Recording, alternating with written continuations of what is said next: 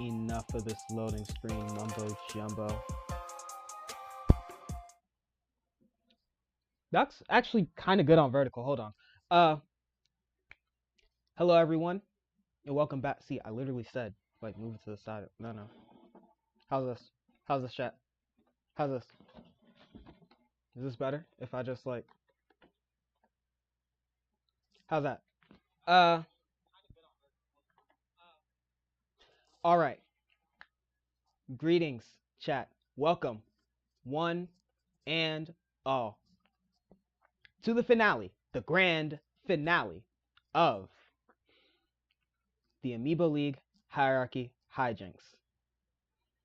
Now, of course, at first, when I first posted the tournament, I wasn't expecting it to get as high remarks as it did, especially on the neutral conference tournament where the recording was iffy as hell and it was like 30 frames per whenever I wanted to. So what we did was amazing. What we did with the Amiibo League was amazing. We garnered across all platforms, and it was just this one platform, YouTube. It was just YouTube. We garnered 88,000 views in total, nearing 100K. So once again, I want to thank everybody. I want to thank everybody who watched this short or even watched the video for like 2 seconds or so, or even sat through an entire 6-hour recording. You're either insane or just really a fan of the product. So, once again, thank you all so much for supporting this project.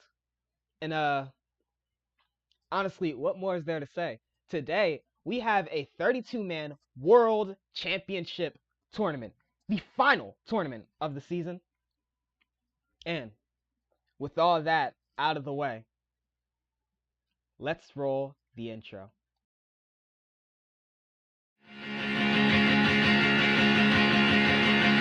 It's coming to a close, I guess I should know that I'm never gonna see you again in a place that sells vintage clothes. I guess you should know that it hasn't been the easiest years for a band living in the throes.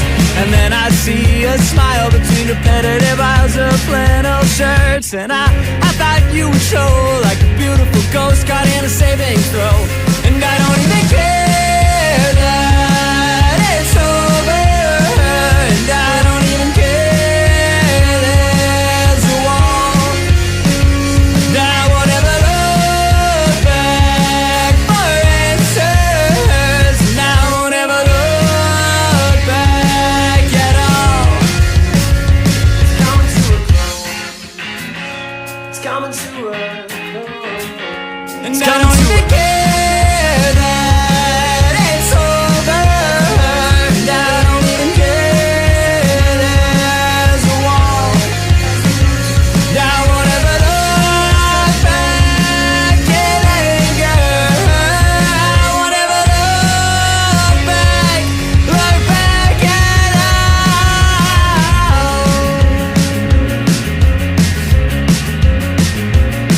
To a close.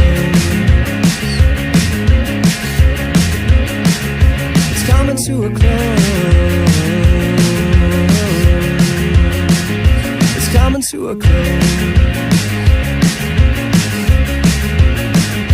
coming to a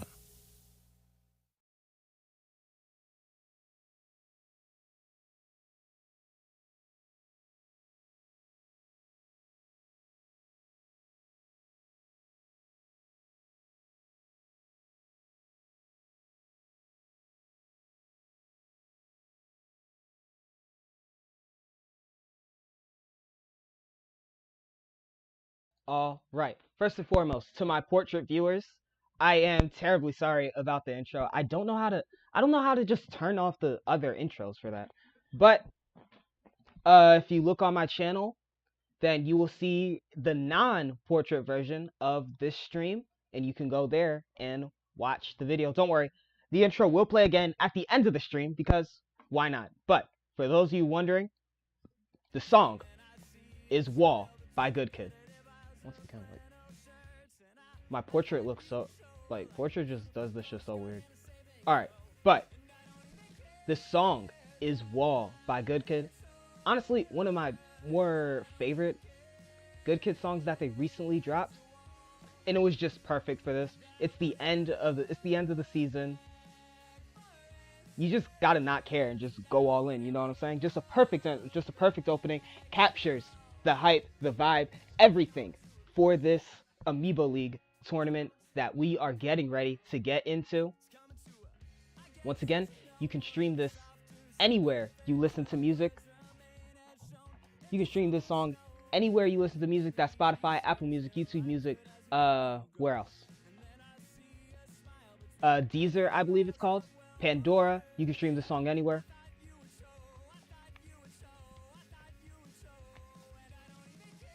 One sec. My Joy-Cons are kind of screwing up, but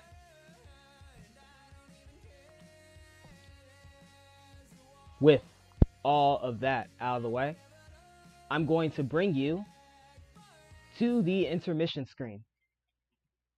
Yep, I suspected as much. Alright, let's see here.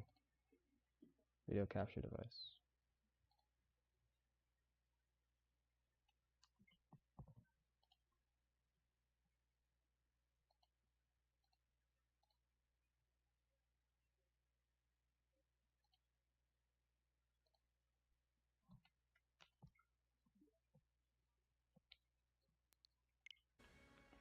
Alright, here we go.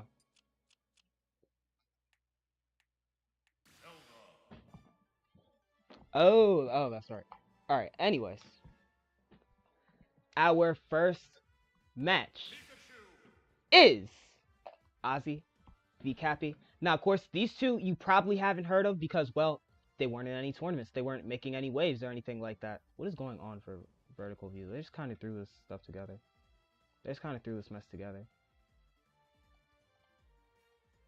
Vertical people, how's this look? Just throw everything out of the way here and just put that up there.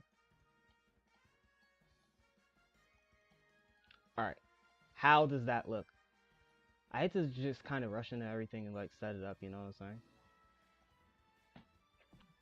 But this is the first match, the 1 seed versus the 32 seed. You probably haven't heard of them because, well, duh, they haven't been in any tournaments. But regardless of that, let me explain to you the rules of engagement for today.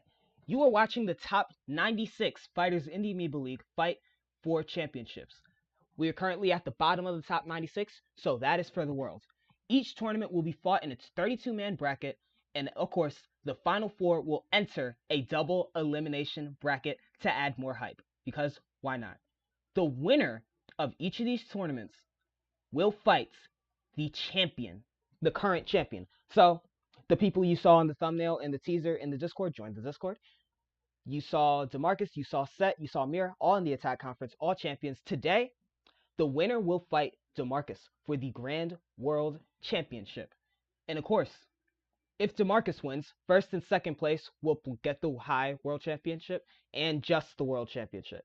If DeMarcus loses to whoever wins this bracket,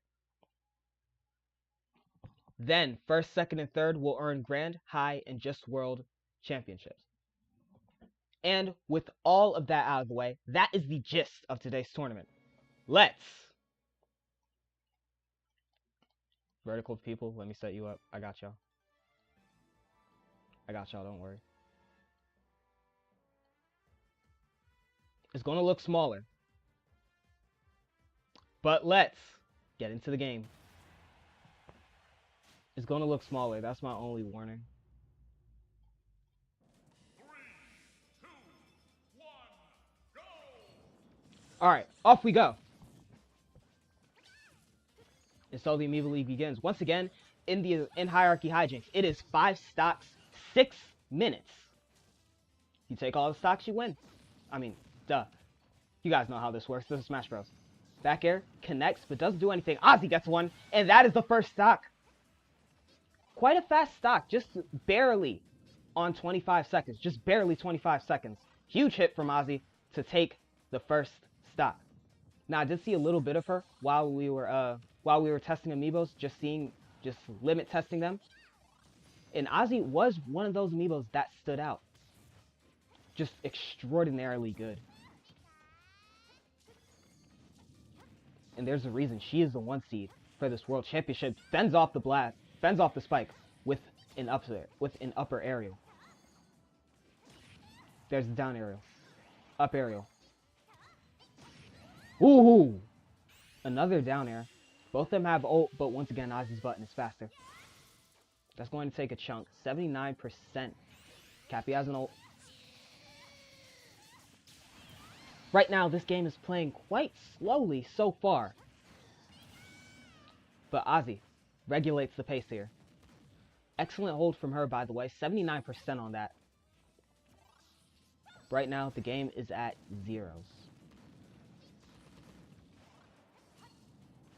Excellent moves here. There's the hand. 3 up aerials. Back air. Almost kills. And the down special! Ozzy's getting sick right now. What a combo from her to take that third stock. Cappy with 2 left. How do you respond here? Because now this is basically stock control. 2 to 4 stocks. Ozzy's kind of cruising over right now. Up smash connects. But of course she's just going to heal the damage.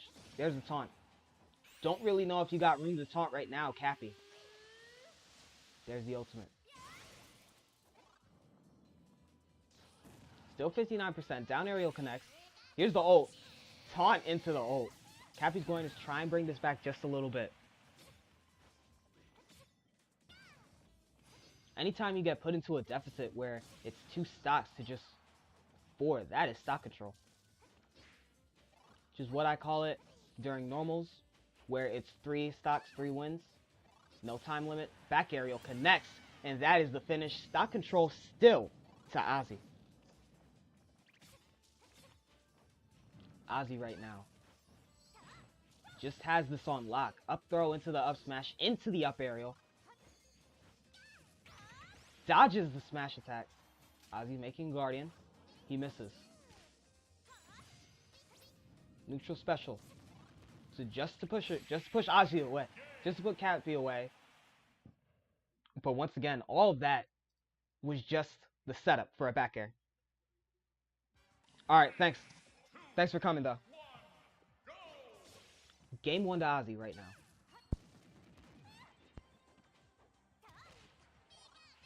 And another taunt. I do not know why she's taunting. There's the forward smash. 65 to 25% already. She's going to heal a little bit. Back air is connecting. Trying to forge that Guardian, but it's just not going to work. Up aerial connects.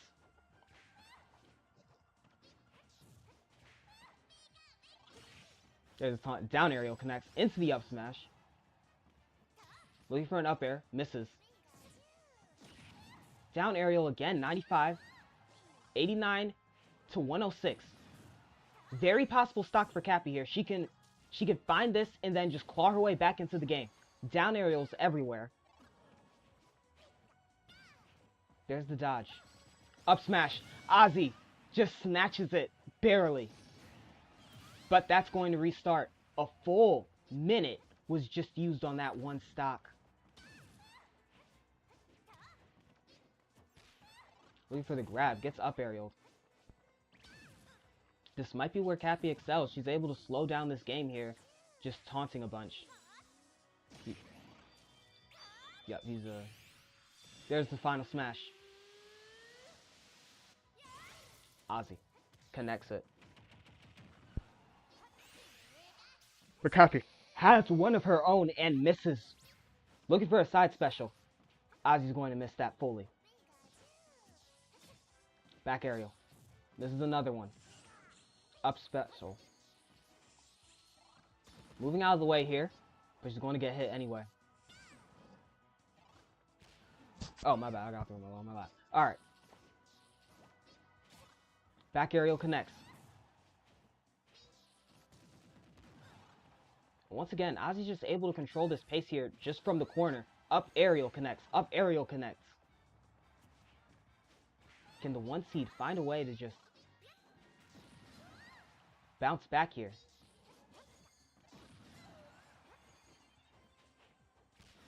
Up aerial again. 49 to 143. Can Ozzy steal another stock? Pull off that magic? No, she can't. The lead Goes to Cappy.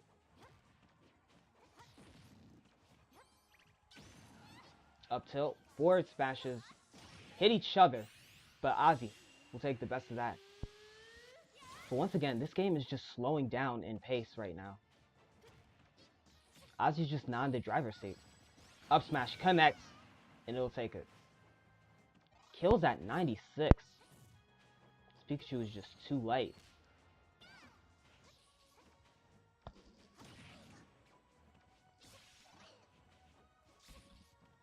Cappy just too light for Ozzy. Good hit. Into a neutral. Back air connects. Forge of the Guardian. Just too late. And she's going to pop the ult. Cappy pops the ult right on the edge. And taking the stock. 3-2 right now. Still 2 minutes left on the board here. Once again, every stock being taken at a minute's pace. Forward smash connects though, and that's going to kill. Ozzy with the find. Back air. Into an up smash. Into another back air. Neutral special connects. 41 to 17. 58 now. Once again, Ozzy's auto heal. Doing wonders. She has the ult here. She's going to pop it.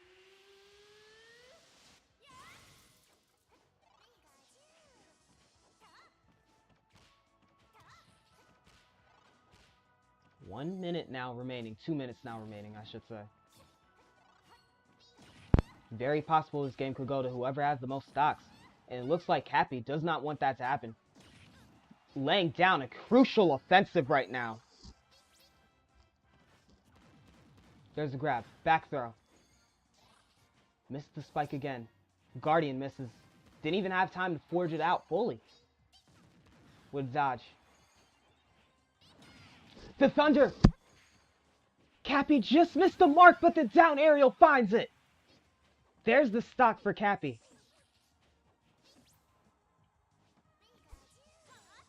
Wow. What a stock. And the up special, the up smash, the up aerial, connects. And we have 1 minute and 10 seconds remaining for this game. Up smash. Will it go to sudden death? Back air connects. Ozzy's got to start putting moves on. 3 back airs. That can kill your battery pretty fast. Almost gets the stun lock. Ultimate connects. Will it kill, though? No. Ozzy's still alive. Or Cappy's still alive. 44%. Into the ult. Ozzy dodges. 45 seconds remaining now. Does Ozzy want to survive? Or does she want the game? Does Cappy want to survive? Or does he want the game? Ledge grab. Back aerial connects. And it is game 2. Ozzy sticks it out. Just barely. 3, 2, Game point for Ozzy. The path of Oz is not one traversed lightly. Because Cappy just made her work for that game 2. And what a game 2 it was. Look at the stun lock, though, from Cappy. 85 to 14. I wonder who is teaching these Amiibos. Great dodge. Into the up tilt, into the up smash. Missed the up aerial, though. Back aerial. Back aerial twice. 71 now. Guardian misses. And the up smash. And first stock will go to Cappy this time. Up aerial. That's one you just want to get back, but you can't. And once again, another stock being found here. But Cappy is caught in the ult here.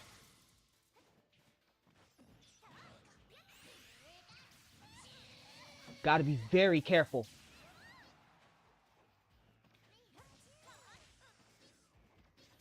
Both of them are playing super carefully. Especially after those 2 fast stocks. The spike, though! And that's going to increase the pace one way or another. Ozzy. Teleports out of the way of the Thunder. That was actually pretty smart. Forward air connects. Is it Cappy's turn to reciprocate the spike? No, it's not, but the down air still connects. Excuse me. 3 stocks to 3 in 2 minutes. I'd say that is a massive improvement in pace for these two fighters. Forward smash connects. There's the ult.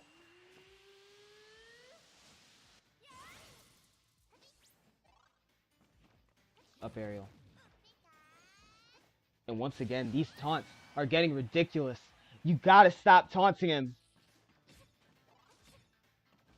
Just gotta stop taunting Ozzy, or that is going to happen every single time. Ozzy. Gonna move out of the way of that forward smash. That was ridiculously funny, though. Down aerial, but gets grabbed. Not into a combo, though. Missed the up smash. Missed the up aerial. Dodges and grabs onto the ledge, and that means Cappy's going to miss an ult. Neutral special finally finding its mark in deflection. Up smash, going to catch him. Cappy has to be careful. Trying to dodge an up aerial, not going to work. Ledge shenanigans here. Misses the spike. Ozzy's going to dodge and to convert it into a back aerial. Beautiful conversion. And that is going to be stock control for Ozzy, and it might as well be game. Can Cappy come back from this, though? That is the question. Down aerial. Back aerial. Back aerial. Up aerial. And Cappy's getting put into a blender. Up smash connects. Wants another hit. Down aerial. There's the ult and the game. Out of 3 ults, that is the one that kills. And that is the one that is going to finish the first game of the World Championship bracket.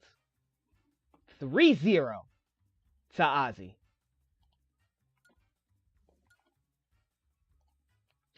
I gotta say, Ozzy, fantastic job just putting in the work to do. 333 damage recovered, which is insane. Just took away so much damage that Cappy did. Just took away all of the damage that Cappy did. Just about the same in hit percentage, which is good for the Amiibo League. But once again, just what a match from those two. Game 2 really started to pick up, and then Ozzy just gradually lost pace, and that was what happened there. If Ozzy doesn't lose pace and just keeps going, then just maybe she has just a little bit more of a chance to take that one. But we are moving forth to our second game. Let me pull up the bracket here. This is going to be a very nice one. So unfortunately, I could not find the original person. I could not find the first coin that was supposed to go. But, oh my god, I keep dropping my phone. But it is General Armstrong from the Metal Gear series, if I can find him. And he is taking on, let me see if I'm on camera. Leaning out of the place. Alright. If he, from the Metal Gear series, seeing if he could take on 8-time Pokemon champion Quan. Where's his coin, actually? Swear to God I put it down. Let me see here. Alright, one sec. We're experiencing very technical difficulties.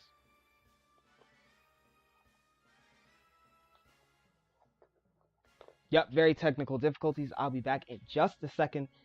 See if I can find this coin real quick. Sorry to do this to you guys.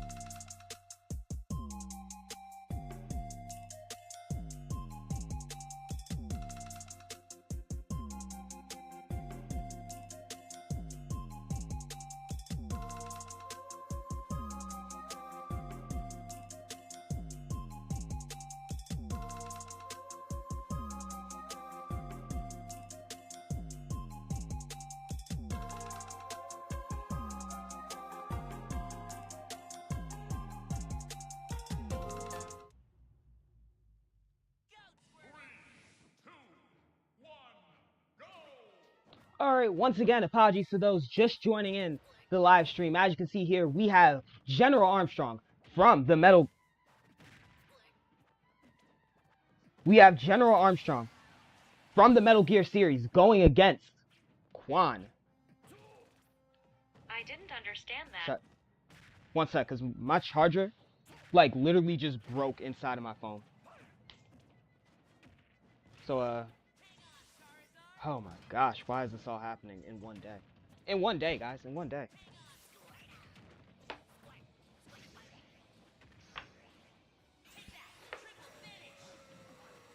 Triple finish is going to miss.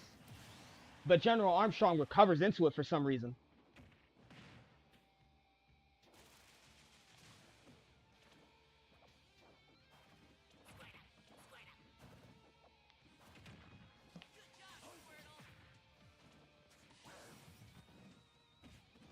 Suplex connects.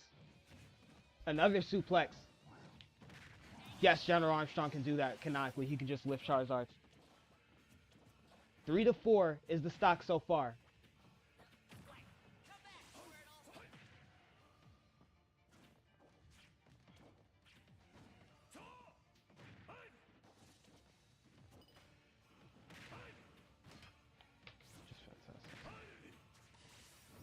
Alright, so, as it stands, I do not have a charger anymore. Because mine just, broke. But, nano machines just activated. They harden in response to physical trauma. Being burned, drowned, and rubbed against poison ivy will certainly do the trick, all at the same time. 100 to 108. Squirtle coming out to try and take the stock. No! It's actually Ivysaur putting on the show here. Gonna show man the spike there.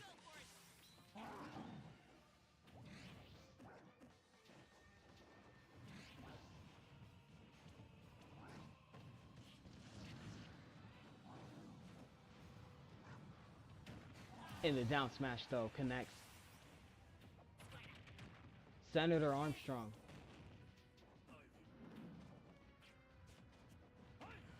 Wait for the suplex. His mark's going to miss.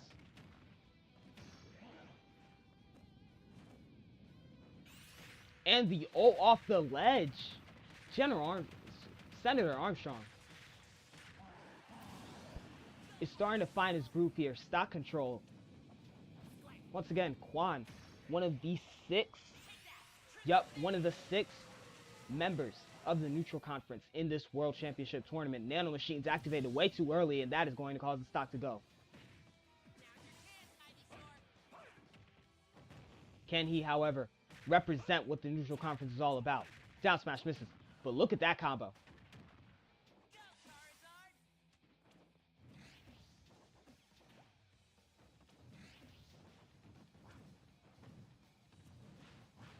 Up aerial, up throw, into a forward, into Nano Machines. That is huge for them. It is 1-1 now.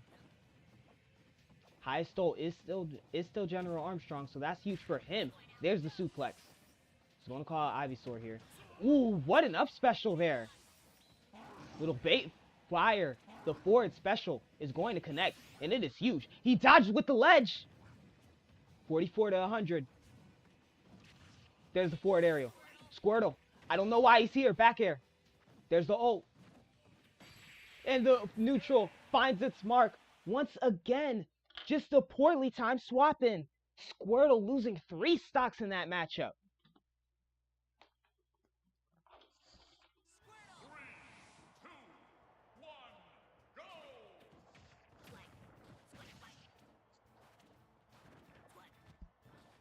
Just poorly timed and unaware, and that is what's going to cause you to lose a lot of your matches here in the Amiibo League. As you saw there, Game 1 will go to General Armstrong. Game 1 will go to Senator Armstrong. Nano Machines will respond. Will respond in accordance to physical trauma.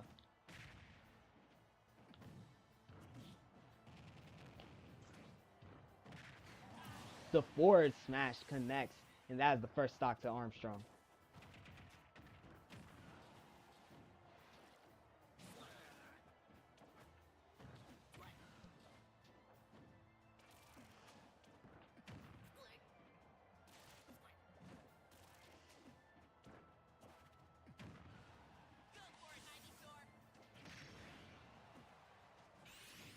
Misses the ult, General Armstrong.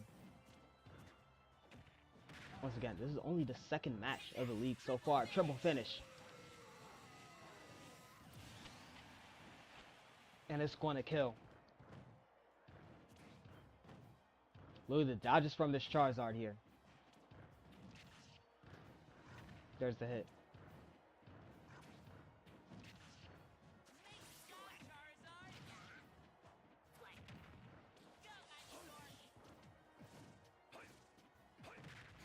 Ooh, what is Ivysaur doing out there?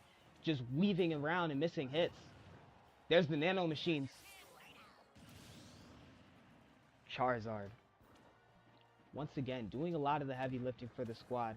That's been the problem for Quan for a majority of the season. For a majority of his seasons, just too much heavy lifting on the, just too much lifting done on the back of Charizard, and not enough from the rest of his team. And because of that, Quan has not seen a whole lot of success within the Neutral Conference, which is regarded as the hardest conference in the game, which is regarded as the hardest conference in the league. There's another stock for our General Armstrong. Going to find a huge neutral special there. Looking for a forward smash, but missed it.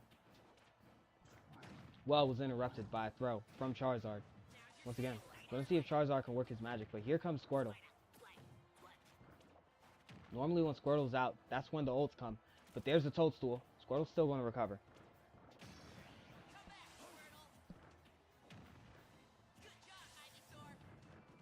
The swap, misses the forward. Gets the grab. Back throw. And that's going to kill.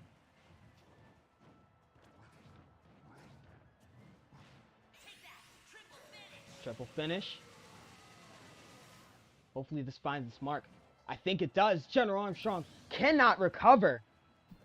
And that is going to be another kill.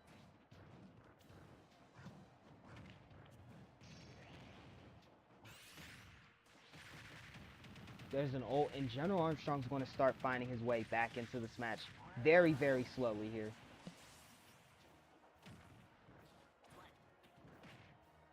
Forward aerial.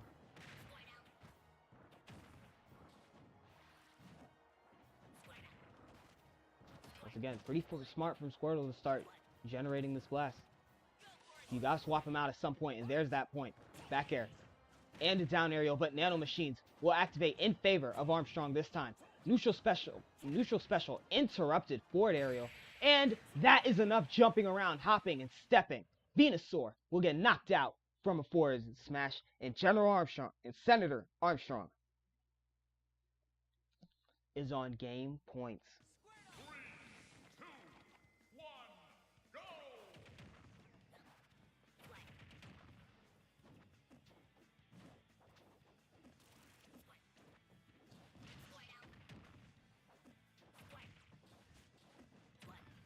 Good dodge, down aerial. 52. 62 now. Forward smash just misses. What a dodge from General Armstrong. Down aerial. Not the huge hit you were looking for at that percentage. Charizard, though, might help just a little bit.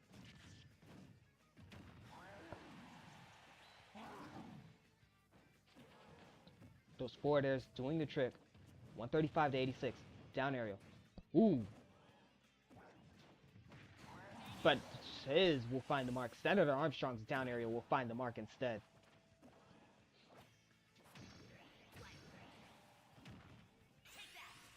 Triple finish incoming, and it covers the entire stage. No getting out of this. Can he recover, though? No, he cannot. 4-4 in the first few minutes. In the first minute of this game. First minute 15, I should say. There's a forward smash. Neutral aerial interrupted by a forward smash from General Armstrong. Down aerial. 2 down aerials, but once again, those Nano Machines. Bullet Seed not doing anything there. He has the ult. He misses, though.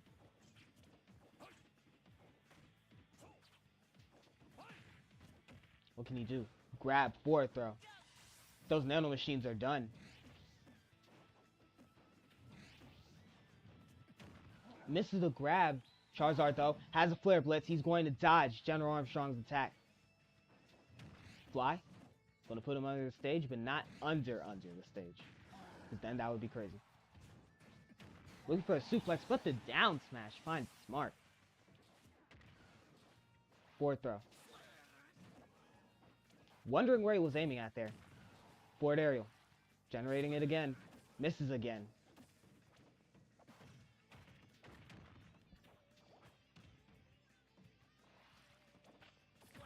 Toadstool. Forward aerial. Up aerial. Up smash. Up special, I should say. Neutral aerial. Down aerial. Into a forward smash. That was a nice combo from the Venusaur. Triple finish. This isn't going to knock him too far back because he just respawned.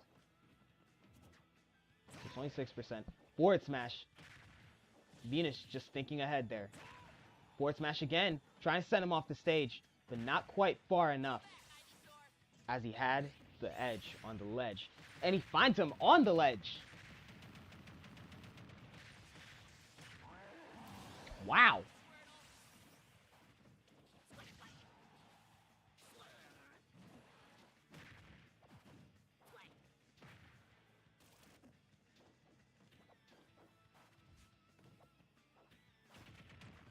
Back aerial. Oof.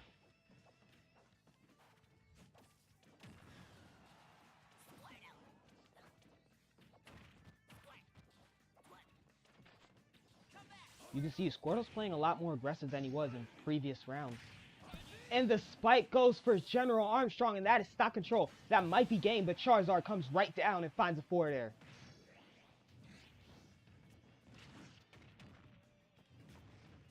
Neutral. Misses the forward. Misses the grab. Forward aerial. Squirtle's out now. Armstrong, golden opportunity, but the forward air finds its mark. Triple finish. He can't quite jump over it. That is not only... No, it does not activate nano machines, but he's not going to be able to recover. It is one stock, 61% for Quan. Back aerial. Suplex the Squirtle. Which is actually kind of crazy now that I think about it. Game's ridiculously close. A minute 30 remaining. Armstrong has the highest ult charge right now. Dodges. Dodges twice. Ivysaur moving with some craziness and finds... No, he got the ledge! The nano machine saved him! Just when you think it's over, he tries the Flare Blitz to recover, but Senator Armstrong will find game.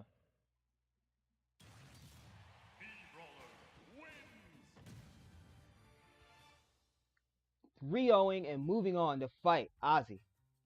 If I was Ozzy, I'd be very scared. That was one hell of a showcase from General Armstrong, from Senator Armstrong.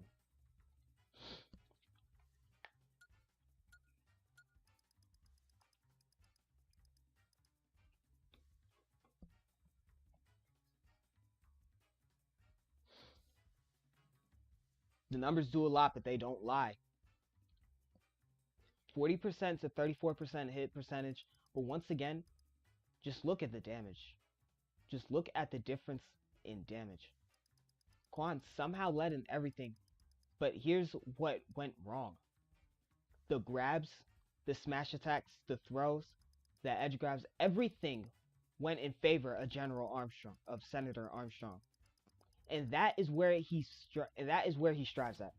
Just being able to find out where he can attack his opponent from and just get it done. So Armstrong managing to take one hell of a game over the 8-time Pokemon champion and already sweeping him out of the bracket.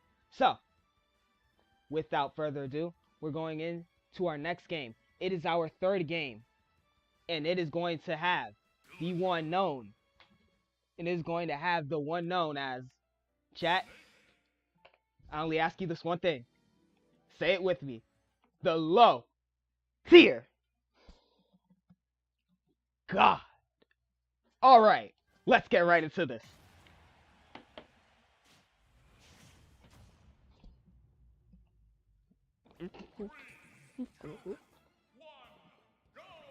Off we go. LTG versus Leon. Already placing down C4. Now both these guys do really good at just placing down projectiles and fighting, but Leon likes to get up close a lot more than LTG does, as you can see now. 13 to 54. That can't be a good sign for LTG. Leon misses the grab there. Slingshot though. Side special. Finds his chest, but the super armor. LTG finds a back air into a dash attack. Gets down aerial. He's going to plant the tree. Oh, that was close. LTG's definitely got to stay out of the way there. What a down smash into the C4 there. C4 placed again. And he's going to blow both of them up, actually. The dodge into the up aerial. LTG finding the first stock.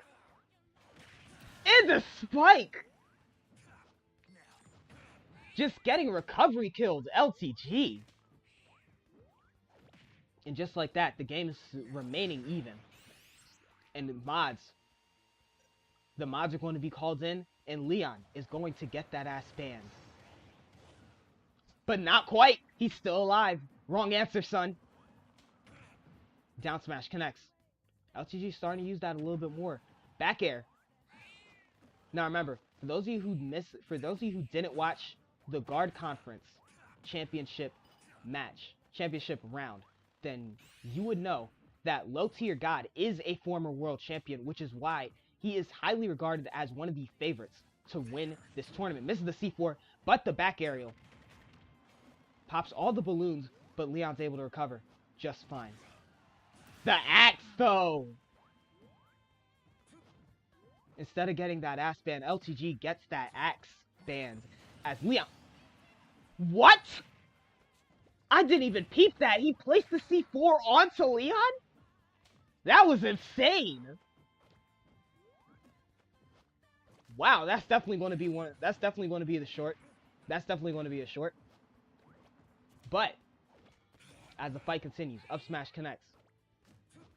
LTG strategically placing down things across the map, which is not zoning. He's not running in zoning, guys. But the mods will be on their way to make sure that Leon gets that ass banned. And there it is. LTG up with just the stock.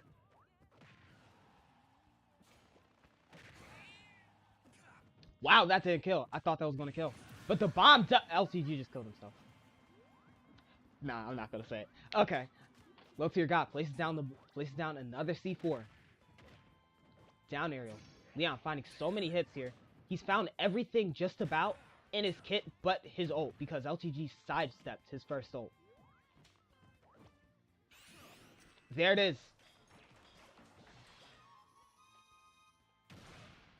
And it kills at 30%, at a measly 30%. LTG will die. Neutral air misses for Low Tier God.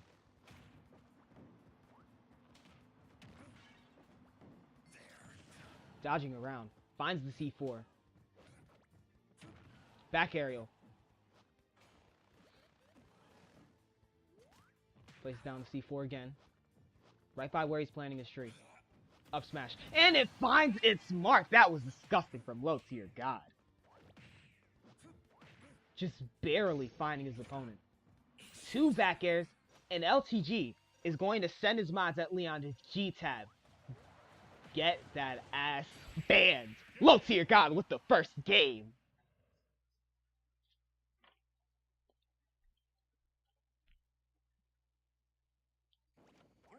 LTG so far so good, even though that was a really close game. These two are actually surprisingly very close in playstyle, now that I'm paying attention. Down throw into the up tilt. Smooth little combo there. LTG is taking so much damage though. The tree at the edge. Yup, he's going to plant it. You gotta fly all the way over. And he does. The axe. That axe certainly does hurt. With the dodges from LTG. 43 to 90. That C4 still in place. Up aerial connects. Down aerial.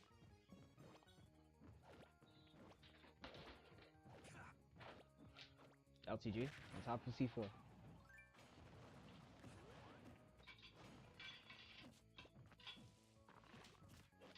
Down special.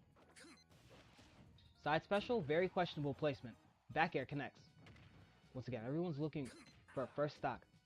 We are but a minute into this game, and so far nobody's found a stock. Ooh! Leon just dodged the up smash. Now it's time for LTG to get out. Dodging around.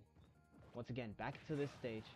So far, nobody's taken a stock yet. Neutral aerial finds its mark just by a bit.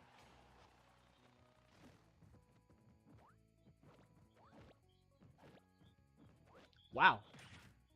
These two are playing so slow right now. It's that C4. It's the old LTG decides to go with his mods to do his dirty work. G-Tab. And Leon.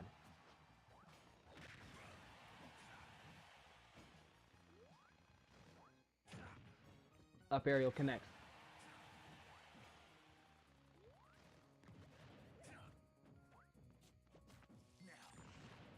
Once again, Leon is fighting one of the many. Like, such a good veteran in the league here. In low tier God. He's been here since the inception of it. And even found himself a world championship out of it. So him being in the world championship bracket only makes so much sense. The up smash connects from LTG and the C4. And once again, Leon will miss his first ult. Up smash does not connect that time. Up aerial from LTG. 99 to 204%. LTG on 200%. Something I had to kill him. And it was going to be the Ford. He's asleep. But he's going to jump away for some reason.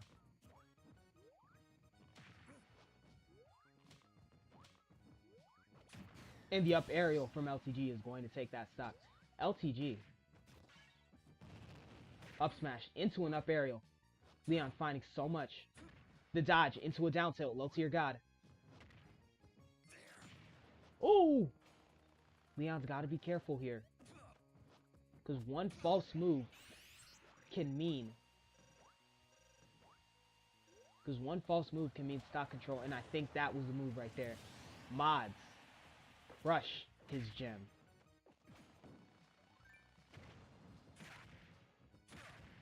And look at these hits from LTG. 2 dash attacks. 32 to 89. LTG is getting such good holds though. His first stock, he went all the way to 204. Now on this one, he's at 119. And he's finding so much damage on Leon too, while being held like this.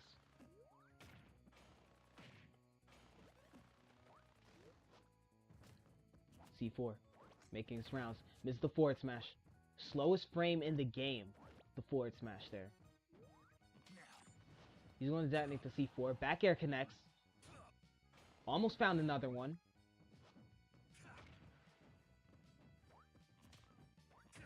Back aerial again.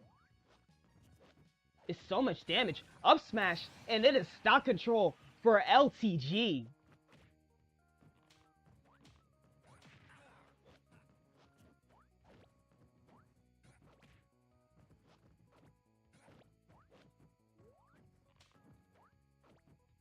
And once again, the dodges.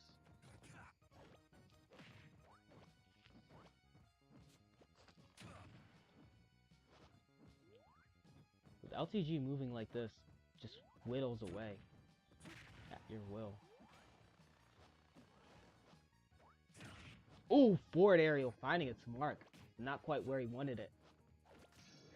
Maybe it was, because LTG doesn't like recovery kills. And here it comes again. His mods just putting in work. They work overtime. They don't get lunch breaks. Low tier God finding another. Finding another game. And it is looking just like the end here.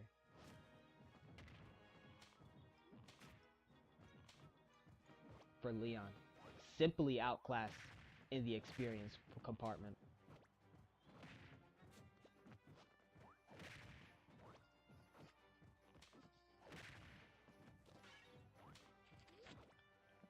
These down smashes are starting to find their marks.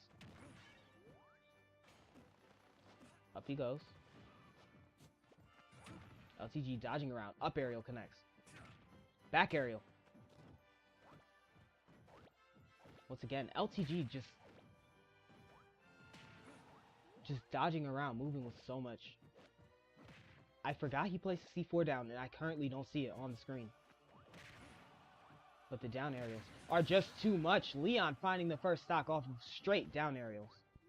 And he's on 35%. That is a great start to try and whittle your way back into this game. There's a C4.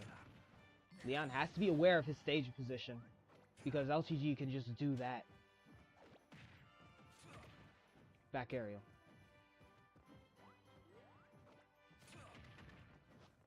Neutral special. He canceled it on the ground, but not quite into anything. Once again, doing it again. He's got him at 100 here. LTG just needs a hit. But his mods will do the job for him.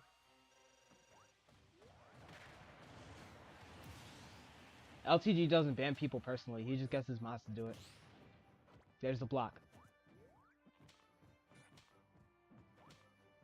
Dodging around. Placing down C4. The bowling ball down smash from LTG. Forward throw.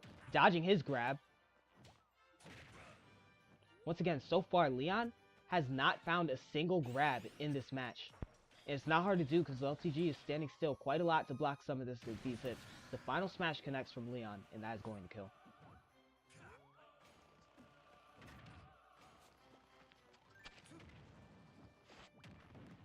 Forward smash. Back aerial. Looking for the C4.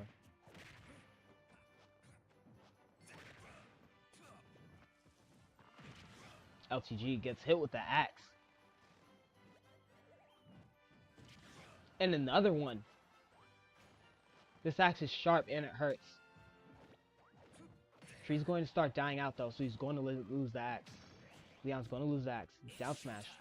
But once again, the mods have to collect alchemy dust in the form of Leon. And that is what's going to happen.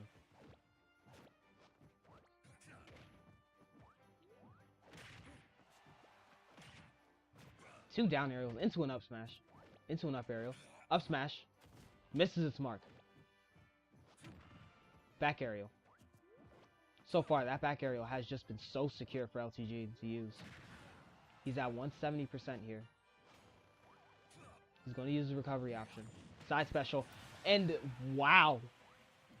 Down special counters the side, but Leon is able to win that duel at the end of the day. Forward special misses. Side steps. Dodging around is LTG, but the up smash connects. Back aerial.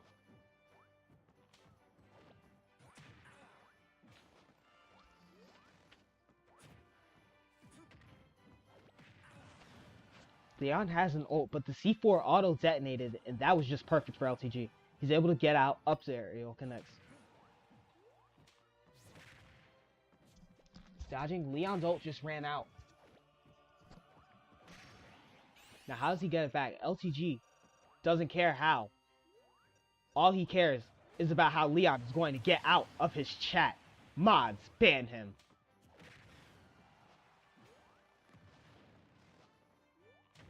LTG with the back air. 1 minute remaining so far. And look at that hit from Leon. LTG really has been buying his time here in this game. Finds a nice little combo. Down throw to up tilt. Up aerial this time. Back air misses. Wait for an up smash. Planting. Back aerial connects. 50 seconds remaining. LTG all but 100%, and he has ult here. Can LTG buy time and take the stock? Leon? He's starting to move around. 30 seconds remaining. Could this be our first sudden death game? Dodges the axe. Dodges again. LTG gets down smash, but he calls the ult. He calls in his mods to ban him. 20 seconds remaining. Can LTG hold on? Can LTG hold on until sudden death? Or will Leon just win this game here? Dodging around. Down aerial connects. And it is game. Leon ties it. I think Leon tied it.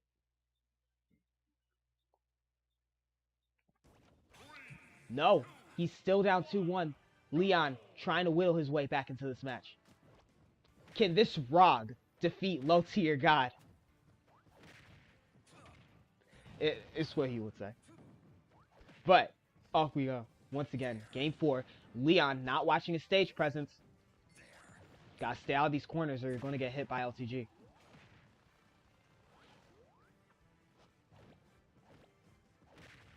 $74-58.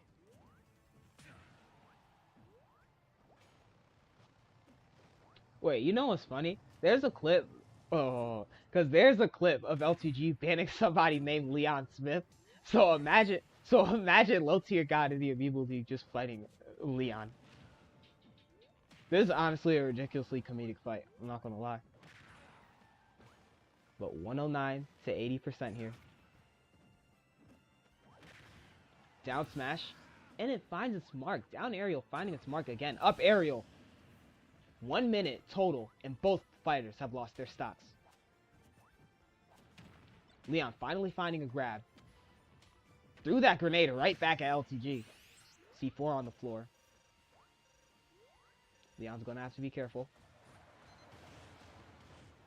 But he's not careful enough. The mods finding their marks, but not quite killing.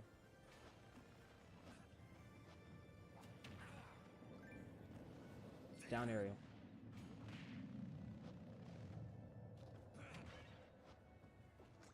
Forward smash out of nowhere. He just pulled that out. Low tier God getting deep into the bag.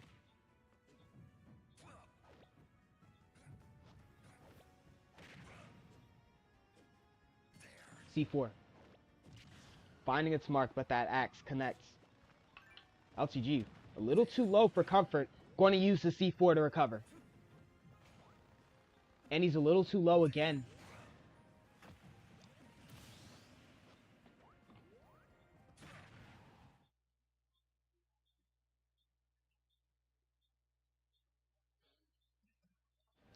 That was a very interesting play from low tier God, to say the least. But his up smash will find its mark. Leon has a tree he hasn't cut down. It's going to stay that way.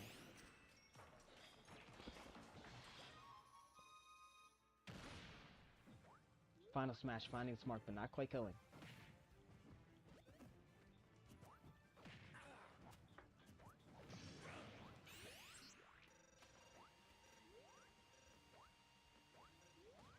The mods going to come through and ban him. It just appears that no matter what Leon does, these final smashes are just not finding their marks. The Section 8 housing is just not housing low tier God enough. And that is why this game looks the way it does. LTG stands under a tree. Timber, he says. 2 minutes still remaining. Or 3 minutes remaining now. Finds a forward tilt. Nicely done by LTG. But now, he has to recover. And he does.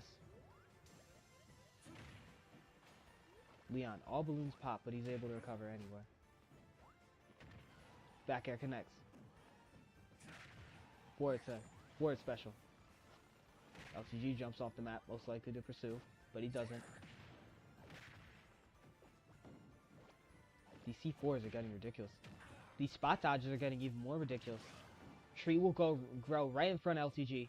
Oh, bad dodge. LTG has to be able to recover, and he is. Back aerial. Connects. C4 right in the middle. Smack dab in the middle of all. But LTG will call his mods in. So they can ban Leon. And they will. Leon Smith once again getting banned. That's not his name though. Smith is not his last name. I said that for comedic purpose.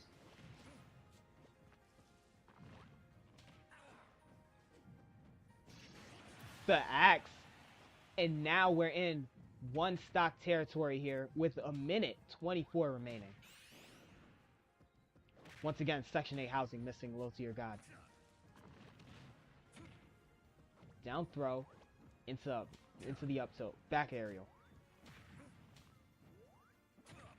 Back aerial connects. Oh god! Low tier god was looking for it all right there. But he just missed it. C4 will help him recover. 89 to 58. Once again, this match also goes by so fast because of what type of weapons they're using. Bombs, trees, slingshots, tulips. Just all of it in this one match. But which is stronger? But who is the stronger wielder of what?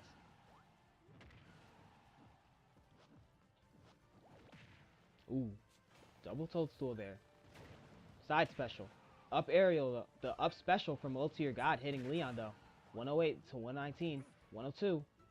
Leon once again has to watch the position, but he doesn't have to watch because the mods will watch him get banned as low tier god hollers. Yickadee! And getting him out of the tournament, Leon will face defeat. Mission accomplished.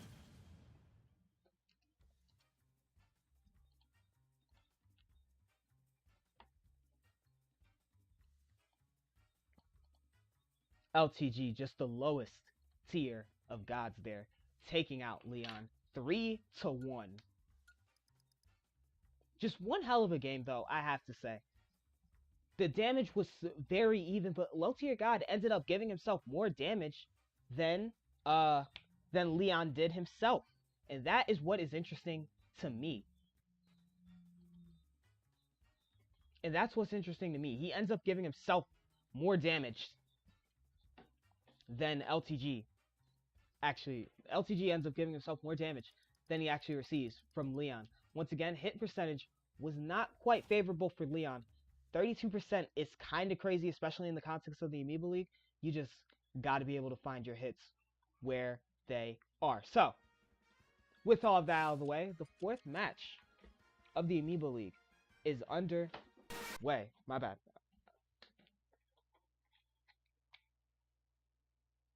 Don't worry, I got them right here. Unfortunately, a lot of you like this character. This is Nanami Kento versus Violetta.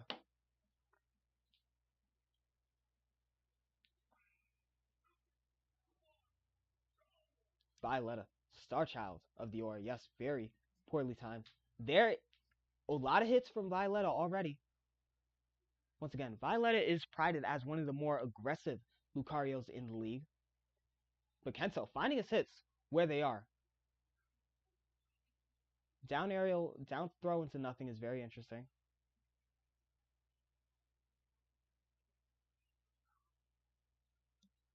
$89 to $25.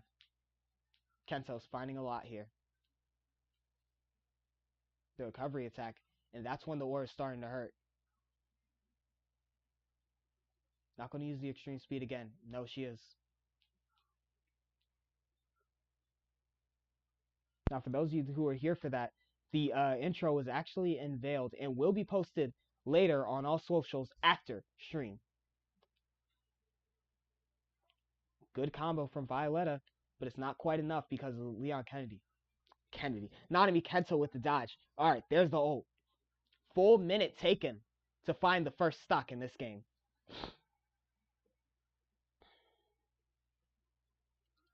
If he can find damage before Violetta can pop off some huge hits, then that'd be good for him. Back aerial connects, that's painful. Into a forward tilt, and she's on stock control just like that. What an edge guard from Violetta. Can she find more? Oh, Lord. The down smash finding its mark. One sec, because you guys aren't seeing what I'm seeing, I don't think. This match just went from 0 to 100. The aura that Violetta gathered was crazy enough to do all of that. taking 3 stocks off of Kento before he even took 1, 2 to 4. Violetta's on stock control. Truly one of the many newer aces of the Lucario Amiibo species. All trained by me, by the way. Thank you. 4 to 1. Only 1 stock taken by Nanami Kento.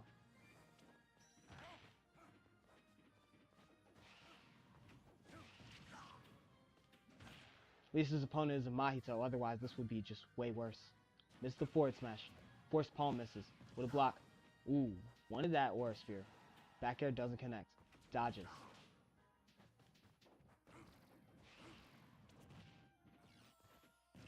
And the forward smash connects.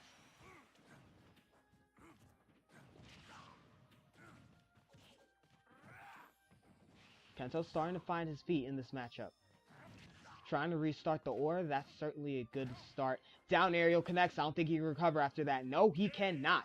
Violetta finds the first game.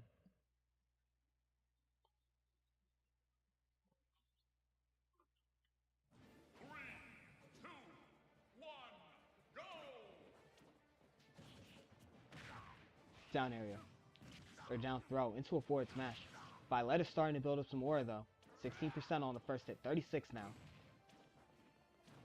46 to 52. Just so many huge hits. Aura Spear. Aura Spear. Those aren't even fully charged and they're doing that much damage.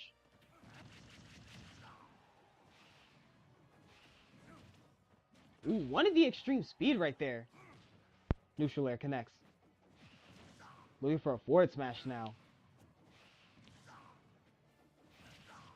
Once again, Kento has to be extraordinarily careful. Otherwise, Violetta can find the stock very fast here. 114 to 112. Down tilt connects. Grab, forward throw. Ooh, looking for a neutral air, but misses. Gets the stage, though, into a down aerial. Forward aerial.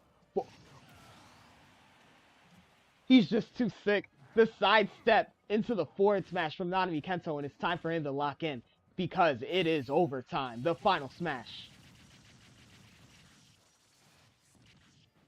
41% now. Forward throw. Ooh. But Violetta's going to ult. She has 78% total on this. Back aerial misses. Aura Sphere. Grab. Up throw. Aura Sphere. Grab again. Just stopping everything Kento does.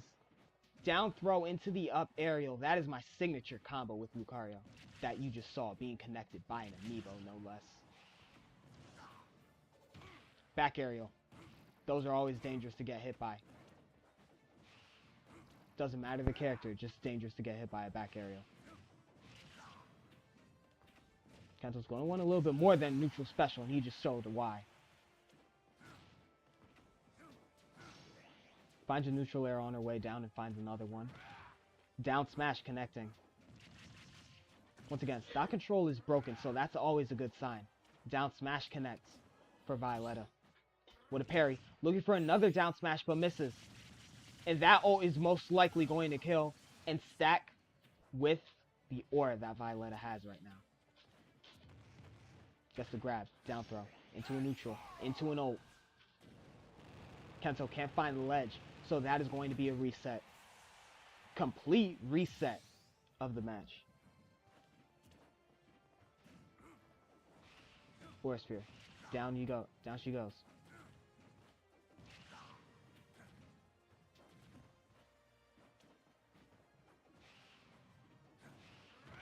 Down smash connects. Dodging around. What a block. Sidestep into the force.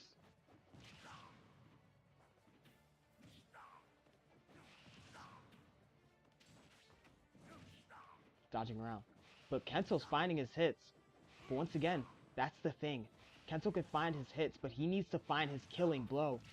Just like that, he does! Because if he didn't, Violetta was going to just have enough aura for anything she does to be a killing blow. forward tilt.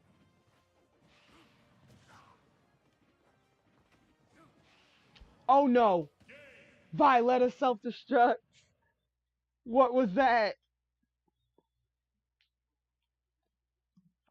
Should have been talking shit. 3, 2, 1, go!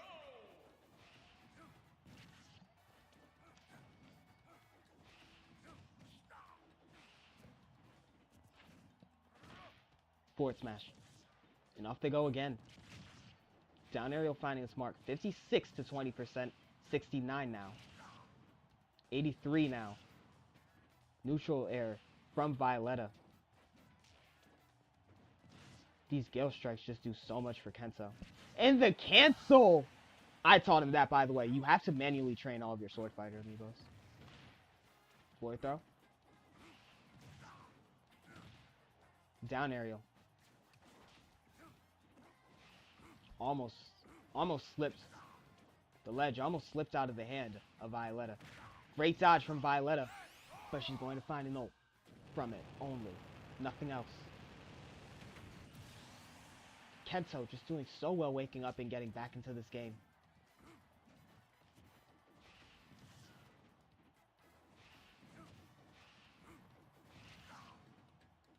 Violetta looking for a huge Aura Sphere there.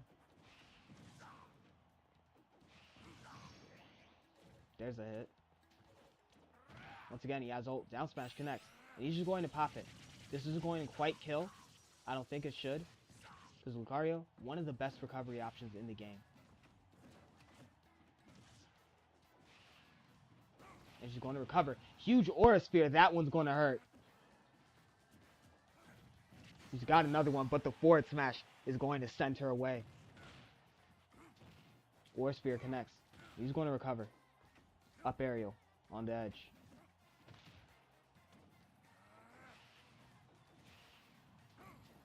Aura Sphere again. Neutral aerial. Meeting him in the sky. Down smash. Definitely not the way she wanted. Grab, back throw. Looking for a dash. That's going to miss. But the down smash from Violetta does not. And right now, this match is neck and neck. Neutral. Up aerial. Transform. Oh! And it is huge. Everything hits perfectly for Violetta, but not quite enough for a kill. Looked for another neutral air. Got a little greedy.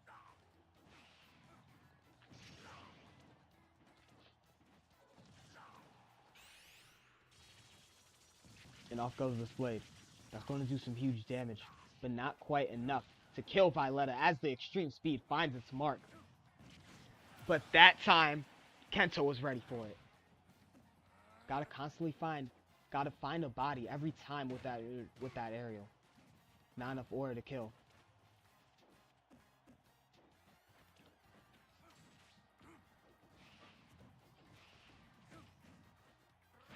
Or not. She can just do that. Smooth movement from Violetta. There's the grab. Looking for something more.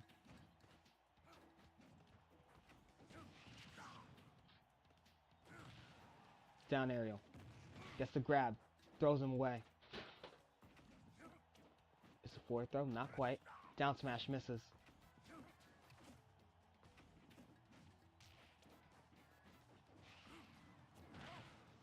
Forward throw. Into a neutral aerial. And once again, it's back to the neck and neck. Unlike previous matches, seems like one just isn't breaking away from another. Violet is just going to use ult here. See if she can get a kill. It's not going to happen.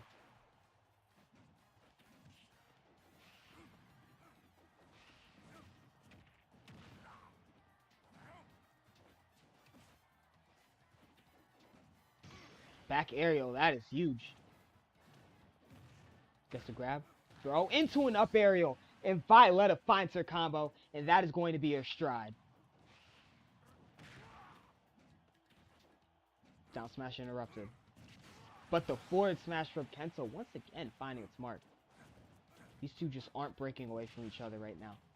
Playing as close as the knife's edge to each other. 16 to 22 now. Dodging that forward smash. Certainly a part of the win. Ratio technique there. Misses.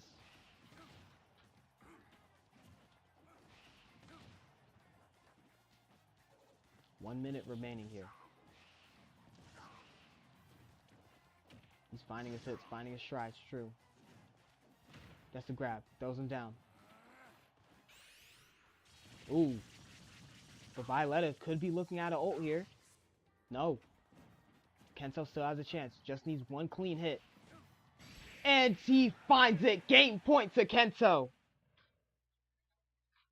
One clean hit. The ratio technique helping him find it out. 3, 2, 1. Game point for Kento.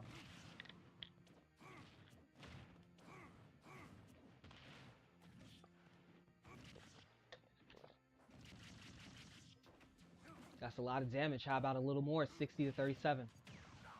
Ratio technique. Recovery attack. Into an aura sphere. Poorly placed. Another one shot at him. Down smash though. Kills him at 50.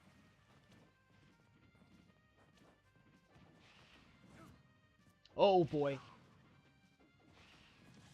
Violetta, oh my goodness, Valentine's that one. Dodges his grab. Dodges his throw. Looking for a combo. Misses the forward smash though. Neutral air to break that up. Back throw. Back aerial misses. Right now, Violetta's just missing a lot here. There's the aura sphere into an ult, and that is going to be stock control for Violetta. And not only that, but a reset on Nanami's ult. Not a lot of percentage miss. There's forward smash.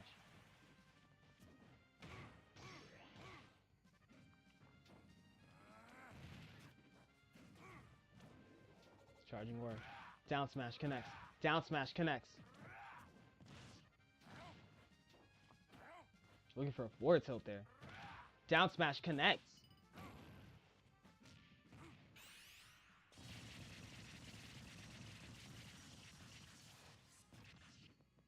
$53 to 92 here.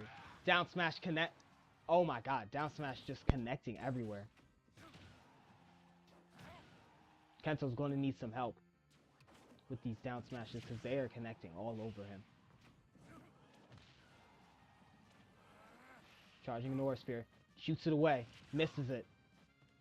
And Kento has a chance here.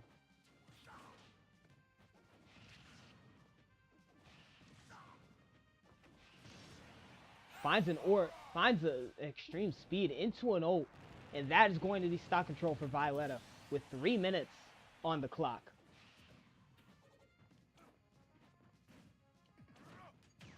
And the ratio technique finds its mark there. Have to take away this aura as soon as possible.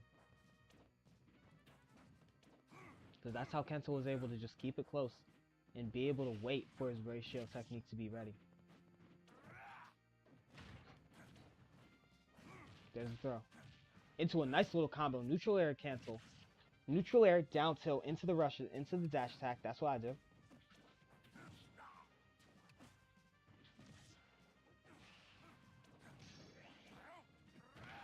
Down smash connects again.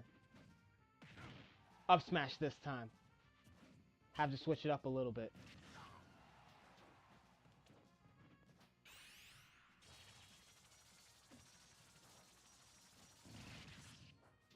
Back air. Oh, wow. That was just smooth. Waited for the ult to finish.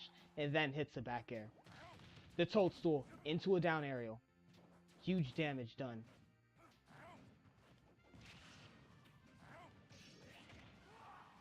Will dodge, but use the ult to recover, and that is smart. That is 17%, and that is game. Ult on 17%, and he'll die. Game 5 on the way here. We are heading into our first Game 5. Let me know who y'all think is going to win in the comments. Is it Violetta or Nanami Kento? And this might actually be overtime for the businessman. Back aerial. Side special. The ult. It's going to dash. Neutral aerial. Finds a nice block. Up aerial. Huge hits. Down air. And another down smash. These down smashes finding the first stock for Violetta.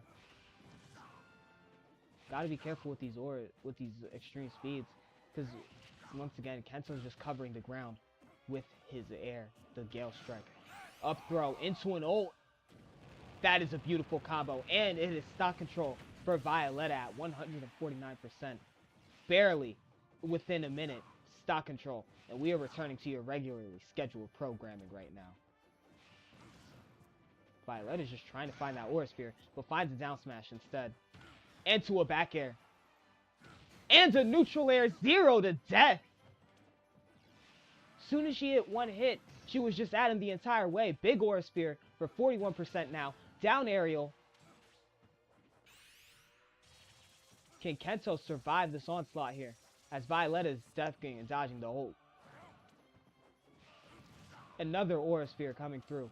90% into a ratio technique. And that's going to find Nanami Kento his first stock of the match with 2 minutes into the game.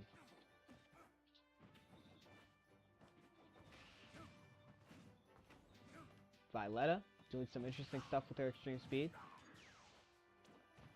52% here. Bouncing around 60% now. Into a forward smash, but here comes the ult. And that is going to be 1 stock left for Nanami Kento. Violetta still has 4. Just completely shut him down.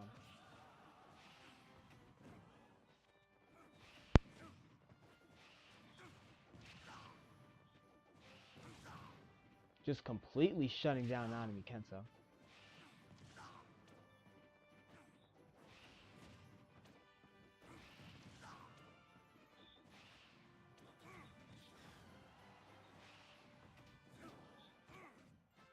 Dashing up. Into a down smash. That is huge. Into an aura.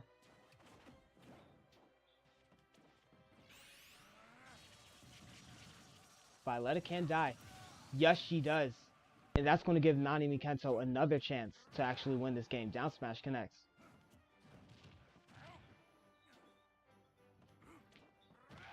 Down smash again. Sending little aura spheres at him. Down smash again. Up aerial. Into another down smash. And that is game. Violetta with a 3 stock.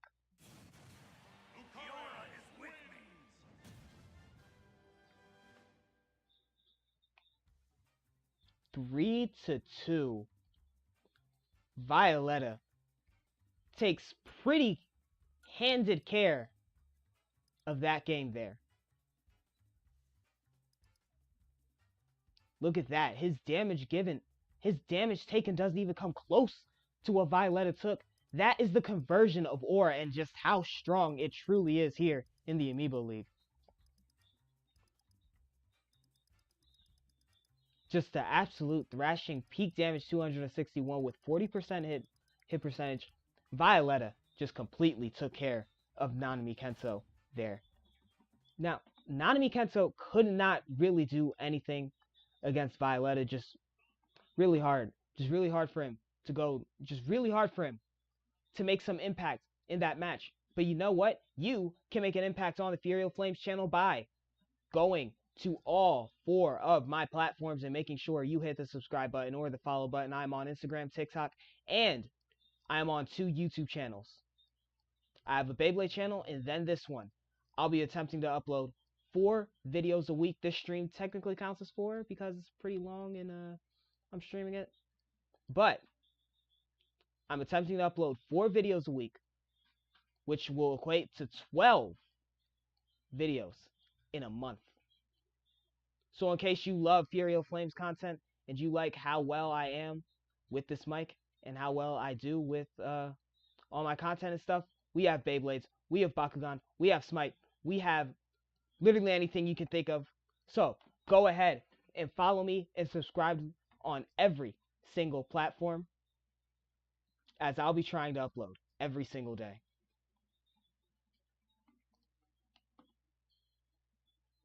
But with all that out of the way, let's get into our next game here. It took so long to find this dude. Joker. Wow. It took so long to find this dude. Alright. And he is going against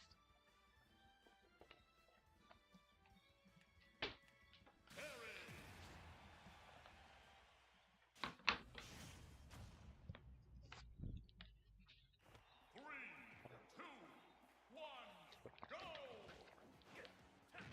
off we go. And he immediately taunts. That is not a good start.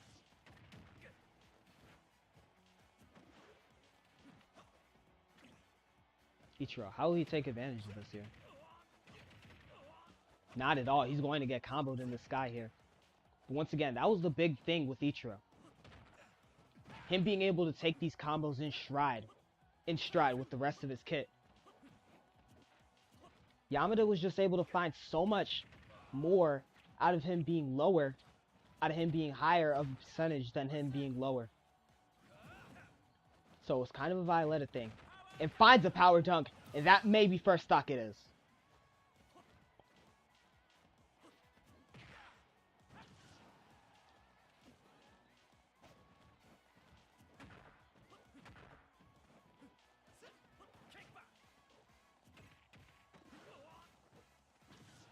Ooh. I don't think Ichiro can recover here. He does. 124%. Has to be careful. It is paramount that he's careful. Ooh. Immediately going for it, and Kai with the taunt.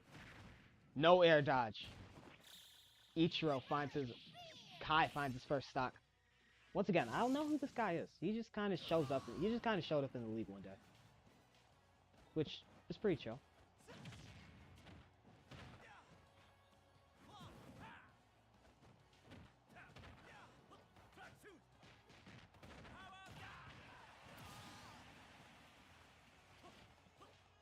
Ichiro once again finding his stocks.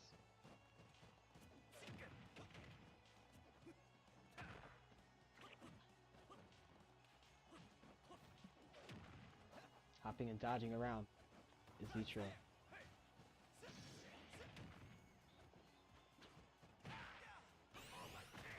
Ooh.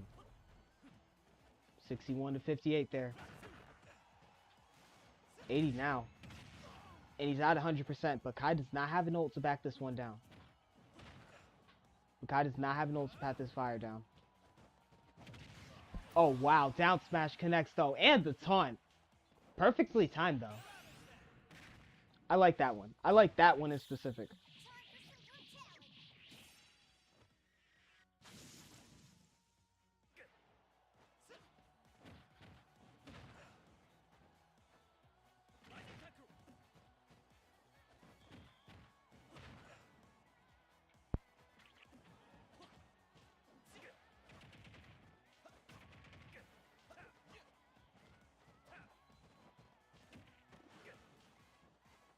Very slow match here. Once again, Ichiro Yamada just absolutely takes over when he's able to get on this ground and start fighting you. In the air, completely useless. There's a grab. Huge throw here. Arsene, he's dodging away here. Finds another grab. Forward throw.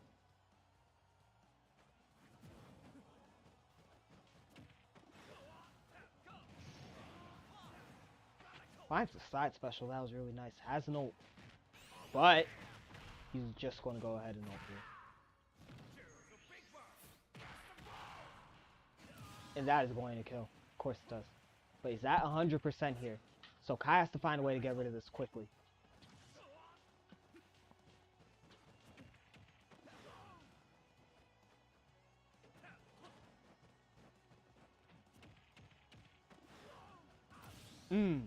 Back throw.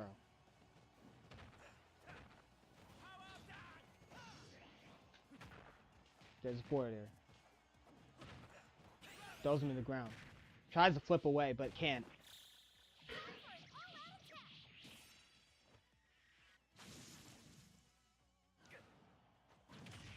Down aerial connects. That is huge.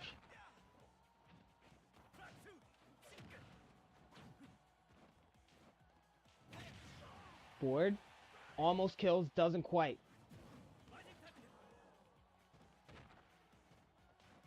He's going to get himself up.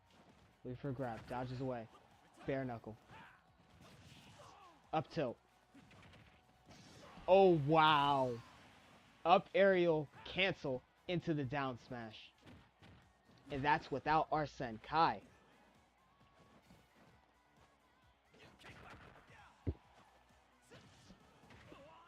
Once again, showed up one day out of all the Amiibo League fighters. They became number 4 in this tournament. And he has a pretty strong, and he's putting up a pretty strong case as to why he got that rank. As Ichiro is going to hold one more time. Once again, this match is going by so slowly. 35 seconds remain on the clock here. Can we get our first sudden death? The Toadstool says no. Kai takes the first game.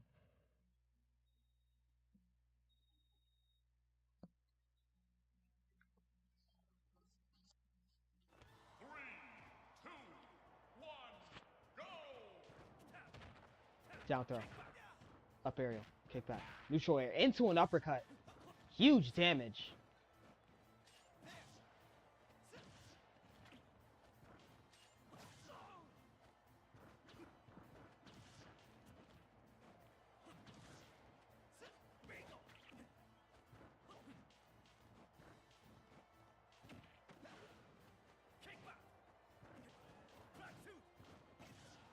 Down smash connects.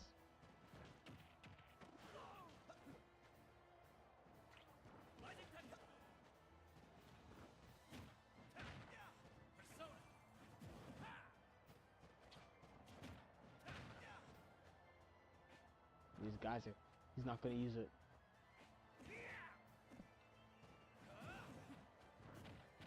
That's a big thing about being able to use this here. And he's going to heal fully. I didn't even realize Kai was doing that. Power geyser out of nowhere. I was worried about the next thing that was going to come out of nowhere. Turns out there was no need. Oh my god! Catches him off the ledge, Ichiro Yamada. And he does it again just to make sure he knows. Into an ult, he's going to air dodge Kai. Ooh, down aerial from Kai, and that's going to find its mark. Gotta be careful, though.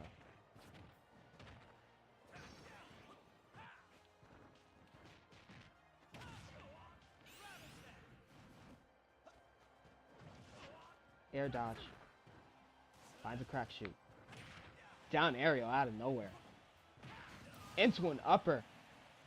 Huge damage, Ichiro Yamada starting to lock in here.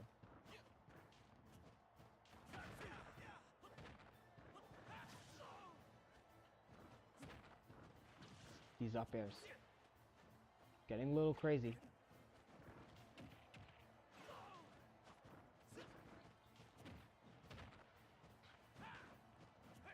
He has an ult though. Or no, he has 100%, my bad. He doesn't have ult, but he's on go. Ooh.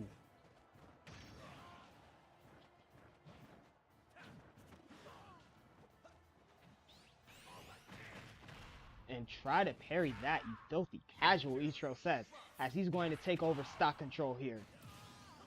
2 to 4 stocks. Down smash though. Connects.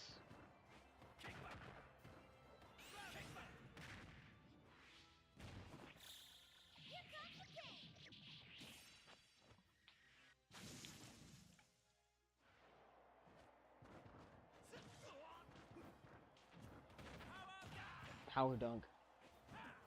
Look for an uppercut. Down throw. And the taunt. Up throw. Up aerial. Forward. Up smash. Up special.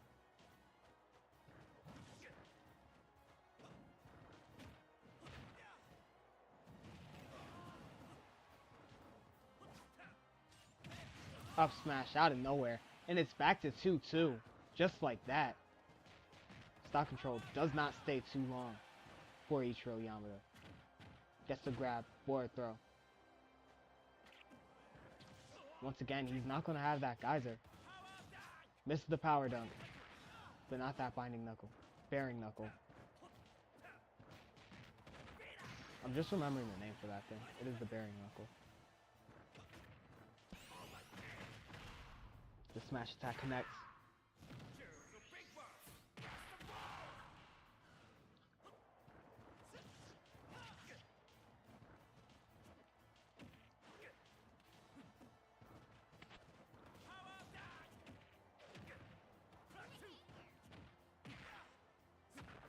Forward aerial connects.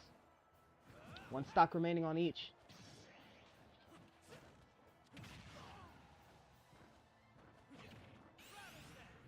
Ooh.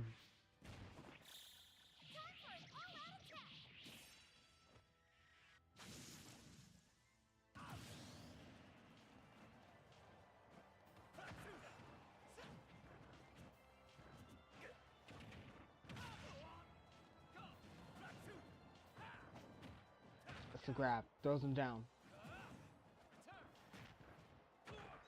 Ooh, wow. What a combo from Ichiro. Rarely ever see that. Nice neutral. Into the back aerial. I rarely ever see that out of him. Power dunk, though, out of nowhere. That is most likely, I believe that is a tie.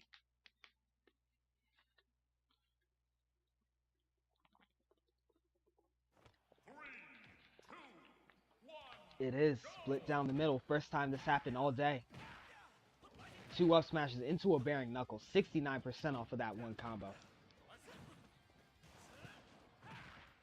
Ichiro's starting to fight with some gas. But Kai's going to heal up.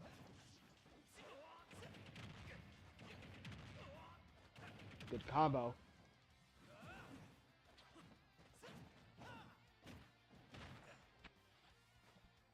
You can truly see how much the healing actually did. Everyone's dodging around. Finds a power dunk. Into an up smash. Ichiro takes the first stop. But you saw how much that healing did. At first, it was 50 to 100. But once again, the healing was able to just mitigate that and bring it to 59 to 60. But regardless of that, Ichiro Yamada still took the stop.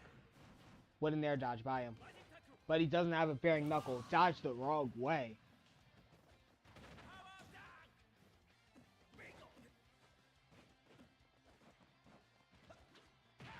Upper.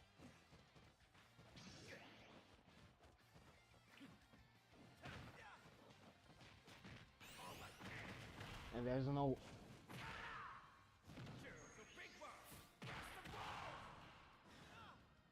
Huge. Power dunk. And it sends him flying. Kai is out of there. 3 to 4 now.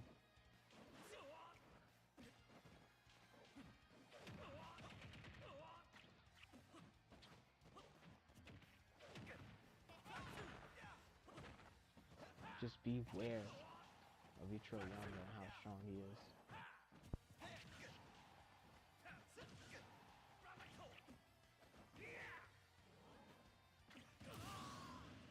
Yeah, that's crazy. Kai just looked at him, laughed in his face, and then just recovered.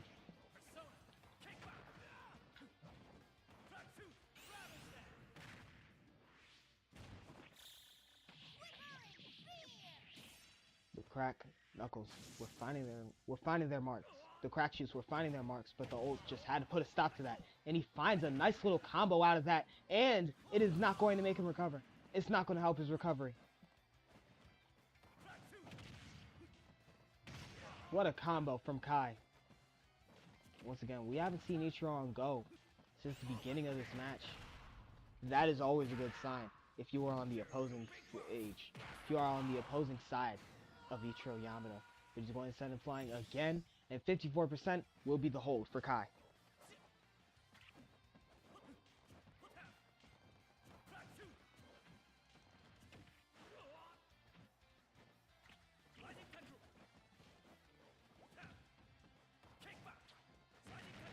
Toadstool, bearing knuckle.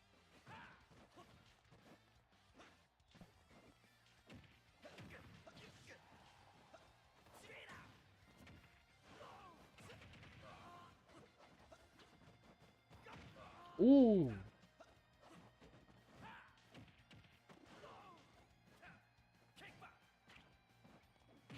Just a grab.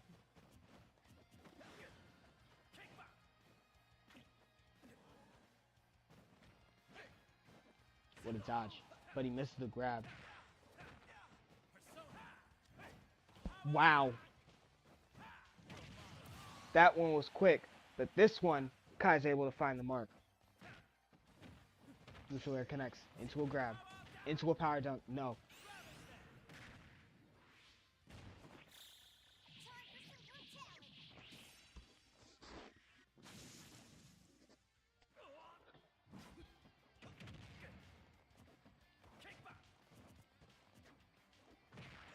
Down aerial.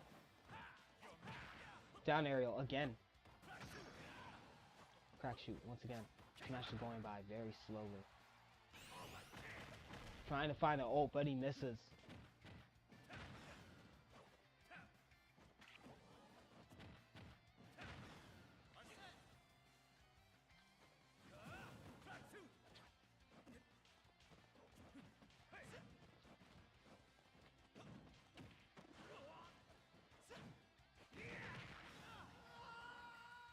Wow.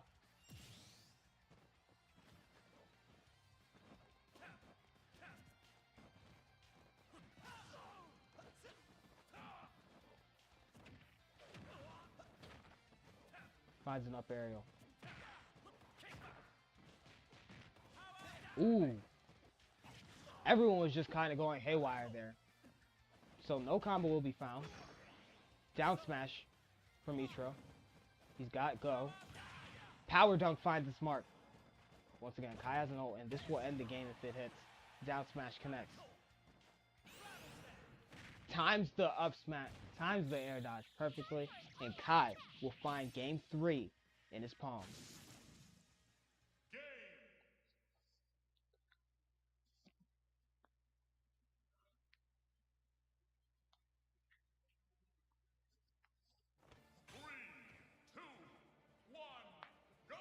Game 4 now. Down tilt into the crack shoot.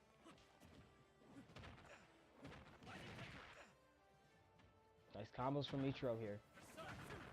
He's hoping they lead to a nice little stock. To a nice little first stock there. And it might just, no, he's going to heal.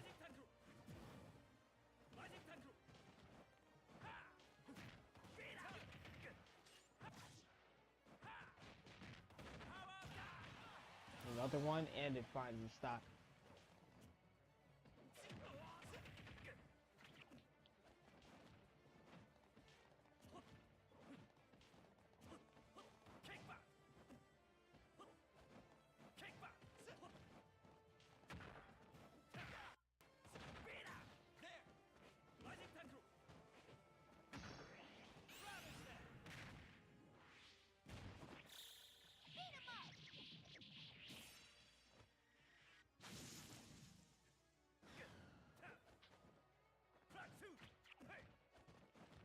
(37, 74%). 2 down smashes find their mark. That is beautiful.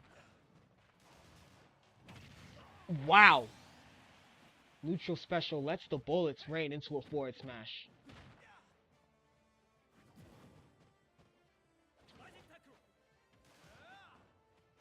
(99% to 0). Really good hold from Ichiro. He wanted that ult very badly, so he's gonna get it. Just ulted right in front of him.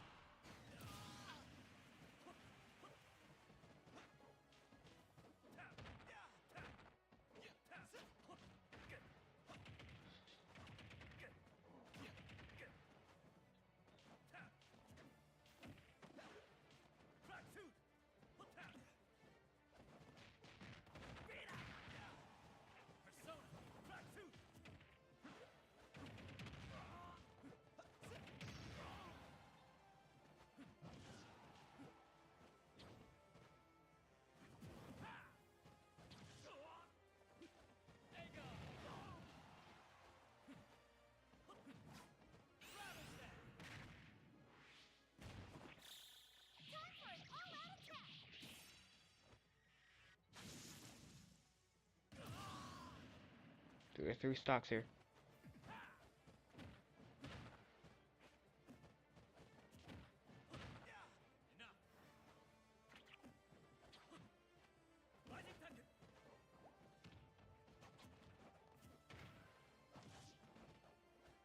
Kai trying to get a good hill here.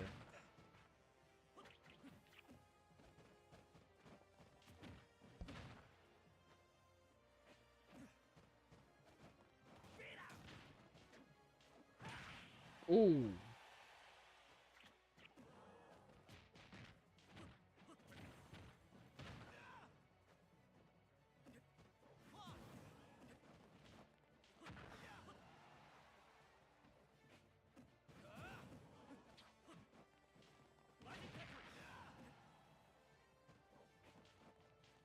Just down there. It's getting hard to.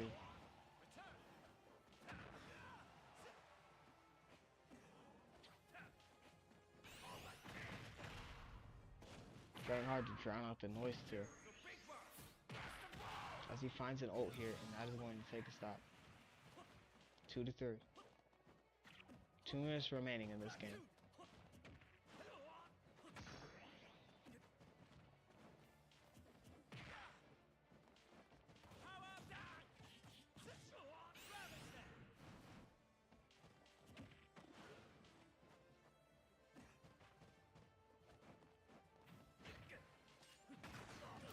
Up smash connecting.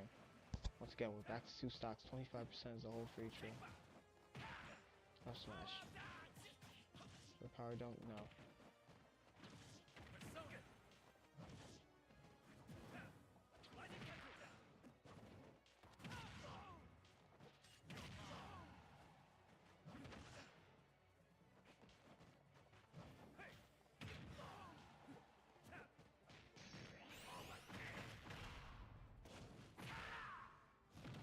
Yo.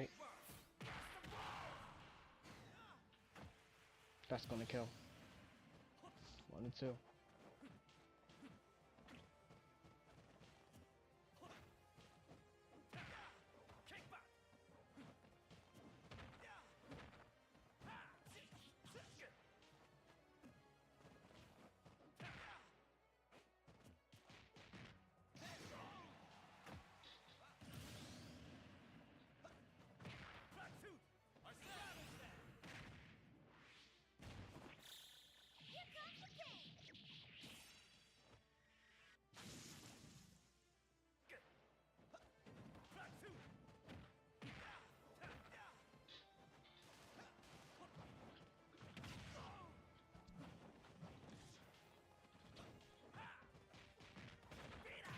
Down aerial. Down special. This game going dastardly slow. 10 seconds remaining here. 5 seconds. Can we get our first sudden death? 4, 3, 2, Up smash.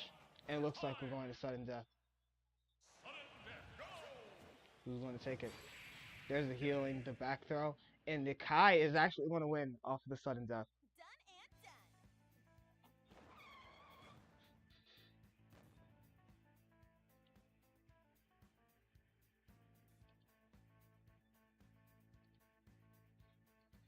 Slow game, but at the end, a rewarding one for Kai. As he's going to move on 3 to 1.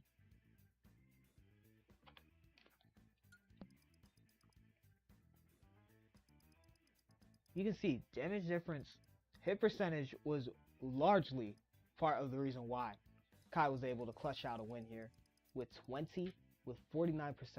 win rate, with 49% hit. Just looked really good all in all throughout the fight. Now I'm curious as to who can take out this Amiibo, Kai. Now, before we get into a few more matches, I'm going to take a quick, short break just to get myself a little bit more together. I was a little bit silent. You may be wondering why I was a little silent. I was kind of falling out asleep on stream. That's very unprofessional. And I don't want to do that. So I'm going to get myself a little bit of time to get together, and then I'll be right back with the next matches, and we're going to bang this tournament out.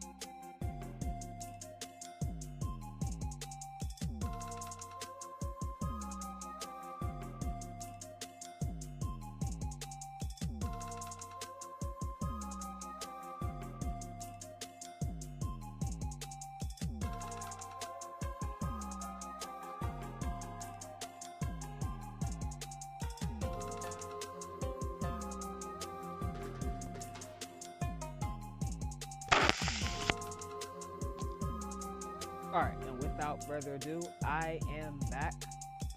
Had to take a minute, but I'm most likely going to stand up for the rest of the stream. And with all that out of the way, our next match, Huey Freeman versus Eva. Let's get into it. 3, 2, 1, go! Off they go. Down aerial is the start. Looking for a whip wasn't going to help anything. But Huey's starting to do some damage here.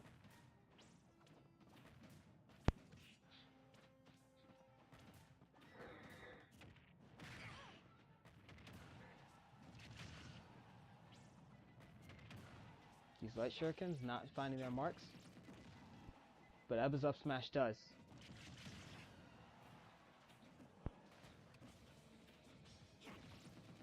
Another up smash and Huey loses the first stock. And that's just how this is going to start here.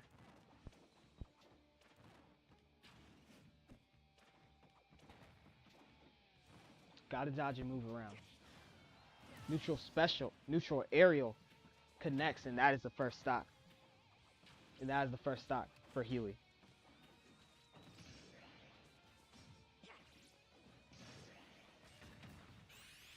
And the ultimate.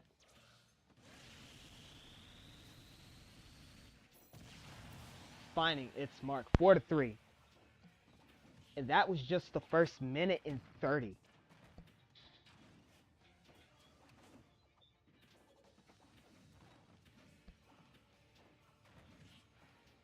As you can see, that is how fast an Amiibo League match can actually go.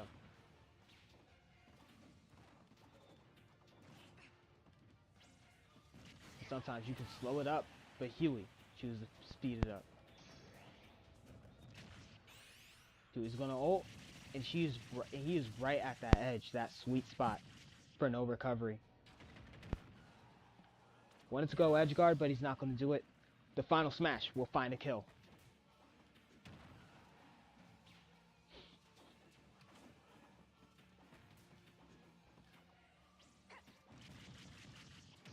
Down aerial, but an ult from Eba, meaning that this game is back within her clutches. 13%, not an ideal hold for Huey Freeman.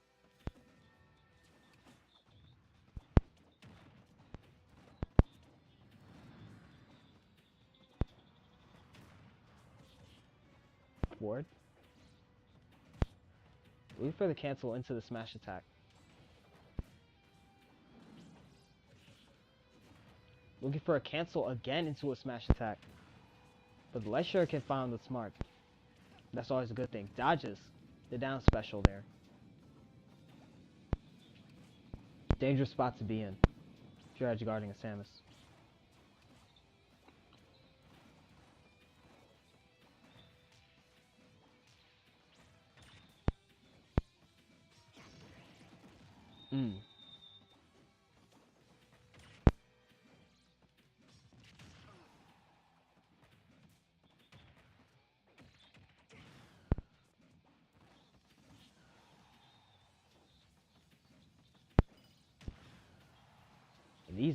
And this damage is getting crazy. But do you know what's even crazier? The up special from Eba. But the forward air finds its mark, and we are 0-0 now. Huey's got to hold on until this ult passes by. Easiest way for him to win right now. But it's not looking a whole lot easy, as he is at 37% now. He's going to find some hits, but that might just be game, if he can just get out the way. He does not. That is game. Game 1 to Eba.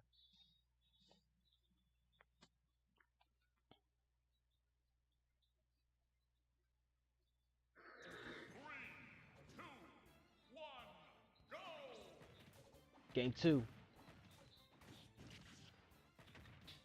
Huey's going to find his mark. Huey's going to find his mark a bunch of times. 49-48. Now 64. Eba with the huge hit. And a back air to top it all off.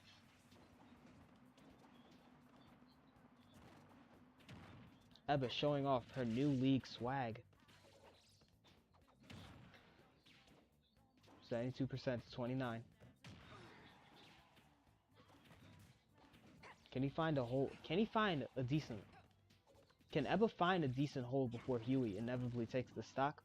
Or will stock control befall this match? He has an ult here. Wise enough to not use it. Use the down aerial. Try and push her off the stage. Worked a little bit, but she was able to recover.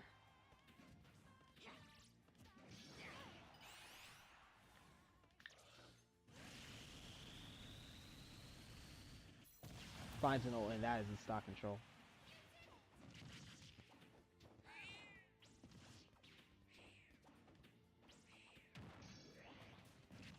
Forward smash connects, and Huey is going to find his mark. And he's coming back into this match here.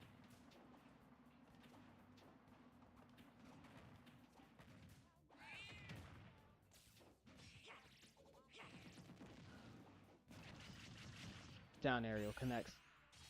And the final smash. Oh, that is huge. Ebba not able to recover there. 3 stocks to 3. Huey's ults can save him.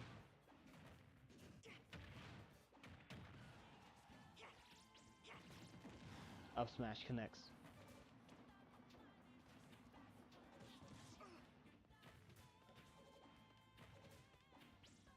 Good hits there, but you can see him backing up. Back up too much and you just get back aired. That is what Ebba told him. And he gets back aired.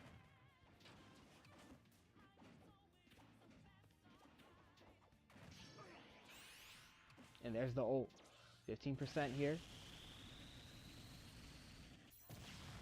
God, took him all the way up there, but managed not to kill. Down special. Down aerial. Forward smash connects. Back air connects now.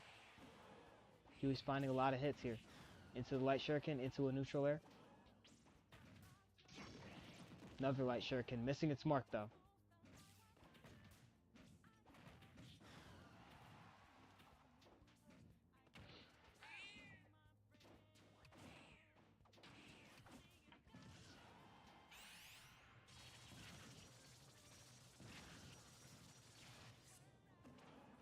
Finding recovery is Ebba. And Ebba just making this look easy so far.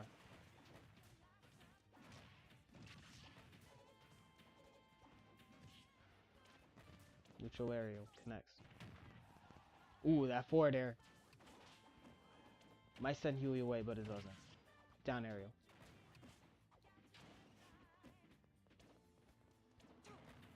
Dodges the first forward special. But gets up specialed and he's going.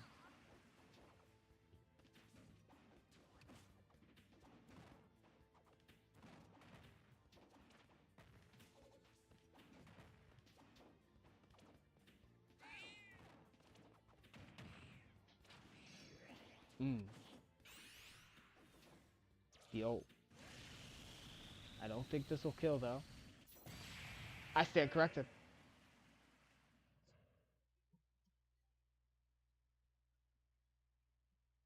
Yo, thank you for the support. You here for 2 hours is crazy. I literally fell asleep midstream and you were still here. So thanks a lot for that once again. Huge support, thank you. But once again, Huey is just getting dealt with by Ebba. It's not like Huey was like that good of a fighter in his own show, The Boondocks. I know a lot of people watch The Boondocks, obviously, but Huey was not that good of a fighter. He lost a lot of his fights. He lost a lot of his fights except for the ones he had against Riley, which is given. But there's the first stock, right there. Freeman. Starting to come alive here.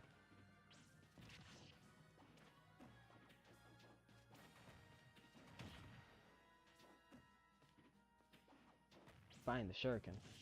Up smash.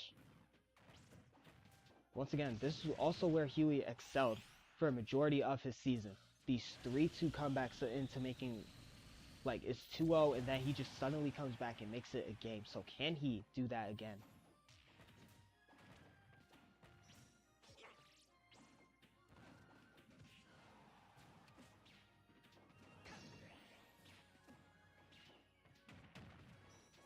Ooh. Back aerial. Wants the kick. Not gonna hit it. He has an ult here. But she's at 100%. that neutral, that forward special. That forward smash, I mean. Down tilt.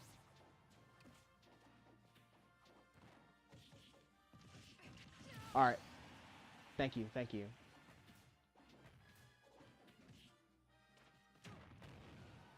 Forward smash finding its mark.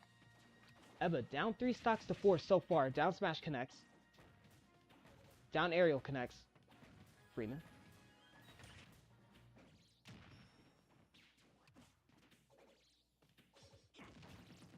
Up smash. 3-3 now.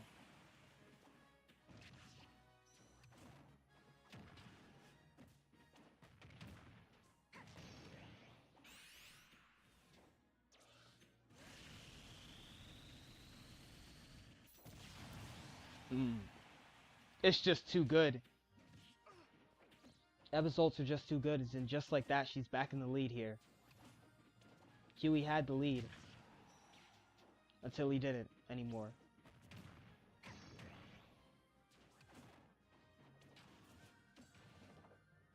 Side special, misses. He's got to hit this ult. And he's got to hit it picture perfectly.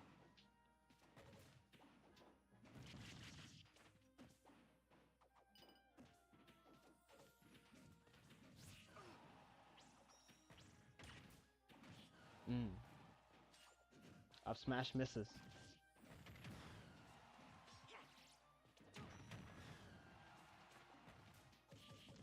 Forward aerial. What can you do? Dodge. Into a cancel. Into an up smash.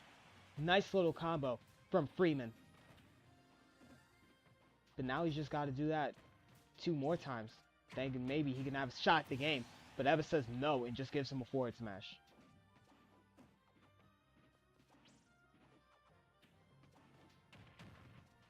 This game could be over.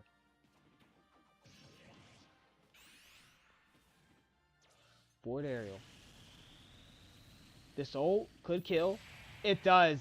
Eba 3-0.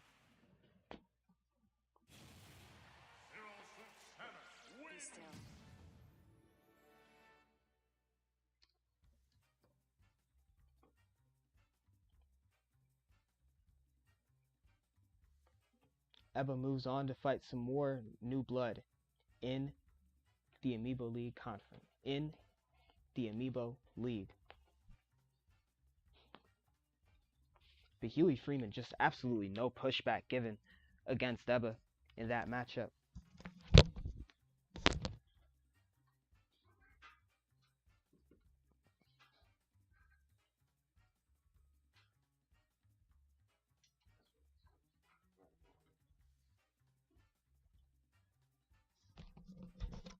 Sorry about that, but anyways.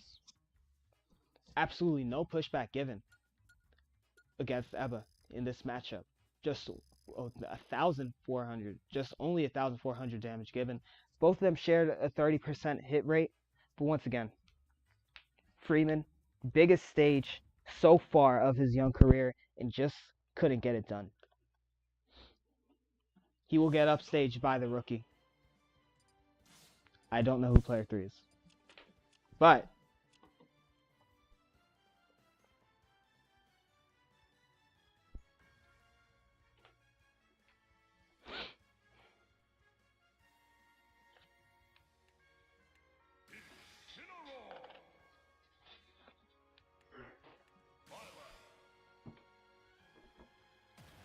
our next match is coming up. These two are higher. These two are up in the upper echelon of the Amiibo League, despite where they are right now. Despite where they are right now, these two are in the higher, upper echelon of the Amiibo League. Corvette and Dimitri. So this may be a good match here. 24-71. Gets a side special. It's huge. Up aerial. And finds its mark. Dimitri. First stock to him. Gets the grab. Clothesline connects. Only 50%. He's going to need some parries. He's going to make this thing work.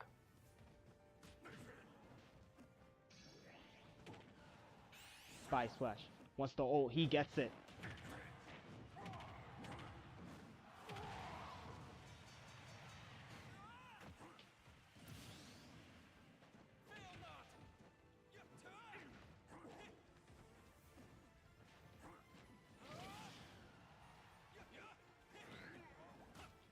Dimitri may have to start fast here.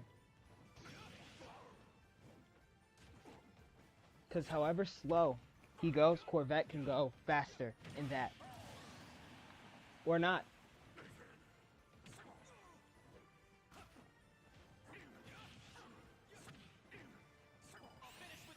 And so the Stride is being found by Dimitri.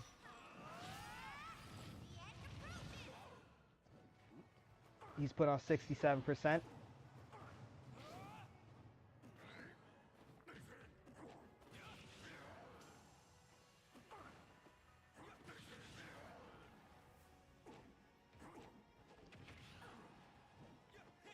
The Corvette's being worked so far. Looking for an ult. Cross map is missing. Body splash connects. How's he plan to find the stock? Down throw. Nothing else after.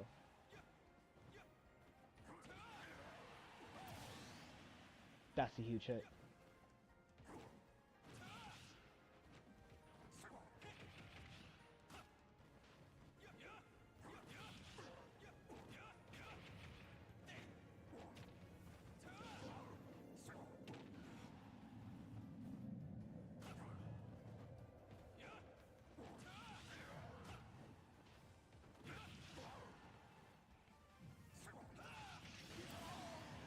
It's just huge.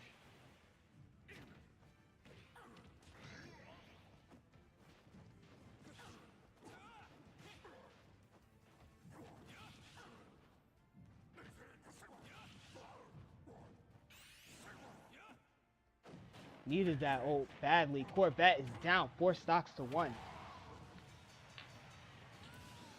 Once again, these two are part of the upper echelon of the Amiibo League. Forward aerial. What else can he find? This is the spike. Up aerial.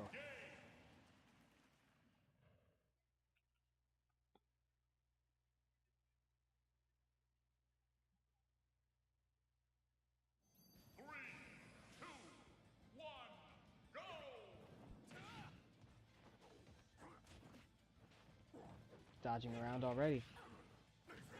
This Corvette.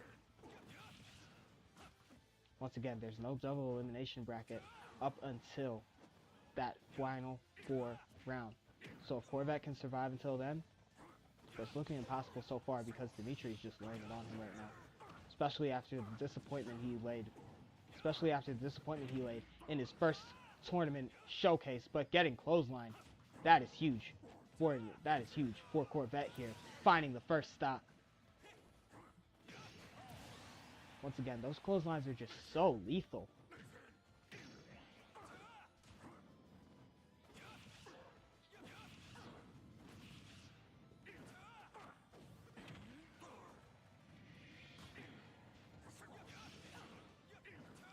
Clothesline is just so lethal from Dimitri. From Corvette. 4-3 now. Once again, that was a cute little first stock from the Corvette, but let's see if he can sustain it, Dimitri tells him.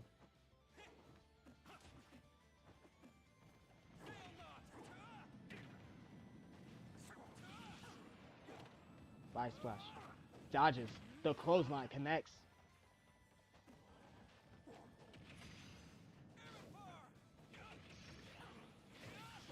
Huge. The combo. Catches him again for another clothesline. That's going to be the stock. Corvette's starting to find his stride here with these clotheslines. Once again, those clotheslines are the reason why he was such an upper echelon. He is such an upper echelon fighter, and he has been since the beginning of his career. Body splash, just missing its mark.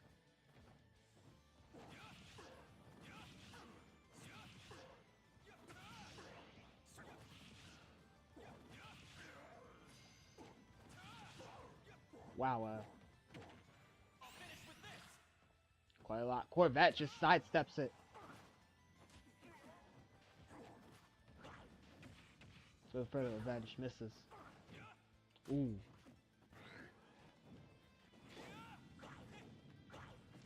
Will dodge the side special, but nothing else after. Stock control to Dimitri. Back aerial. Coming for the grab. He gets him.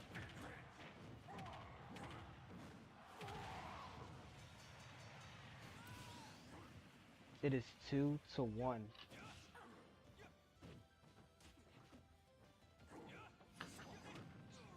Back aerial connects. By splash misses. There's so much damage being poured into Corvette here. Body splash connects. Once again, that's the power of whatchamacallit. That is the power of type advantage here in the Amiibo League, being shown live in 4K. And it is just so powerful.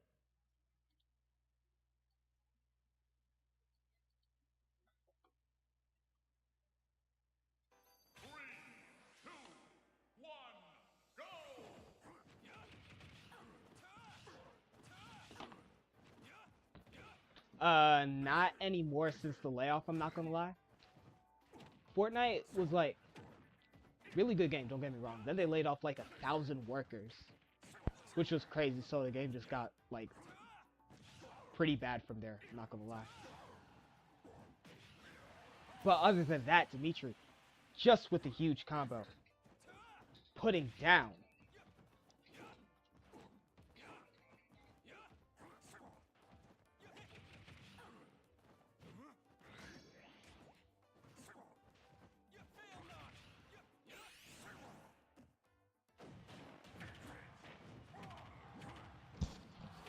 Dimitri getting ulted out here. 4.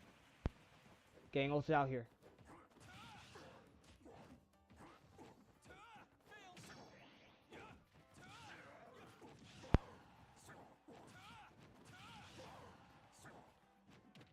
Yep, I hear that. Most likely, I may re-download it at some point. Ooh! Just ran straight into a wall called the ult, Dimitri. Finding one on the Baltimore Bruiser. And once again, he's still down on stocks, still down on these levels. He's just got to get back here. And Corvette has shown the capacity to do it, especially with that clothesline and that up smash as well.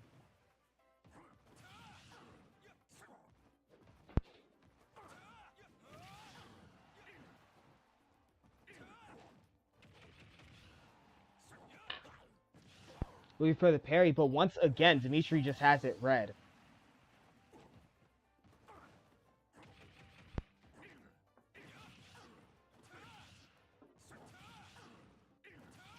Oh god, these up airs. He's getting juggled, but he finds a body splash. Another one. 22% to 89. And it is 2 stocks to 3. Dimitri's been taking this game in flying colors so far.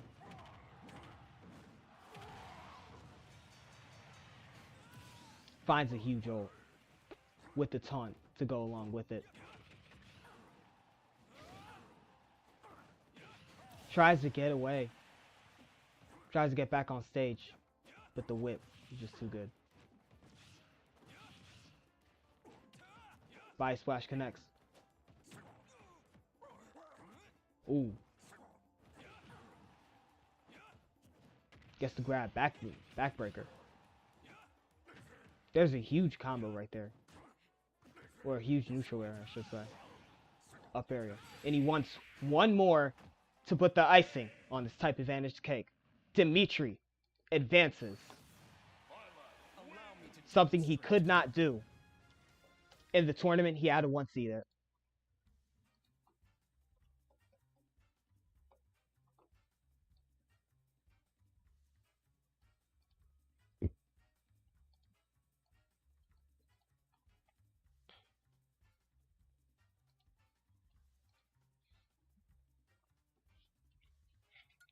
Dimitri once again showing off his colors, showing off how strong he is as an Amiibo League fighter. Just a really impressive game from him. More than doubled his damage, almost up to triple, 41 to 23% hit. At some point, you can say, yeah, type advantage had a part to play in it, but at some point, you have to look at the fighter, because 23% hit percentage is kind of crazy there. It's like Daredevil without the heightened senses. You're just blind. What? Alright, but we are almost done with A side of we are one match away from being done with the A side of the bracket. I know, that's kind of crazy now that I think about it. But once again, Corvette's postseason dreams will be squandered. As up next, we have, if I can find them,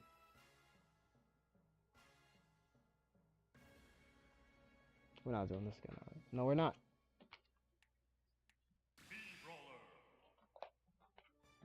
We have Vegeta. And he is going against yet another pretty highly regarded, highly hyped fighter in the Amiibo League, Kurayami Suzuki. Alright.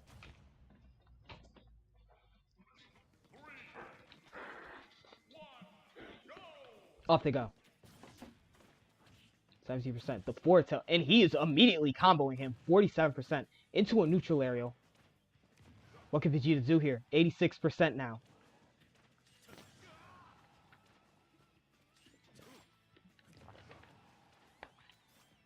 Up smash is feeling pretty crazy. And they just are.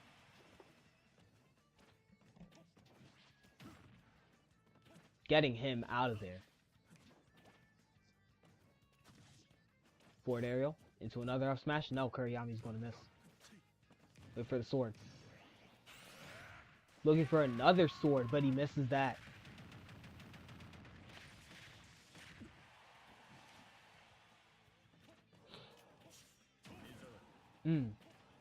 Back air is going to bring out his one angel wing.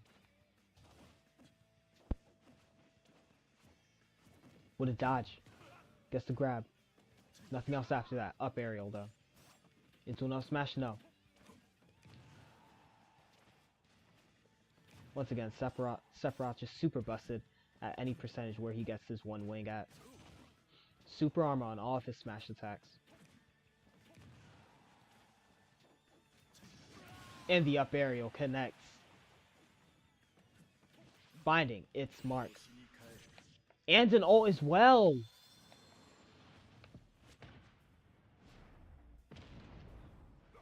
Kurayami is just walking on Vegeta right now. He's slow motion here. But he's able to dodge all of his attacks. That just goes to show how strong the Dragon Ball verse really is. Slowed and manages to dodge every single attack. Back aerial connects though. Once again, the stock control to Kurayami. Just going insanely hard.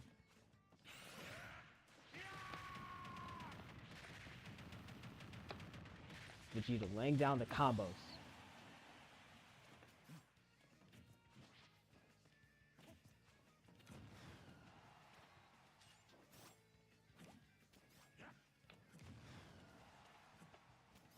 Once again, it returns to neutral, but stock control comes by way of Kurayami.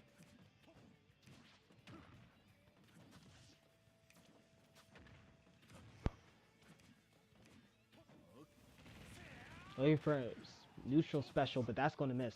Forward aerial connects.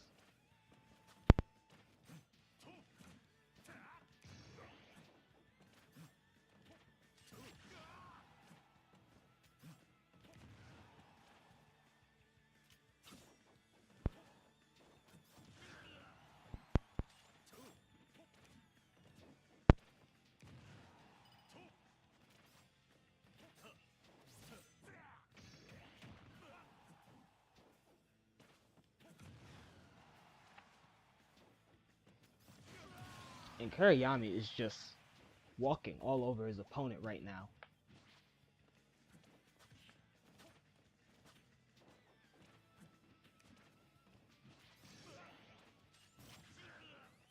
Up smash doing so much damage. And Kurayami. And Vegeta dodges with the ult. So hopefully that'll give him just a little bit of a chance to fight against Kuriyami Suzuki. But once again, House of Darkness finding the first game. Because that's like actually what his name translates to. I was so befuddled when I found this out.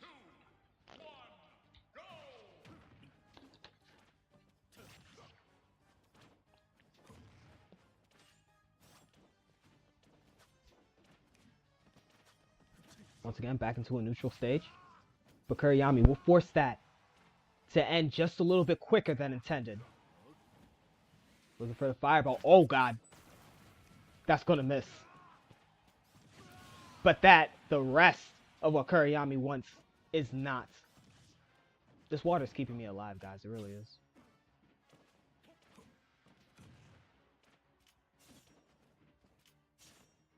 What a sidestep from Vegeta. And an ult was baited by Kuriyami. Up aerial. He's moving around. Jab. There's snap. Looking for an up smash. He does. It's stock control. Stock control everywhere.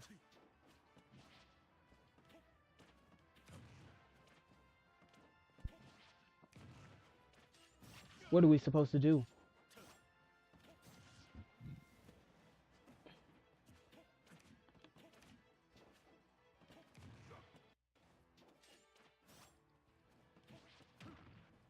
Kuriyami has just been abusing the range of his sword, and Vegeta has been unable to do anything about it. And once again, 50%, and he is still on 5 stocks, and he has an ult. There's no way this kills. It won't. Vegeta will get away with 0 effects, actually.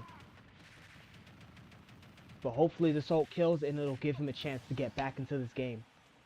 Just in the span of 2 minutes, Kuriyami takes 3 stocks. I believe that is a record right now for this World Championship tournament.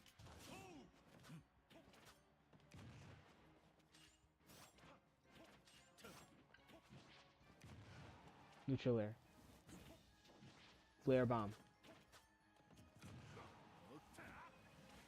He's generating it again. Booms at the edge, but once again the up smash comes out. You have to be able to defend against these up smashes, otherwise Kuriyami is going to get just another hit. The back aerial connecting. As I said previously before, back airs are always dangerous to be hit by from any character in this Amiibo league. Up smash. Looking for another one. Can't quite drill it home.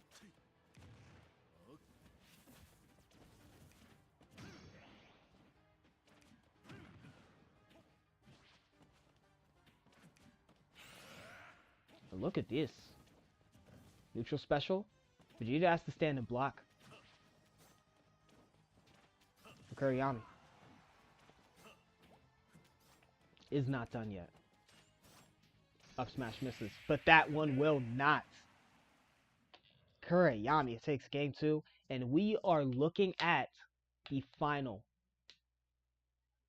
And we are looking at game 3, which could quite possibly be the final round with how bad these games have been going. For Vegeta. He's been getting completely abused by this range that Kuriyami has. Back air connects. Forward air misses.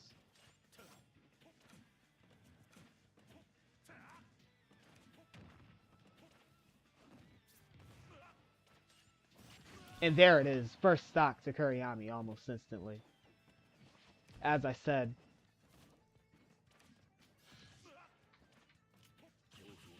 And he finds an up special as well. At this point, Kuriyami's doing things we have never seen him do before. Which is crazy because he's literally never been on camera up until now. He's just completely dismantling the Saiyan Prince Vegeta.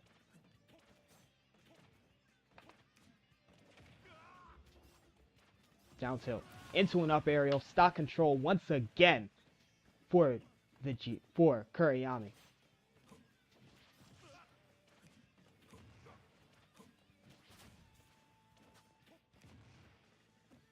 The down aerial coming out. Didn't hit though. So I'm just interested as to why the down air was there. Back aerial into forward tilt. Huge damage there.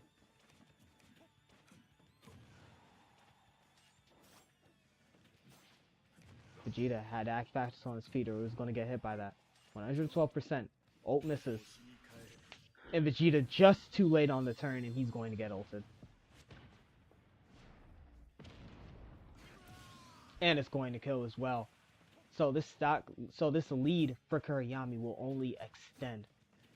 Once again, in the span of just 2 minutes, 3 stocks from Kuriyami.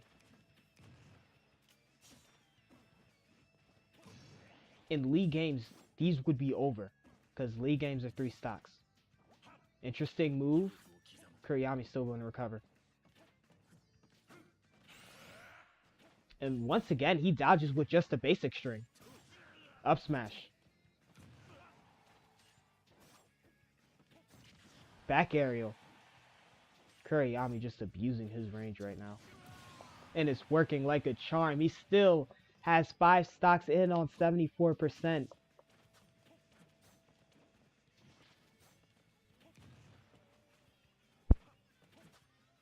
Vegeta just getting completely soloed right now.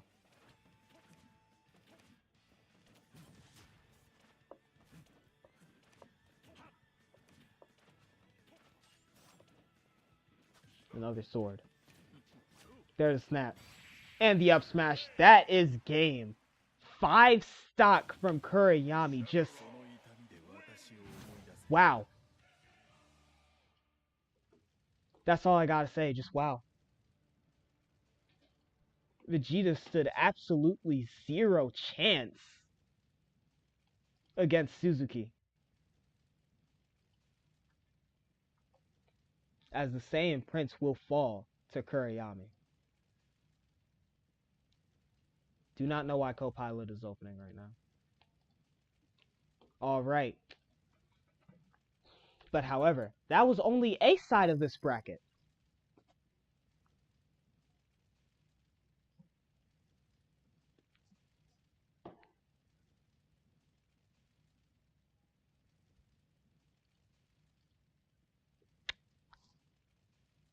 Guys,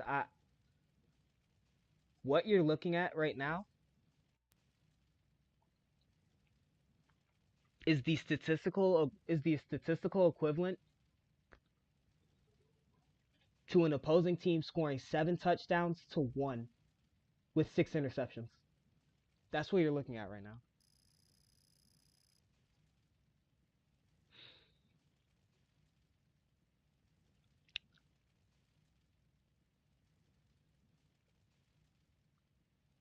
%, is the lowest ever recorded hit percentage in Amiibo League history. Nobody has went lower than 23% ever.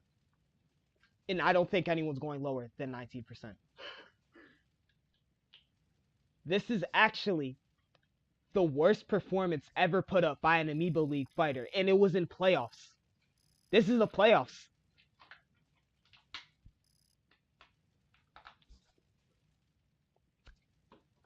Nah.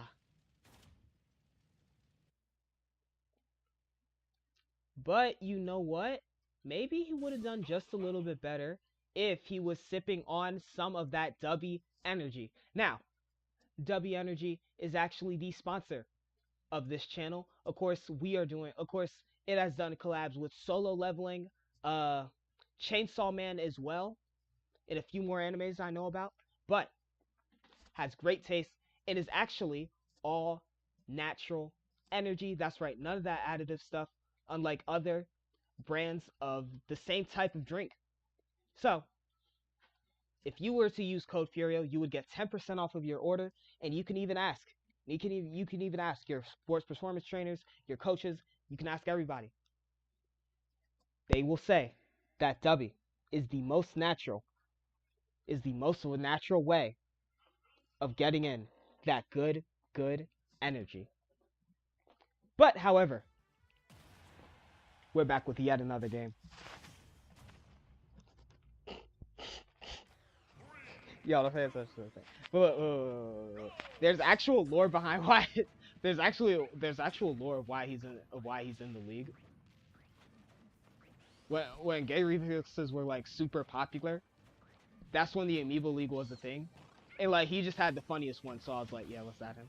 Let's add him for comedic purposes. Like there's a lot of comic relief characters in the Amiibo League, and he just happens to be one of them. But Wendy, the 2 seed in the Amiibo League playoffs, in the Amiibo League World Championship playoffs, which means she's at the top of that 96 that we were just talking about.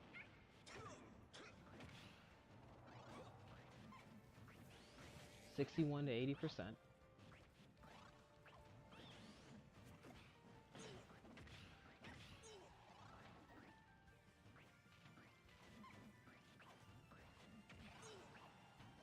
$133 now. Can Wendy take a stock here?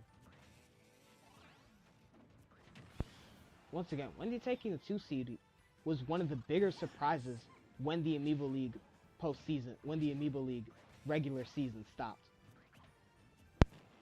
And of course, you will be. Oh wow, here with a little bit of a combo, but he drops it just last second, and here comes this ult. Actually, one of the worst ults to get hit by. And she will take a stock off of it. But that forward smash finds it smart.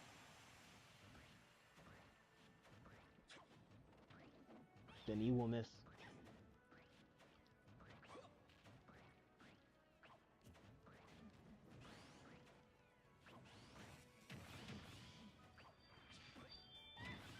Ooh. Interesting recovery option.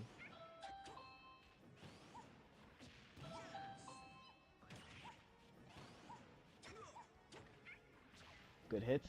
Misses.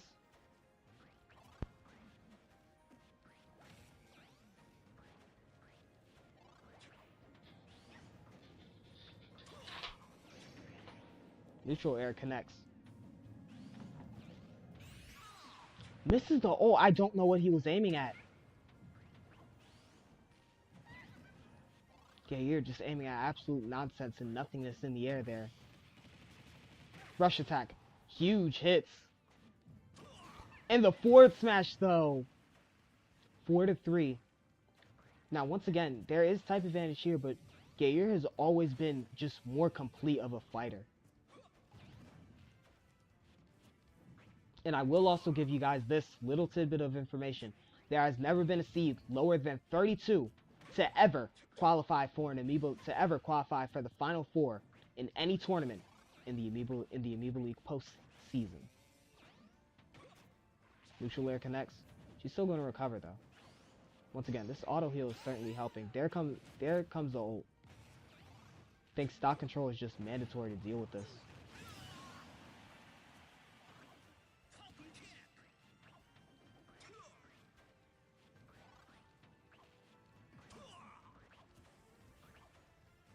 Like, stock control is just absolutely mandatory to deal with the ult here.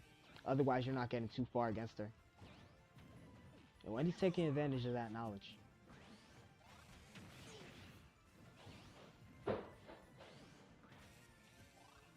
Looking for a down. Gets the down aerial. And an up special. Is it enough to edgeguard? No, it is not. Wendy recovers. 2 up aerials. Dodging around.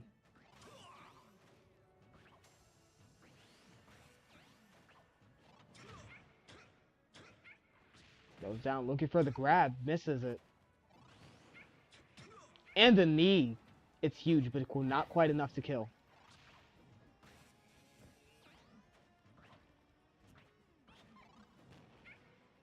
Ooh. There's the knee. Finding its mark. So far, minute 30 remaining. Game 1. Going off without a hitch for Gayer right now. And he finds his first stole of the game. After missing his first one in quite humiliating fashion, I will say.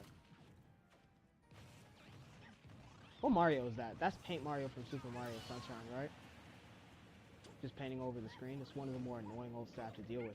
Neutral air connects. Gets the grab. Looking for a knee now.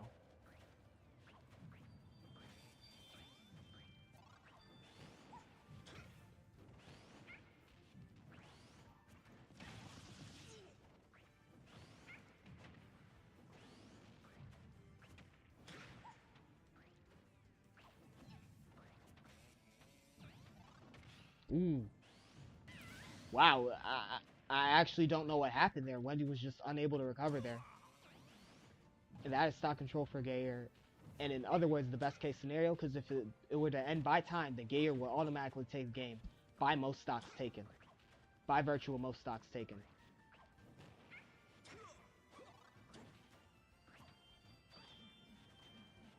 I don't know what's going on upstairs, but down aerial. Bombs him. 60 to 52. Up throw. Here comes the countdown. Wendy can find a stock here. She'd be lucky. But she cannot. Gayer sneaks away with game one.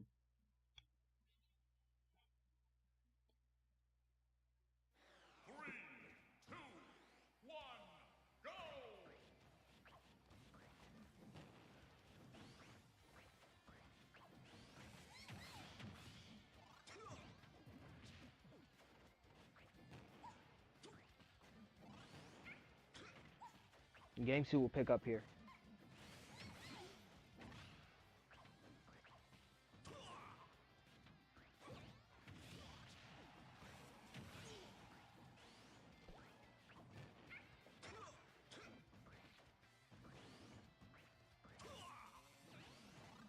Once again, Wendy using her type advantage to her advantage. Forward throw hits huge. Looking for a down area. Looking for a spike off of the forward special, but it's not going to find it. But it's not going to happen. It's never going to happen. That has never happened once in the Amiibo League. And we got like, what, 4 or 5 Captain Falcon Amiibos?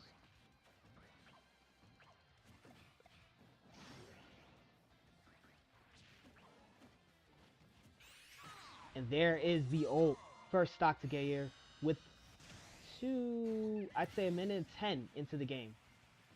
All of this might actually be time, but that's a huge hit from Wendy taking the stock.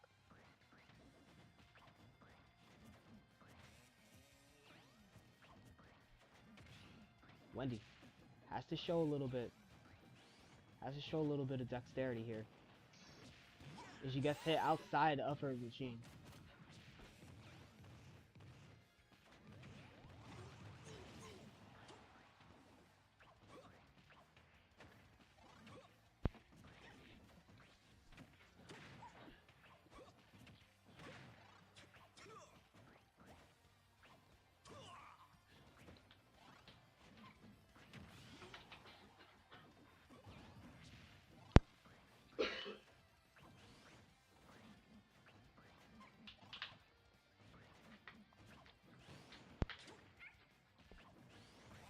There's the upper. Oh, wow, that is a huge block. And he finds the knee as well. She still has the car, though. So many recovery options on this Wendy. On Wendy. Just can't get rid of her. The conventional way. The knee. Not quite finding its mark. So Wendy's going to live.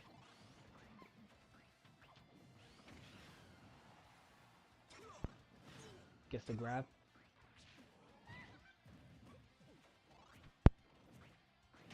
The dodge is just too much and the forward air to go with it.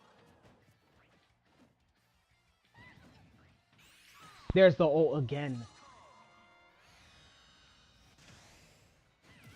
Okay, here, being able to find these stocks.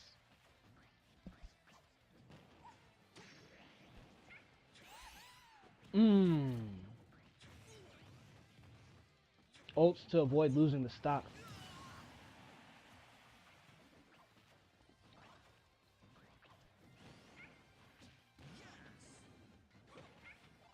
A special neutral into the spike.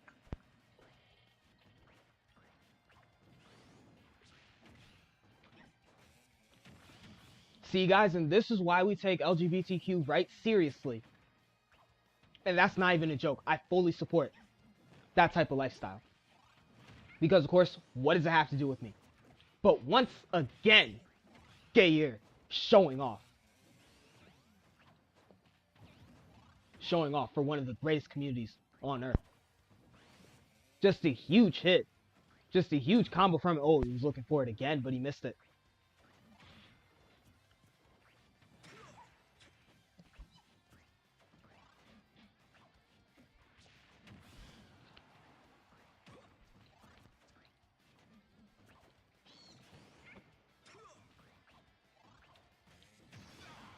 Misses.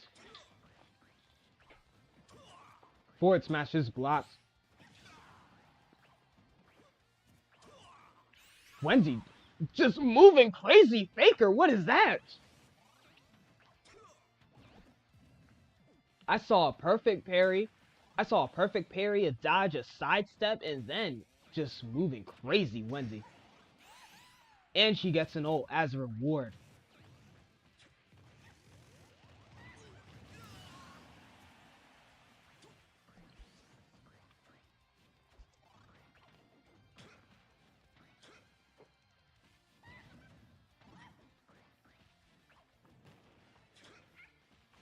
Up aerial.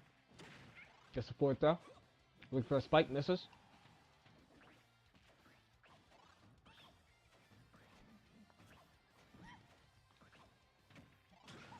Back throw. Looking for a spike, misses again. Just hasn't been lucky since that combo. But that knee will correct me. 30 seconds left. If Wendy's lucky enough to snatch a stock here, she can get away with the sudden death.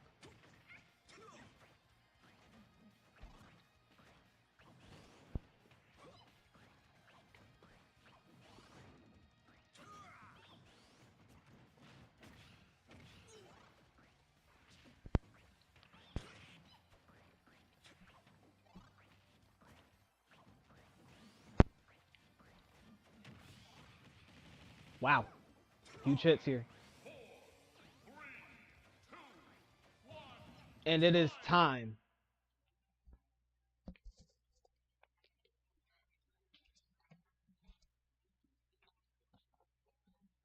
One game away from knocking out the 2 seed.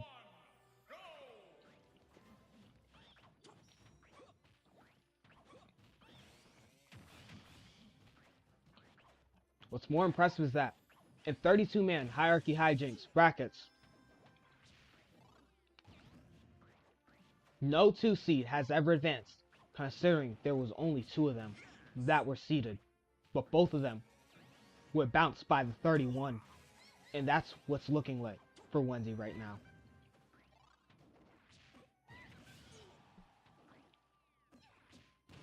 Just the up. Looking for the side special then. Set me to 42. Down smash. Ooh, huge combo.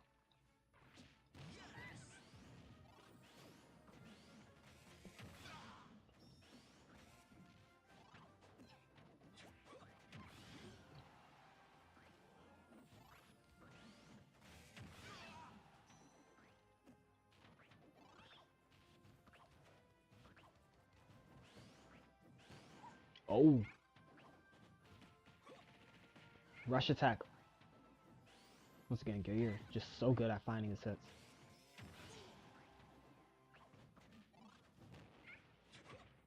Up aerial. What do you want to find to kill Wendy here? Whatever it was, Wendy will find it first. It is her ult. Can he avoid it? No, he can't. A minute and 40 in, and we get the first stop from Wendy.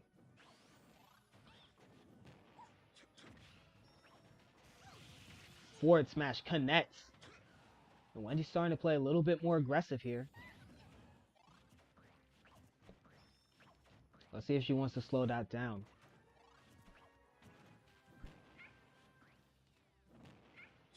Two into the knee. 58%.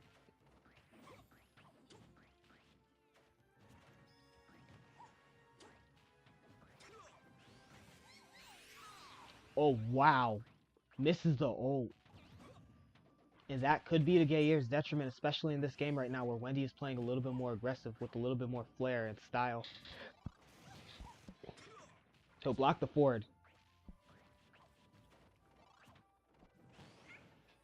Knee. Perfect parry. Missed the kick.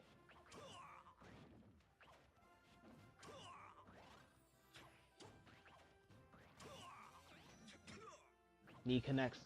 But not quite how he wanted it. Uppercut. Ooh. Gair was probably looking for a combo there. Blocks the forward smash. But Wendy won't block that. But will Gayer block the ult? And Wendy combos him inside of the ult. That was kind of crazy.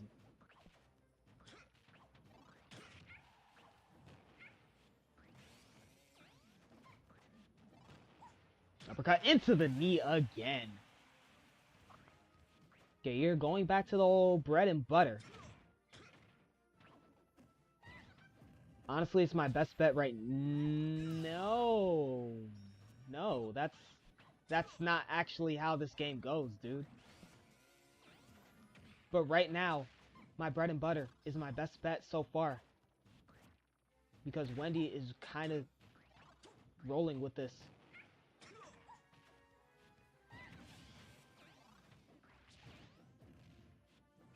Uppercut connects.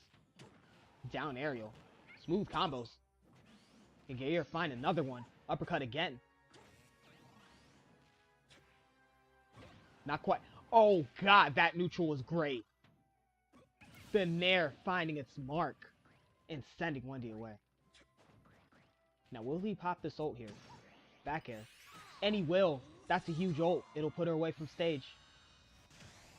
But I believe her ult drops her back on top of it. It does. In a very goofy manner. And she finds the stock, but dies in the process! What is that?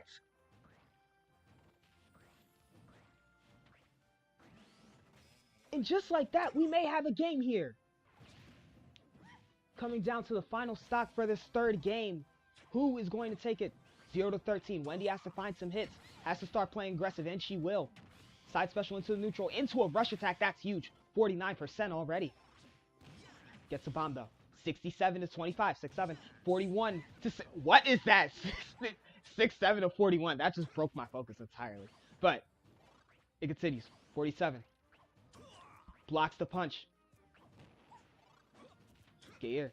Still on the old bread and butter. Down throw. Misses the neutral. Up aerial. Up aerial from Gayer. Holding the smash attack in. He misses. With a dodge from Wendy once again. Wendy moving like Faker when she needs to be. Misses the forward air. 30 seconds left. Can someone take the stock? Anybody? The knee!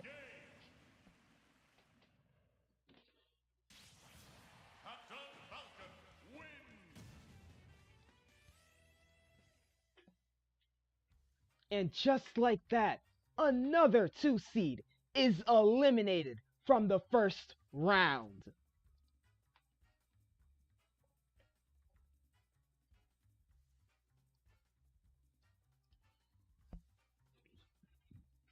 It be like that sometimes. It really does. The self-destruct, though, was just such a terrible play. I just can't get over it. Gayer was able to out-damage the type advantage by more than 300% and even take home a 38% hit percentage over his opponent. Got 50 grabs in 50 of them things with 20 throws. More than doubling and tripling the attack ratio of Wendy. It's just one of those things. And even Wendy had more final smashes and still managed to lose. Just an absolute class match from Gayer. Oh man, you missed quite a lot. I'm not gonna lie. It was a very good match. It was a very good match. Do not know why player 3 is still here, but we have a chance to see yet another good match.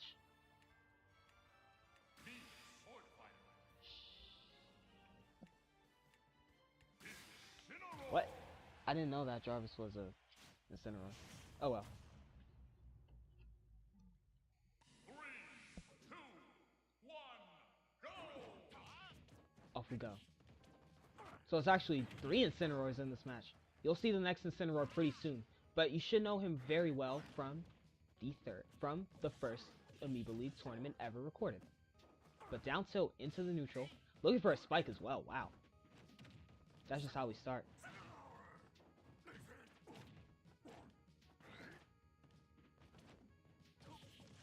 Forward aerial. He's going to slow walk it.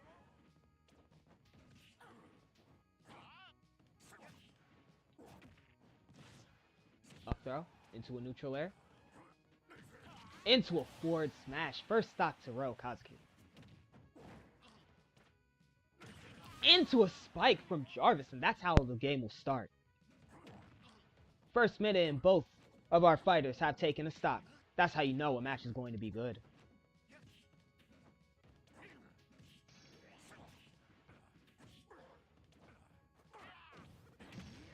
Clothesline connects. Oh, God! Bro wanted that so bad, and he went down and got it.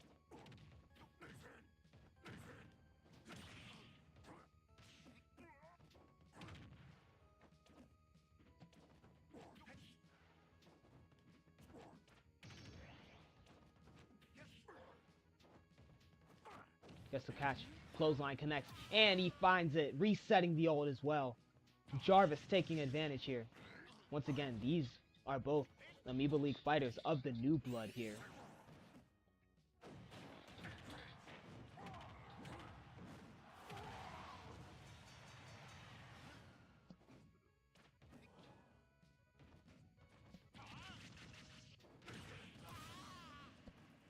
Stock control to Jarvis. Neutral aerial. He has his ult back after so long. He died once and lost it forever. Neutral air connects. Missed the forward smash. German suplex connects. Can Jarvis find a 3 stock? No, he cannot. The up special out of nowhere.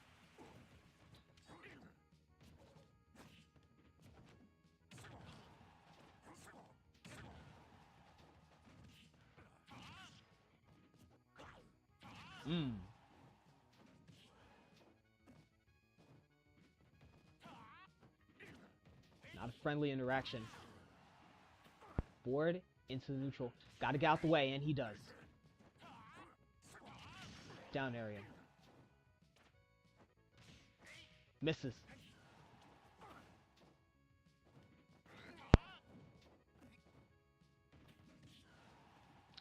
Dodge for the neutral.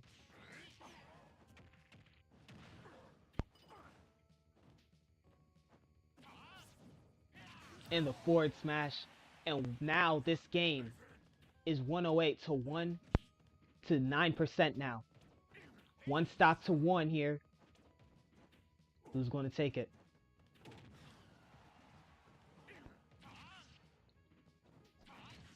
Oh, wow. Throws him down, but misses the combo. That was dangerous for Ro, but that is even worse. Game 1 to Jarvis.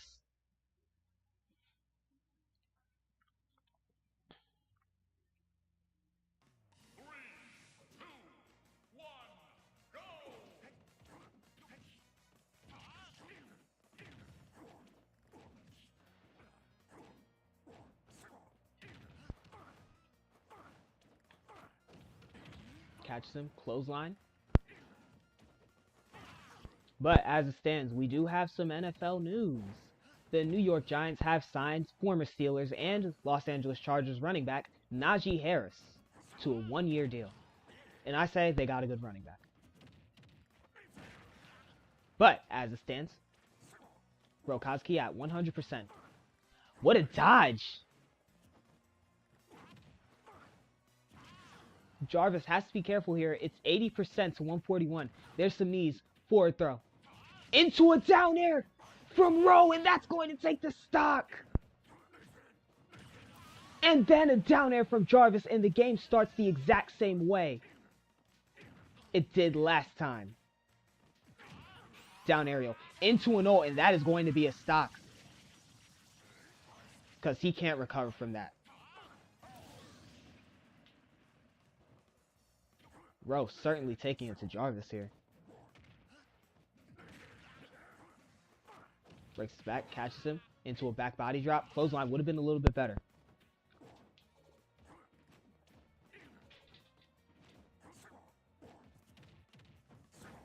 Down throw. Looking for a body splash, and he finds it. Ooh. Gotta watch out for that scabbard. Just one of his hardest hitting moves. And he tries it again. Kazuki just loving that up special. And he tries it again. Kazuki just loving that up special, but he gets 4 thrown into the blast zone, and that'll be a stock. Dodging around Toadstool, he cannot recover. Kazuki again. And the stock spread just looks more and more in his favor here. And the spike from Jarvis, though. Jarvis finding 3 Meteor Smashes in 2 games.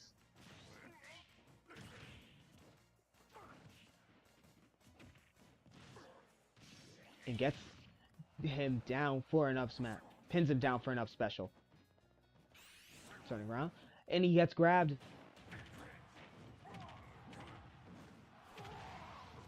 That ult is huge. Does it kill? Yes, it does. And the taunt to end it off. Now, Kazuki needs to be very careful. Needs to find a game here. And he finds it. What a side special out of nowhere. And finds a neutral special. Well, a little bit of it. 3 minutes is still to spare in this game. Enough, ample time for both fighters to find some stock. Finds a recovery attack that hits him. And even finds a neutral into a forward smash. Jarvis, high on stock, high on percentage, 67%, 85. And here comes the ult. I doubt that Jarvis won't be able to recover from this. And he does, pretty candidly. But he's on 100%, so that was a pretty good ult from Ro regardless. How does he choose to get up? He chooses with the neutral special. Back aerial. With the taunt from Jarvis. He tries to roll out of the way of the grab, but it didn't work. Jarvis was just prepared for it. Gets the clothesline, and that is game 2 in the bag. Game points.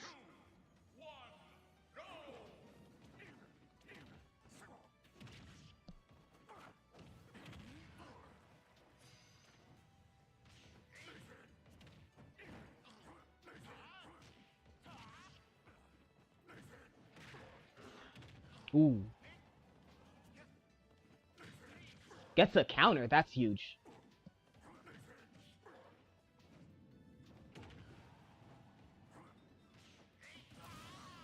And Ro cannot recover. Looks like he's up smashed. Looks like he up specialed at the wrong time. Oh god, that is bad. Jarvis just took him down.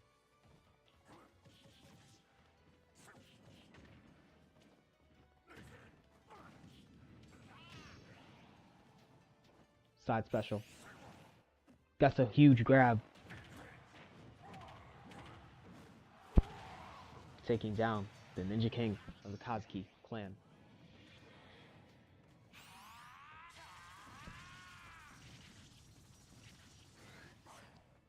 He can't recover. And it is tied 3 stocks to 3.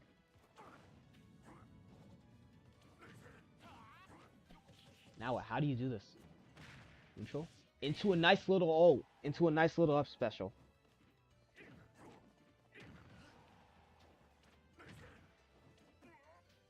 He's doing really well on that so far.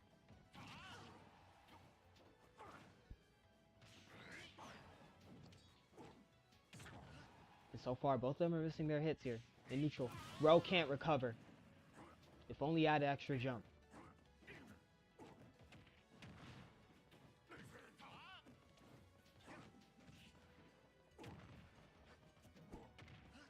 Backbreaker. Trying to get a grab.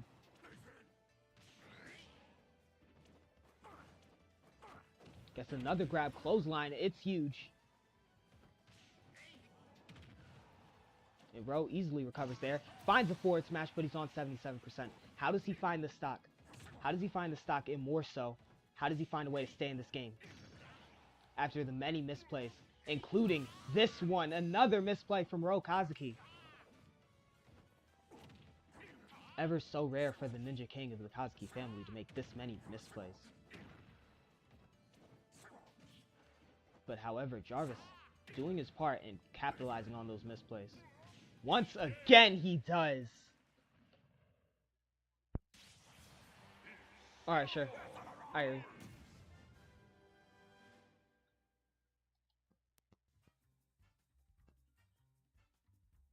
Jarvis, move forward to the second round, please. Just great move. Just moving so well. Without his, whatchamacallit. Just moving so well. Didn't need to counter him. Didn't need to do anything. The Ninja King. Just at a complete loss there. 48% hit to 34, but once again, does it really matter when you're not finding the kills and you're misplaying as much as you were?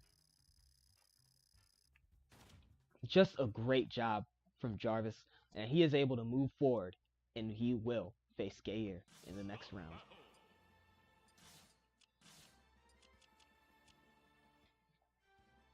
Alright, for our next match. Now, it is probably common knowledge that the Neutral Conference is currently the most represented conference in this postseason. In this postseason tournament, with a grand total of 6 fighters. But however, our first entrant, the 1 seed from the Neutral Conference, Black, takes on Luna and Nova. Now, of course, these were the children of one of the most prolific fighters in the Amiibo League, that being Lucius Luck. You'll get to see him in 2 Wednesdays from now. But for now, we get to watch his children fight against one of the strongest in Luck's conference and see how well they fight and see how well they stand. Looking for a grab. It misses. Body splash though. Looking for a spike. It misses though. Up throw. Misses. Body splash. Ray of Punishment connects with the ledge, so she's going to be able to recover. Body splash again into a German suplex, and that's sending her to the blast zone. Luna and Nova lose the first stock.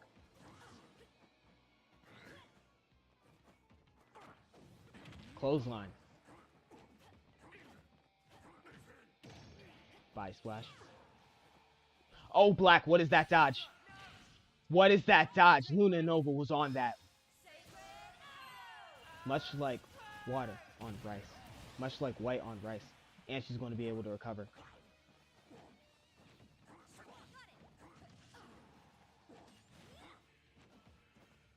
Black with an interesting side special. With an interesting side dodge. Gets a huge grab off.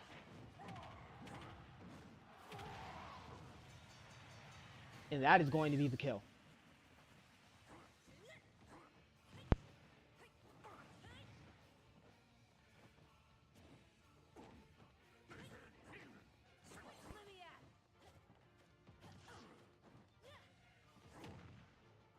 Back area.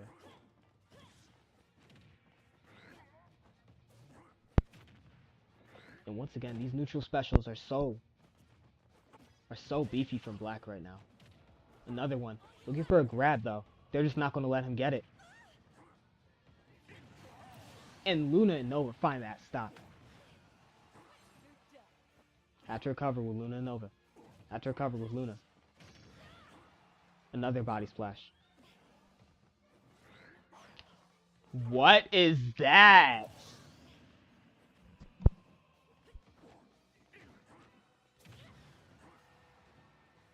Black just kind of setting himself off the map right now. He's going off the grid, I will say.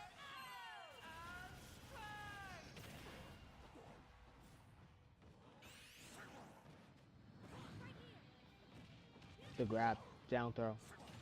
Up smash misses. Looking for a spike. Toadstooled. And Black finding some leeway into this match. Up smash connects. Now, one of the things about Black, he doesn't really parry. Most of his damage is just all natural, coming from him. Grabs for the clothesline, 49%. And a spike. That is nasty. Black gained point after a questionable play to start. Well, not to start, but, you know, just a questionable play straight up. Body splashes all over the place. Once again, this was one of the ways that Black was just able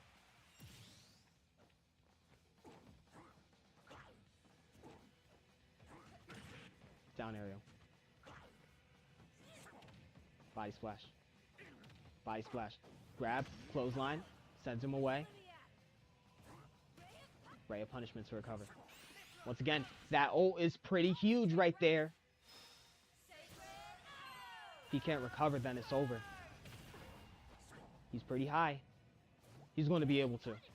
Off the toadstool into a clothesline. Game 1 to Black. The 1 seed from the neutral conference.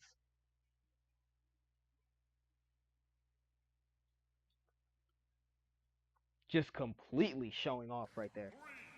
3, 2, 1, go! Up smash connects.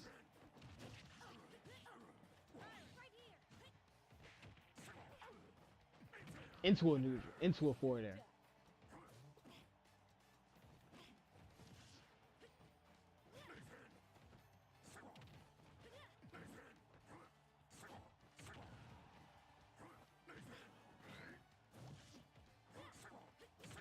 Body splash.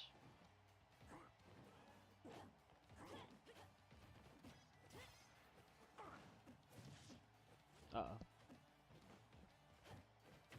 Misses a grab. Gets hit by a leg. And hit by a leg twice. But as you can see, Luna's leg is pretty strong. Ooh. Almost gets another body splash into the kick. Into the clothesline, I should say. 'Cause 9 times out of 10, Black is going for a clothesline there. Good edge guards from Luna and Nova. Good edge guards from Luna, I should say. Has to recover. He cannot. Down aerial. Dribbles her off the floor. Completely dribbled there. In the words of Trap House Sports. Dribbled. Clothesline. And again, he's getting another clothesline. Setting all that up for the ult, but he misses it. And Luna's going to get it let off with a warning. Down throw. He's going to dodge. Heard the ult, and he did not want to test her gangster. Still not testing it, but he's going to let this ult slide. Because I believe this is a pretty recoverable distance for Black. At 67%, it's recoverable. Body splash. Looking for a spike now.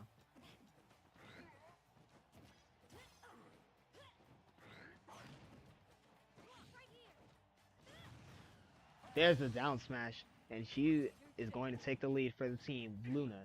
Nova doing the heavy duty. Luna, though, able to find a nice little combo. Missed the Ray.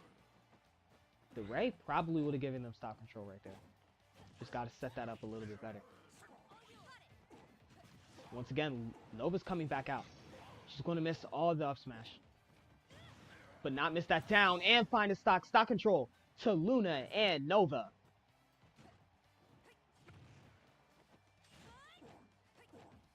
Nova putting in the work where it matters most. Body splash. Gets the ult. Once again, this kind of snowballed out of Black's control the second he missed his ult.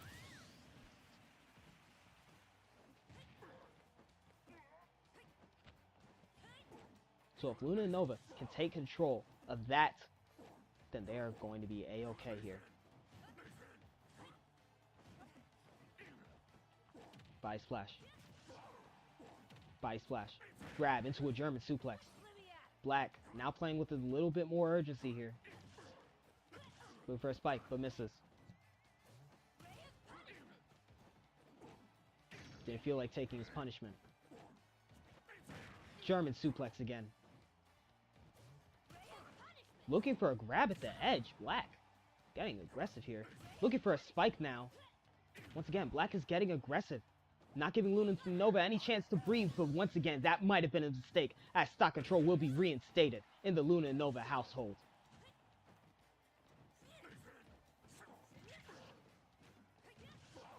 Now this Black is the same Black that we are looking at, that was able to defeat the Kazuya Amiibo, known as Akito Shirokawa, one of the many main villains of the Amiibo League. So for Luna and Nova to come here and try a 3-stock and take stock control over Black like this is pretty incredible. Gets a grab into a clothesline. He's not going for it again. He's going to let his ult dwindle. Interesting choice indeed. Super armors it. Gets toadstooled. Luna and Nova. And he's able to recover 3 times. But he's pretty heavy. And once again, that is going to be game 2 to Luna and Nova. Nova taking all of those stocks there.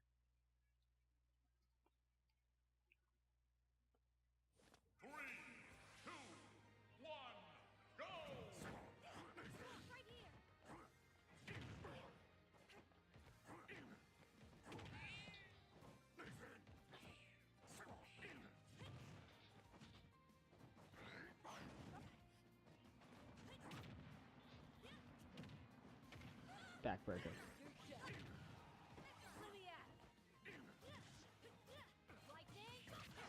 What a neutral. Out of nowhere it seems.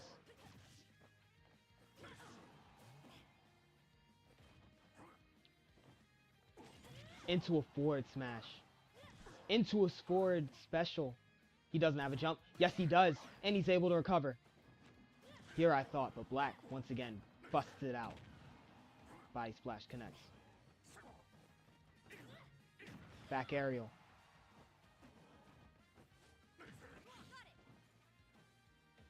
Back aerial. Connects. Has to switch. And it's not going to work because Black is there. Like white on rice. Or black on chicken with the spike. But he's going to get hit and extend away his stock. And once again, we are back in a neutral state here. I wouldn't want to test Luna's gangster here. I wouldn't want to test Nova's gangster here as she hits, as she reminisces shades of her father with the multiple up smashes there. Taking the stock. Body splash from Black.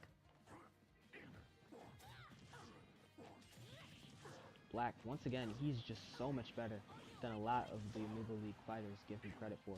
And Luna and Nova are just sticking it to him. Gotta give him credit where it's due. The body splash, gets the grab.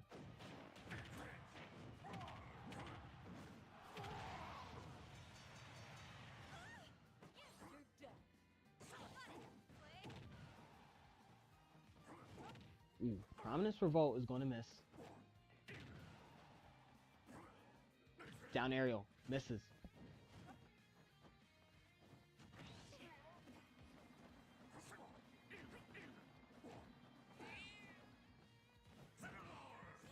Body splash misses. Body splash connects. Luna has to come out to recover, but she can't. Black pulling life support with a body splash. With a down smash, with a down aerial, I mean. What a spike from Black. And once again, that is just that is just where he excels at. Finding his hits, and once again, he's going to start suffocating Luna and Nova here. Not letting them get a chance to ult. It's such a huge part of their play.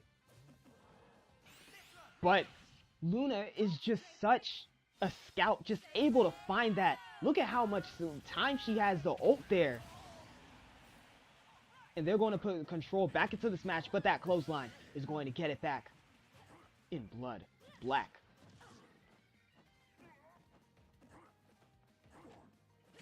Body splash connects. Body splash again. Down aerial. Body splash misses. Down aerial. Up aerial. Down throw, I mean up aerial. Neutral. Looking for the grab from downtown. He gets it. And Black leveling an assault on Nova. Once again, Nova's going to stay out here.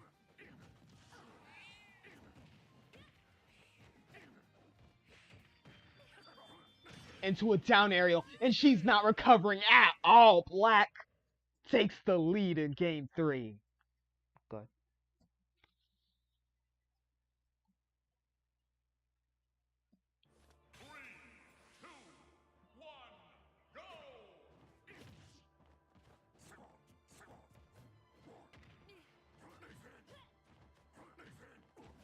Black with another meteor smash.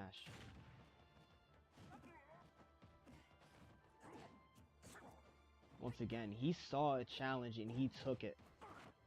And the clothesline connects. That might kill. No, it won't. Luna Nova has to recover. She does it. Luna, successful recovery. Into a toadstool. Recovery from Black. Clothesline connects. Looking for an up special. Down smash. Into an edge guard. He cannot recover. Luna finding a stop. Just such a scout Luna is. Just like watching Luna play, especially. Got toadstool. Can kill. Yes, it does. And that's another thing that Black excels at. Getting those toadstools out. Look how much damage these up smashes are doing. Once again, shades of her father.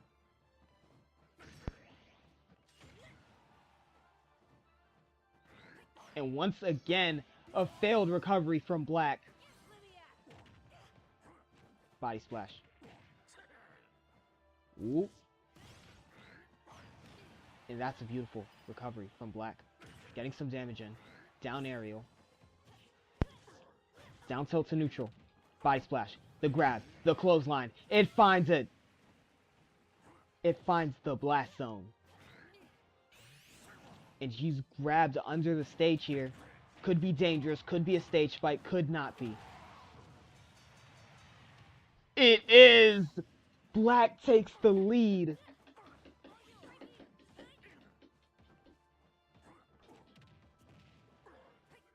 Down aerial. Gets the grab. Clothesline connects. Body splash. The revenge. What does he want to do with it? Looks like a body splash. That's 98% still. Black can take stock control here. Forward aerial from Luna. From Nova, I mean. There's turns. Grabs. German suplex. Stock control to Black. Down aerial connects. Can she recover? Yes, she can. There's the ult. That's just the one thing you don't want to test about Luna and Nova. Nova's ult. Luna's ult, okay, you can take.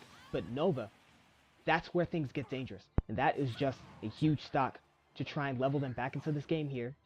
45-2. 45-14. 32 now.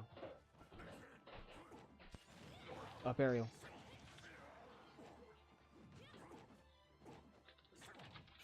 Finds the ult, and that is going to be game.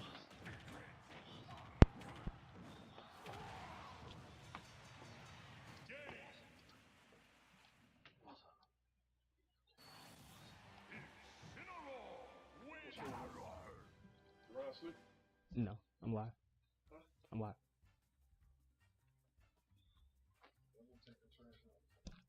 Yeah. I don't think so.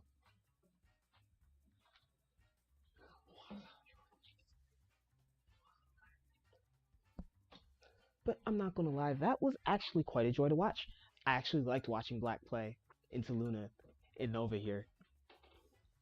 And Luna actually did surprise quite a lot of people. She certainly surprised me. But however, much like shades of her father, she will not be winning a championship today.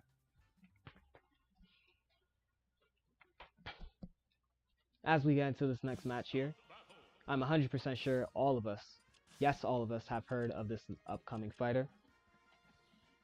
She is once again another part of the 5 out of 6 people currently living in the neutral conference bracket. It is Pika Libre. And she is fighting, if I remember correctly, Takawi.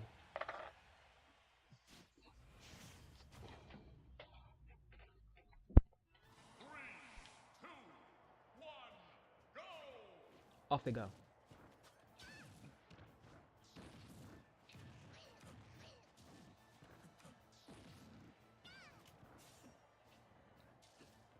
Once again, Takawi, able to level fire. And Pika Libre. She has quite good reputation in the neutral conference, but that's not to say she's a top fighter in the neutral conference. I might have lied. I might have exaggerated. I might have exaggerated a little, as Pika Libre shows off with a little bit of a spike there.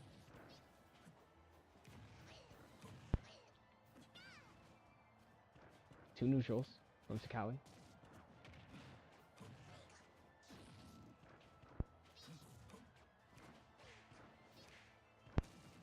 He's looking for these neutrals quite a lot, but it's just not doing him any good right now. Finds an up smash though. That is huge. Kills at 65.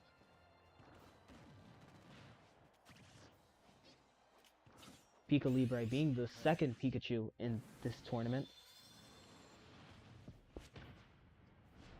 Well, not really the second, but you know. Up throw.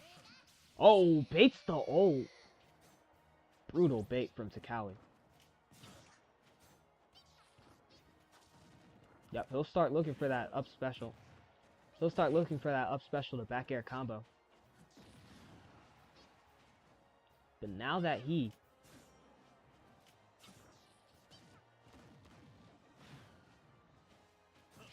back aerial connects,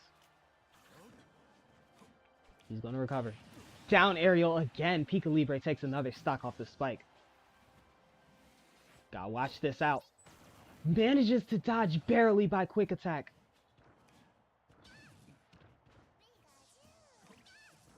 Cinema right there, just barely dodges. Ooh, try to deflect her recovery option. But she'll be hit with an Ember Flame here. Takawi just needs one good hit. Maybe not. Back aerial. 3-3. Just 3 minutes in, barely. Just barely in 3 minutes. The snap into the ult, and that is going to be a kill. It is 3-2.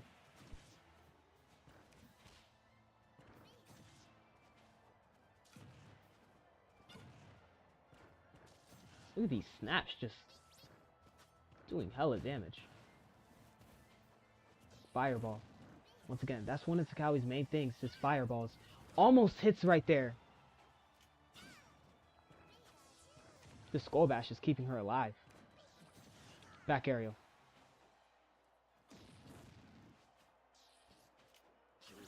Ooh.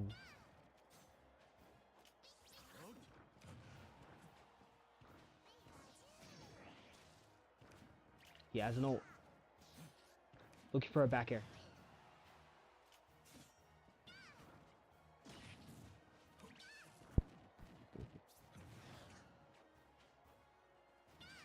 Looking for an up smash, misses. Back aerial connects though. And Takawi. No. So far, Takawi has not found a lead just yet in this match. Pika Libre has been able to put a lid on him.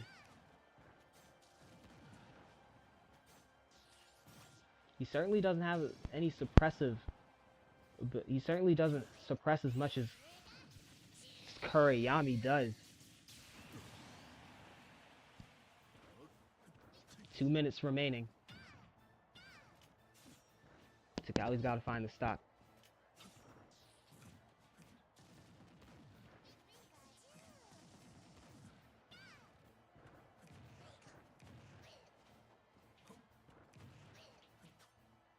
Two snaps.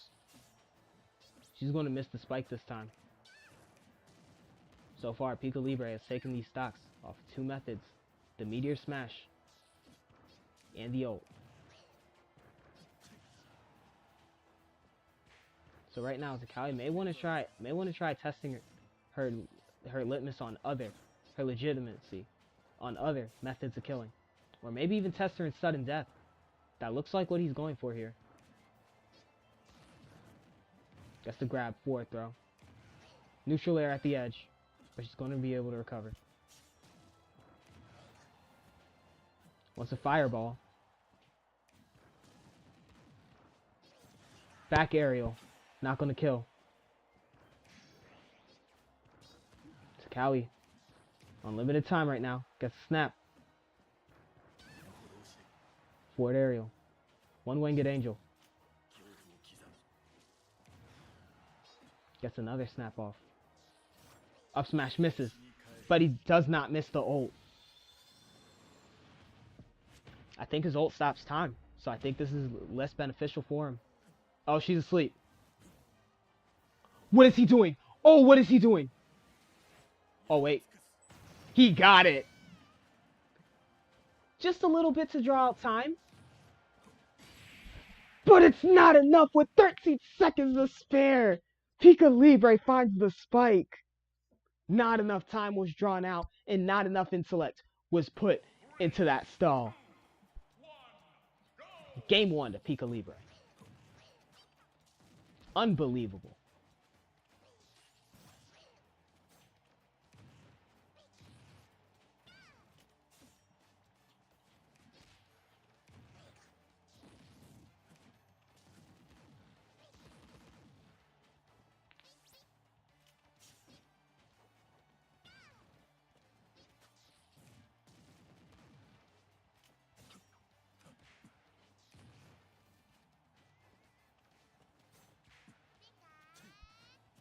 That's beyond disrespectful. Finds a fourth though. And a snap. Down aerial. But he's going to dodge. One-winged angel. Down smash though. One-winged angel once again keeping him alive.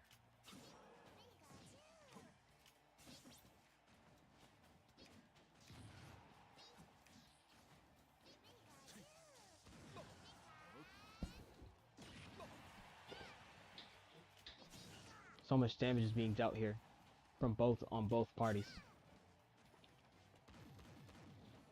Back throw. Takawi has an ult. And once again, he's got to be able to find a lead. Up special. Connecting. Down aerial. Pika Libre once again taking another lead.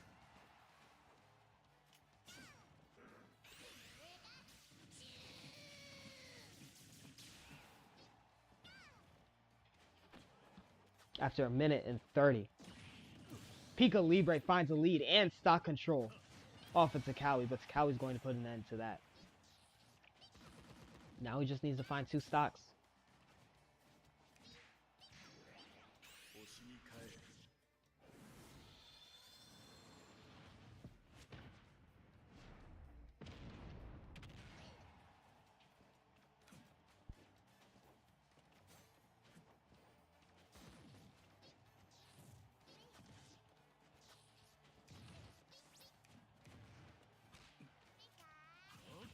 And finds an up special.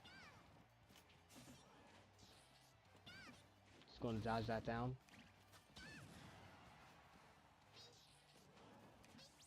Pika Libre does want stock control back here. Misses.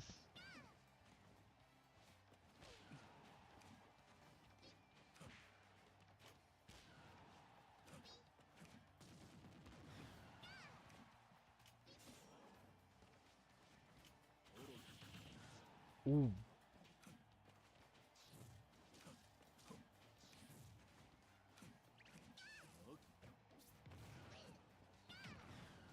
Starts to wonder what's going on. 121 finds a back aerial. Not quite the connection you want there.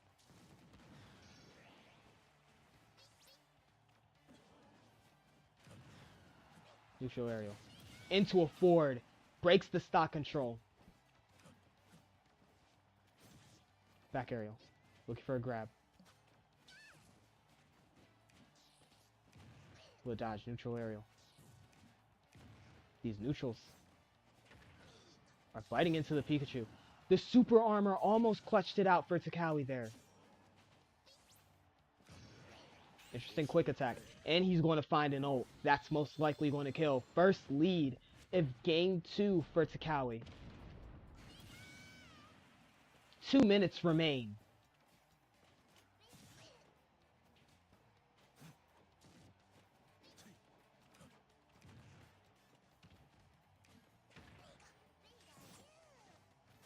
For the dodge. But dodging can only get you so far. Down aerial.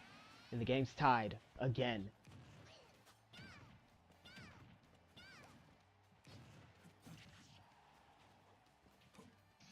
Back aerial. Into a neutral.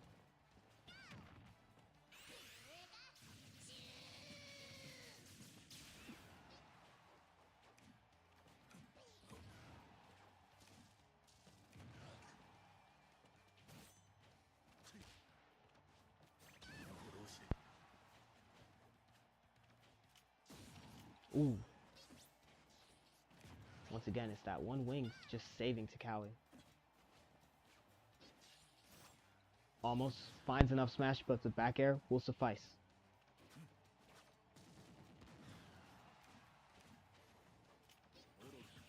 All the way from downtown is the up special. He has an ult. Is he going to use it? Forward throw. Back aerial connects into Cowie. Doesn't need the ult there. 44 seconds remain though. So again, these two fighters are certainly cutting it close.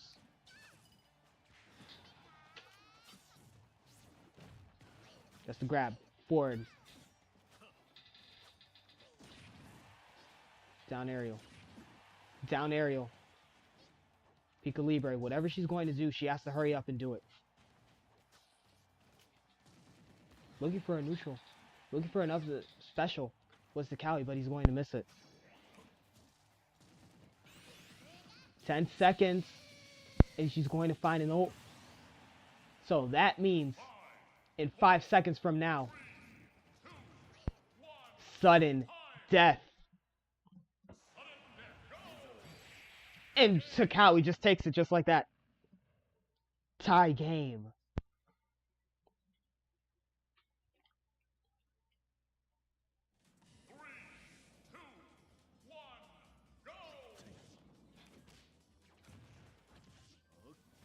Looking for a fireball. If he didn't cancel that, he might have actually got it. But the up special instead.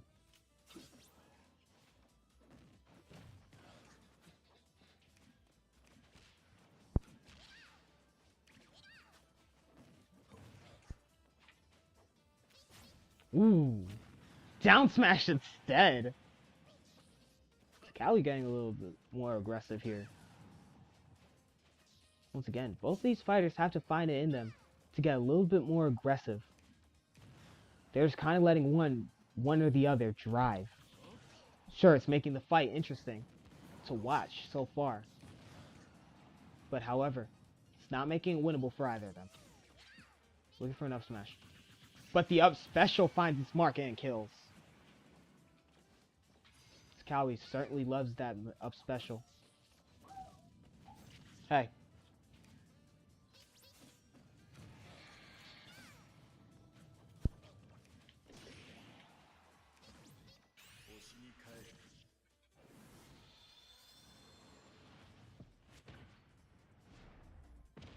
What's going to happen to Pika Libre?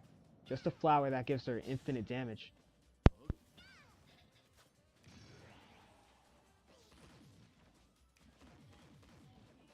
Back throw. He has the ult. No dodge.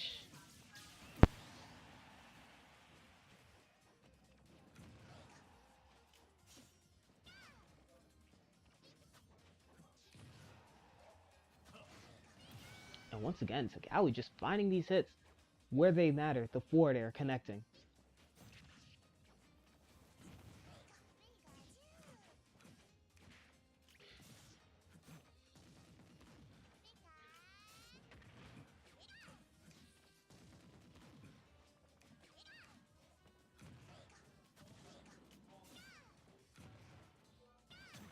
Ooh, looking for a back air. Takawi misses it.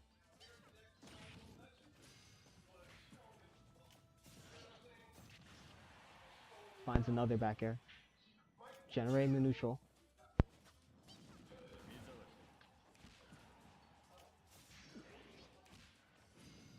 And look at these hits. It's looking like an ult incoming. But can Pika Libre dodge? No, she cannot.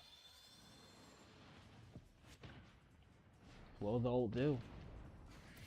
Kill. Stock control for Takawi.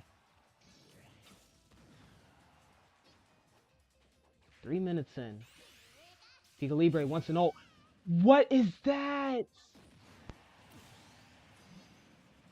And Libre self-destructs. It looks like Takawi's going to start trying to run away with this matchup. Going to start trying to run away with this third game here.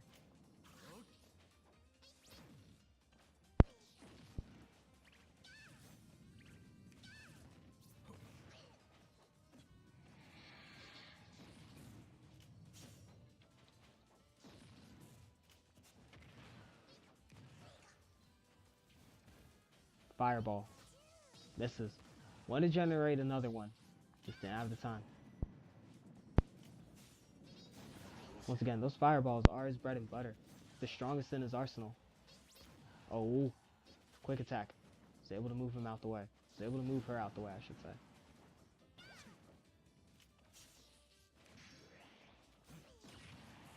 Down aerial. What a terrible whiff. As to Cowie. We'll find this game though.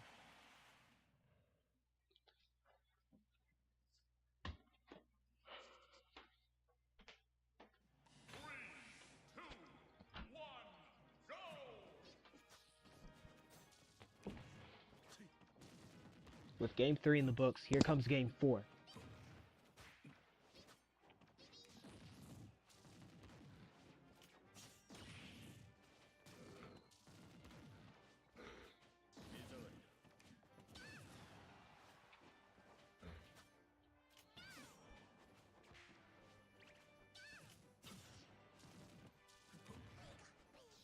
%.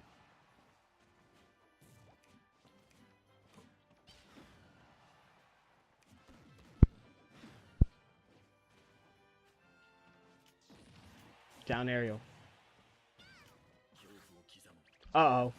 Another whiff. Pica Libre punishes it.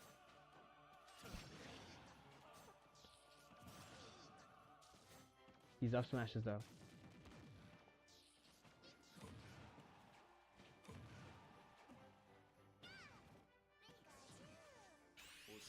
What a dodge. He finds the blade.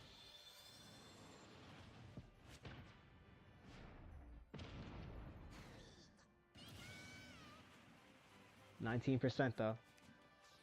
Not a bad hold for someone like Pica Libre. As you can see, the combo into an ult, but it misses.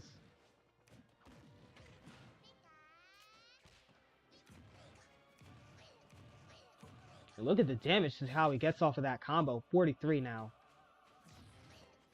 And some more. Into a grab. Gets a forward aerial. 69 to 78. 77. Back air connects.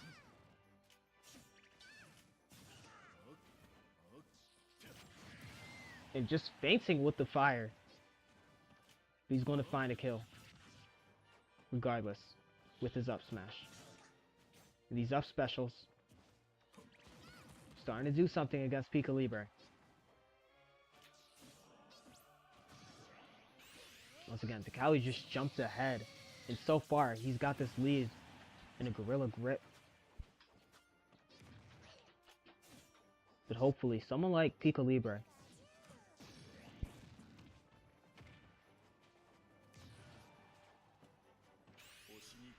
can take her lead back. But look at the sword.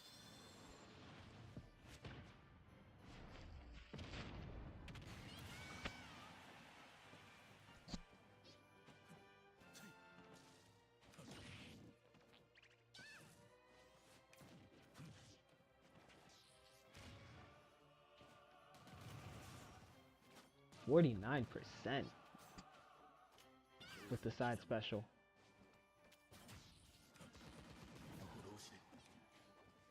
He's going to get his wing back. He's going to get his wing back, actually. Because he did have it prior in this match. And hopefully he's going to be able to do something with it. Pica Libre. Looks at the taunt.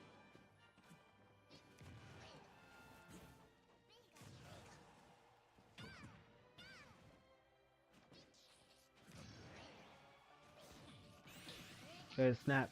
And out of that into an ult. But she's at 114. If she can take the stock here. Gets caught by an up special. Could have been worse.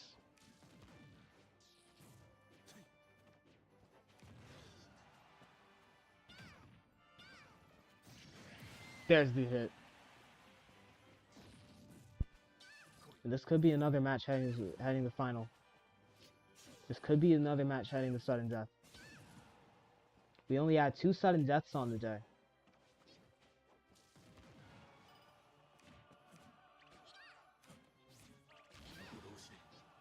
That's the Black Wing. So far, he hasn't landed a hit yet on Pico Libre. There's the hit.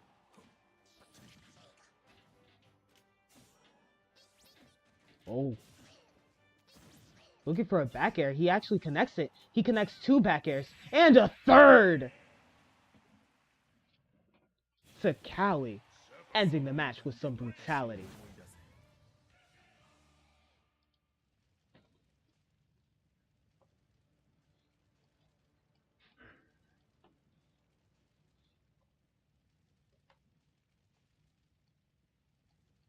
3-1 score.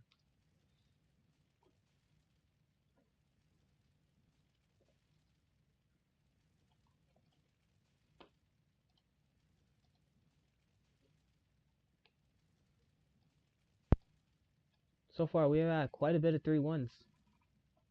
But none quite like that.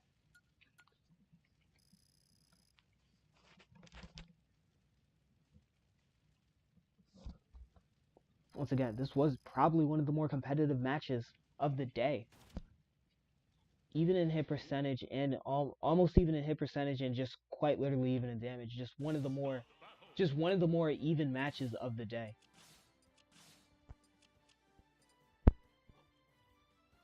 And that's certainly something I can get behind.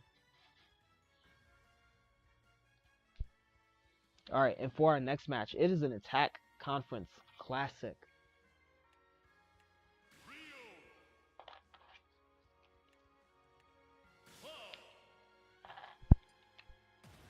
Solik, Cashapp. 3, 2, 1, go! Off they go.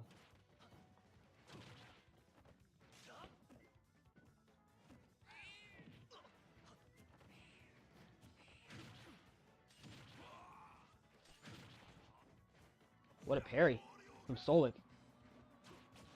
But he's not quite able to live through that first forward smash from Cashapp. Gets a neutral special. Oh wow, Cashapp was looking at him.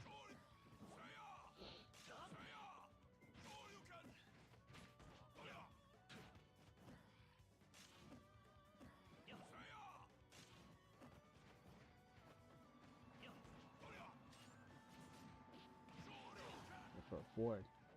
But the up tilt into the up special from Solik.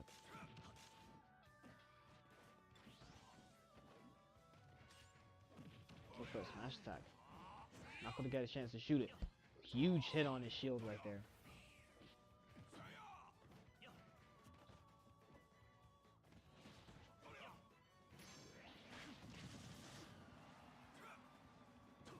Ooh.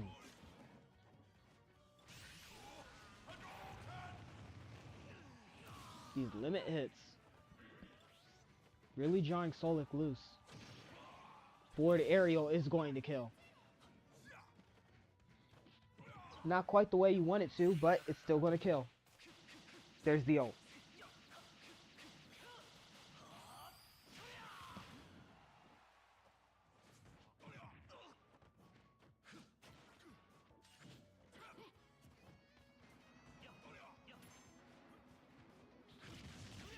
Ooh, finding a side special there.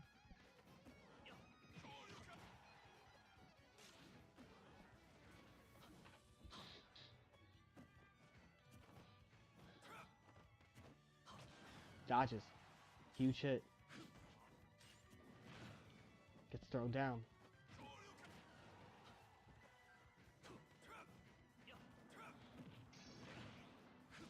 Cashapp gets hit into it back though. There's another uppercut.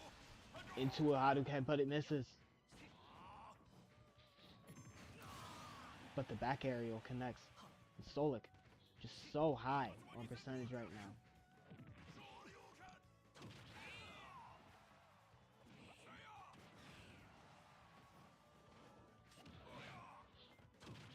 Down aerial connects.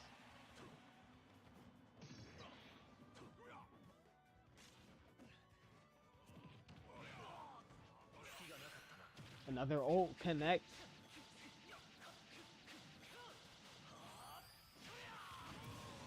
Huge.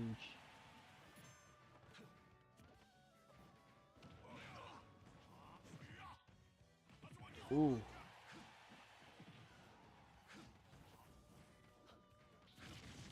Finds his huge side special into a neutral, but it misses. Could have killed him, actually.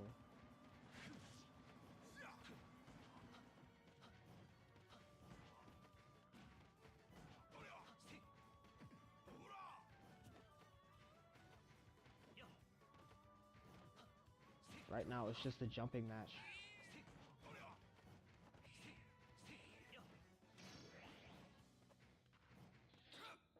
Sidestep into a nice little combo from Solik.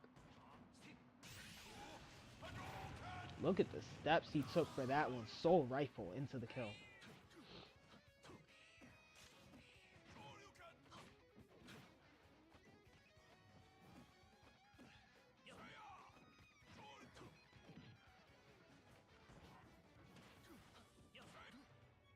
These neutral airs. Oh god, Castel can't recover. That is huge for Solik. A minute 40 to go.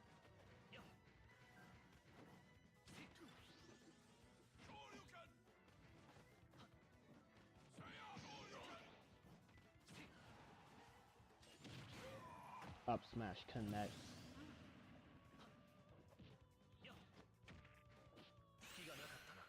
Ooh, jumps into the ult Castel.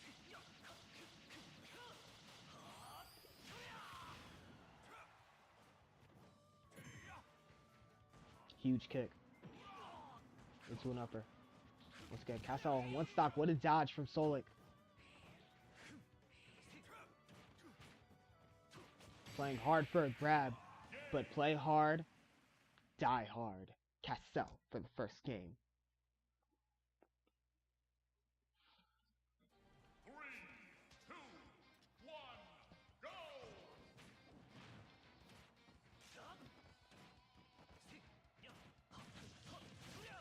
Neutral air into the forward. Into another forward, but no, he meets foot. Castel's face will meet foot. Some of you unironically like that. When face meets foot. Up throw. Taunt for some reason. This tournament has some of these guys acting brand new. Never seen Solik taunt in Never seen Solik taunt in the regular season up until now. Never seen Solik taunt at all. But he gets a huge upper. Down aerial.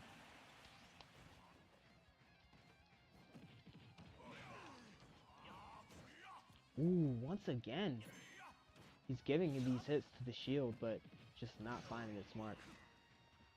Another taunt from Solik. He has Soul Rifle ready.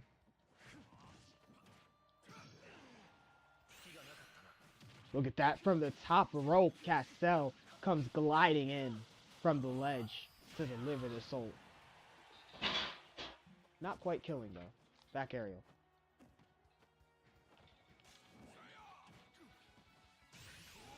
Soul Rifle out of nowhere.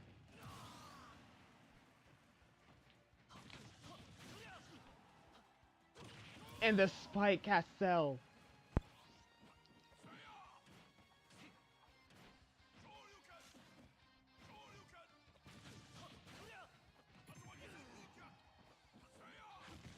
Forward special for forward special. Castel, toadstool. He's done. Stock control for Castel.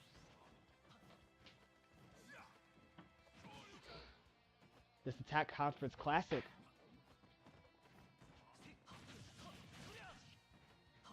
This attack conference classic is looking like a slaughter. There's a reason Castel has consistently been ranked among the best in his neutral conference, in his attack conference.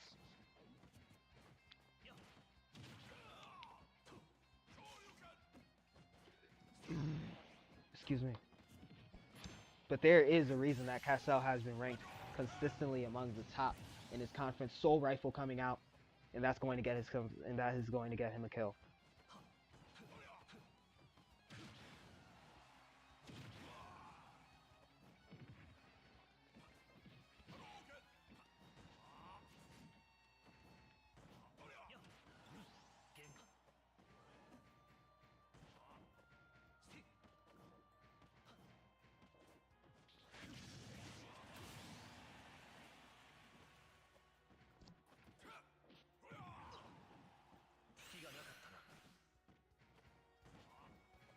once again. This stock control. Just hard for Solik to break. Neutral air into a forward special. Into an uppercut. Beautiful from Solik. Can he catch him again?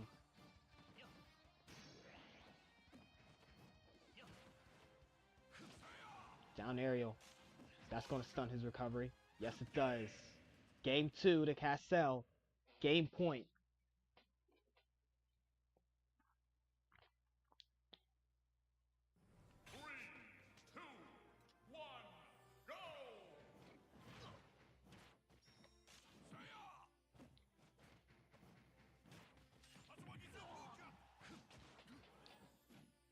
Looking for a back air.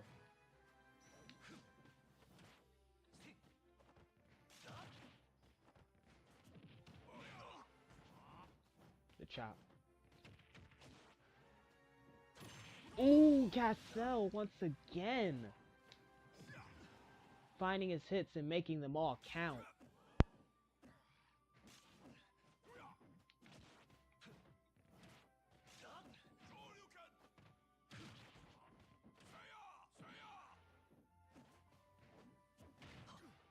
Forward throw. Looking for another one.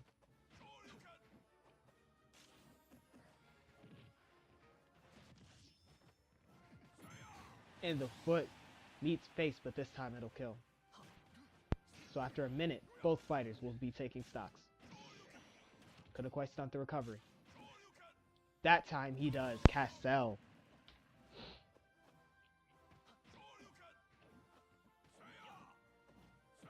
And he's sitting on ult here. Down aerial.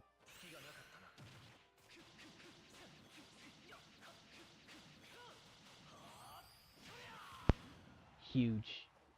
Once again, these ults. Just taking chunks out of Solik's life. While also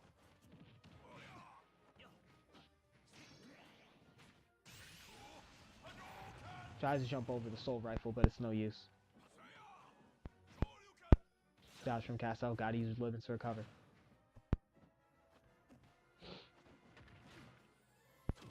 Gets a forward aerial. That's going to stun his recovery and give him stock control.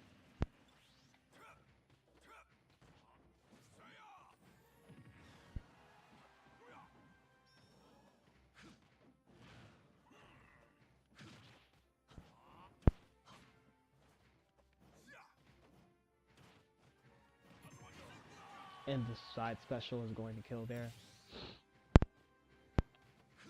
But Cashapp, once again, there's a reason why he was able to compete among the greats like Cashapp, like like DeMarcus, Mira, Set, all the champions, and even the Final Four, even one of the greatest Final Four fighters of all time, that being Garuko, because mind you, he came all the way there from the 31. There's the ult and more stock control on the way.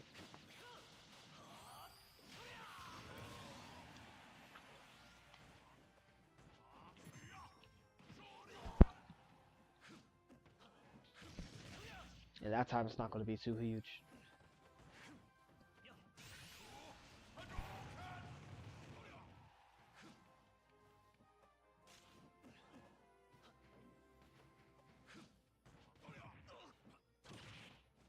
Forward aerial. It's huge damage. The Solik wanted to feed him an uppercut.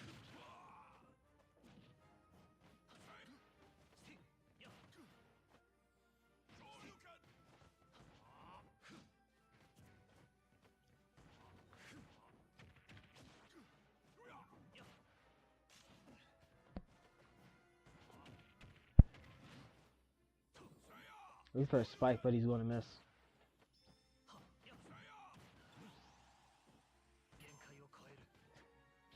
He has an ult. Oh my gosh, Cashapp ending it with swag.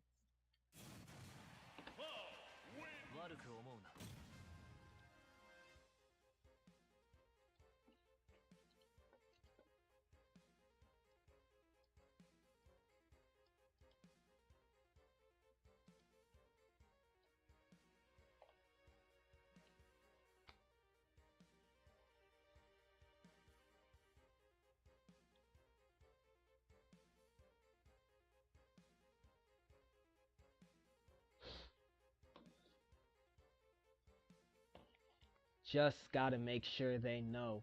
Cashapp ending the tournament, ending his fight against Solik with the maximum possible amount of swag you could reach.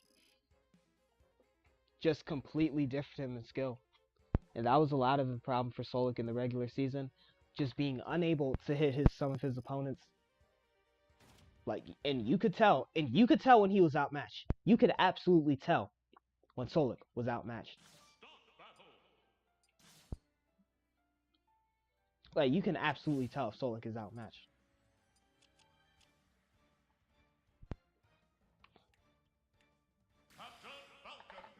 But for now, our fighter shall make way for the king, Malith, as he takes on the Chiseled Adonis. No, I'm not saying all of that. 3, 2, 1, go!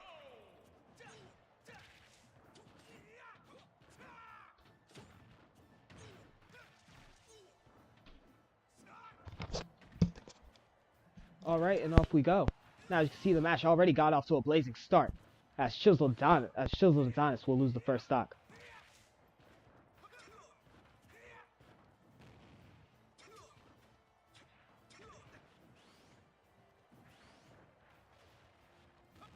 Now King Malith is not to be underestimated. Back air connects. Once again, fighter the new blood, up throw connects. And he's also another villain within the Amiibo League. Forward smash.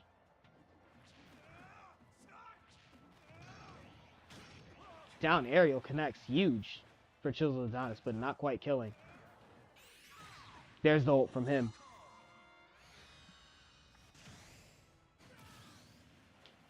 Four to 4, 85%. Forward smash connects. Ill.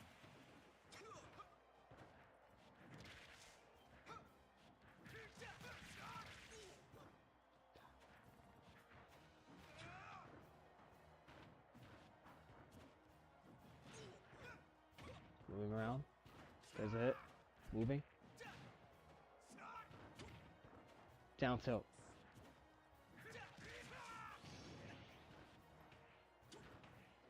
Just punched with an overhead though. Once again, Malith has another chance to ult. 2 forward dash attacks here.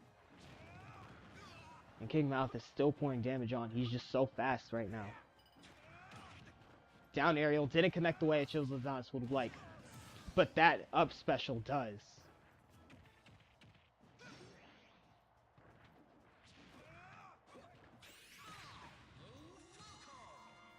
Malith. Now we should approach the rest of this match with caution here. Because Chiseled Adonis is no longer here to play. 68%. Down aerial misses. Gets the grab, forward throw. Interested to see what he was going to follow with there. Forward smash though. Connects.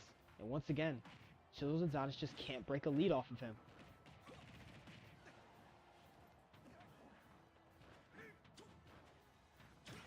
Down aerial.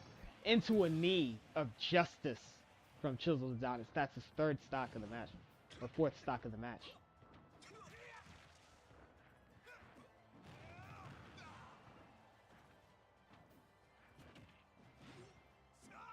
Ooh.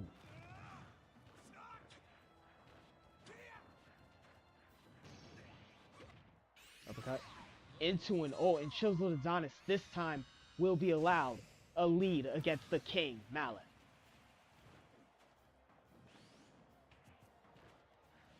Now, can he sustain that and get a knockout here? Or in other words, the win.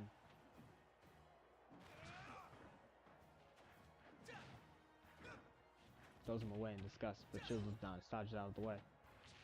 And Malith gets toadstooled, he cannot recover, and the Chiseled Adonis takes the first round over King Malith. Takes the first game over King Malith, I should say. 3, 2, 1, go!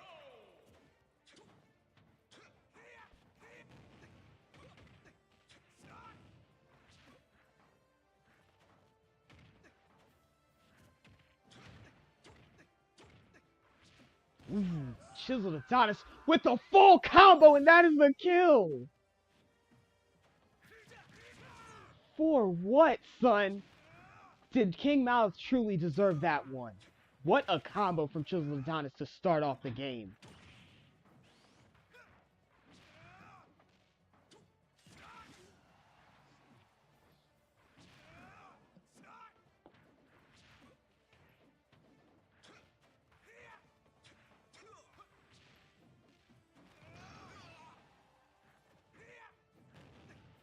Uppercut, back aerial.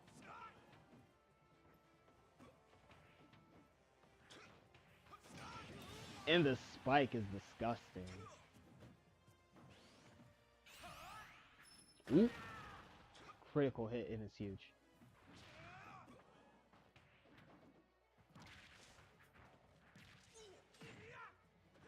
Huge combos from Malith. And he's still going. Forward grab. Just barely. Neutral air. Connects huge. Tries it. Misses it. But does not miss the spike. Chiseled Adonis could never miss his opportunity to spike his opponent. Back aerial. Into a nice fire. Into a nice up special. Down tilt. Malice still able to recover though. Chiseled looking for the grab twice there. Misses both. What a dodge. Neutral air sends him away.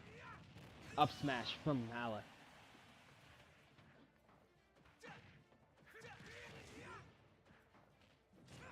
Upper. Into the knee of Justice.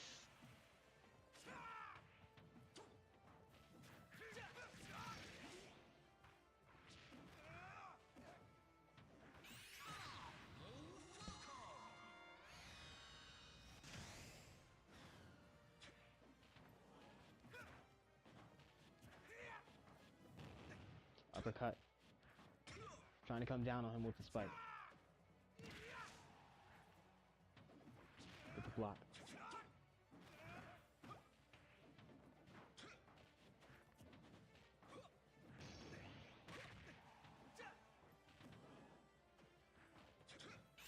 Back aerial. Critical hit. Making its mark. X's always mark this spot.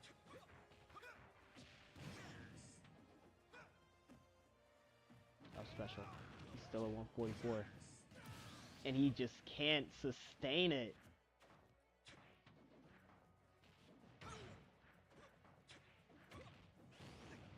Neutral air cancel. Malith with a combo to stop his combo.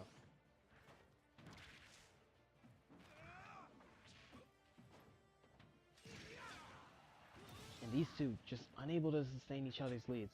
A hold for Adonis at 43%, and we're moving to final stock here. Down aerial, finds a grab. Malice still alive, can recover, yes he can. 96-25. So is Adonis, not going to test the gangster that old just yet. There's the uppercut. The knee of Justice finds its mark as Chiseled Adonis is reigning over this one. We're looking at the end of Game 3. Malith, looking at his wallet, looking at his Metro card. Is it possible that he'll have to take a ride down the L train? Uppercut.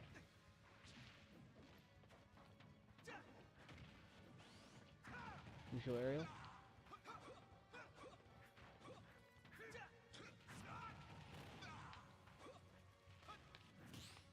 Ooh, what a shield! The Falcon kick out of nowhere!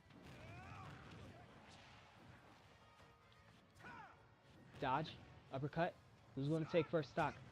At this point, this is what matters most in the match. Malith is able to recover. Toss him away, forward smash, and King Malith is going to take the first stock.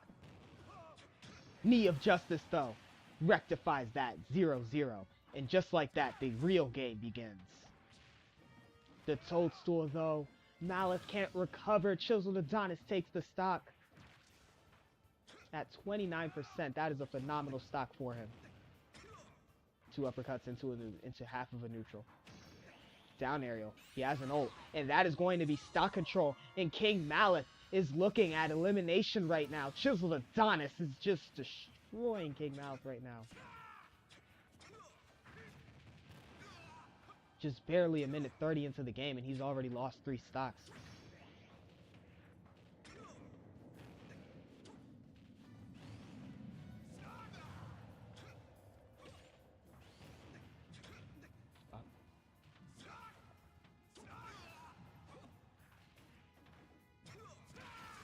Forward smash connects.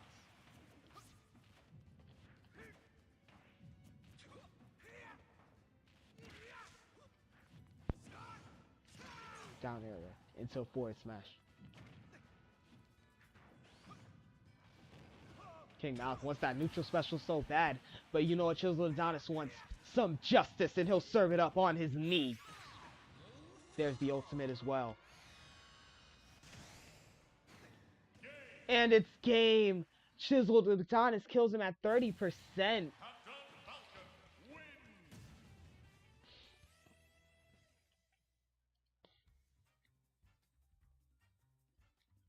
Chiseled Adonis advances 3-0ing King Malith.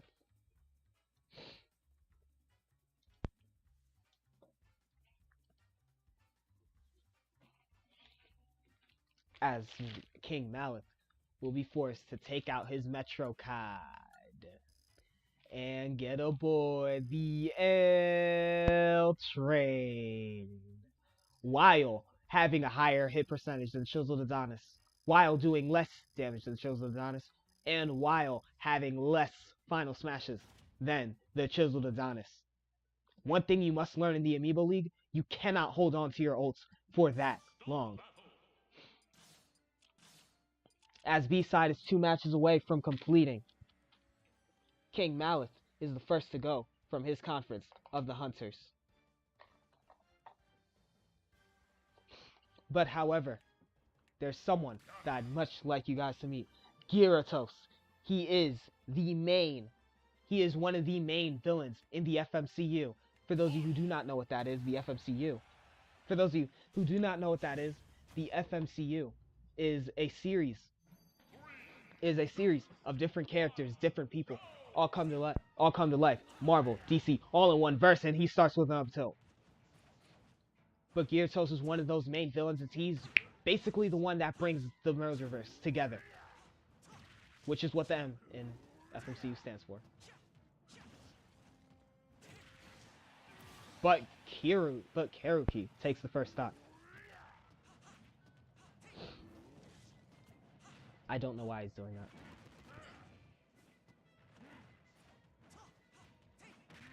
Back aerial connects. It's time for Gyarados to lock in, it seems. As soon as he gets his troll up tilts in, he's ready to fight. And there's a forward air, crushing his skull.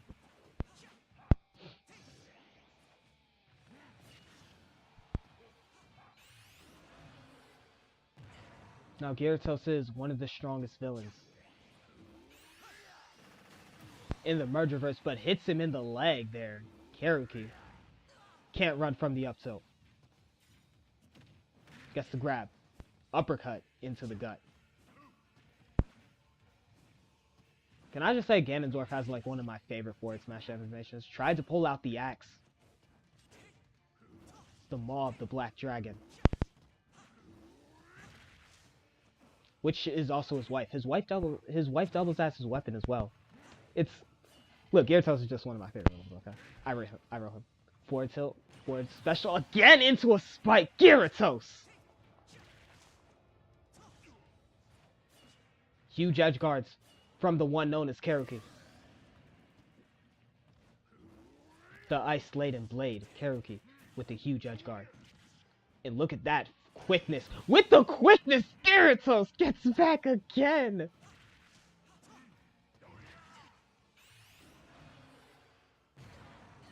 And he calls out his dragon wife, and she will take care of business. Gyarados with the wizard foot this time.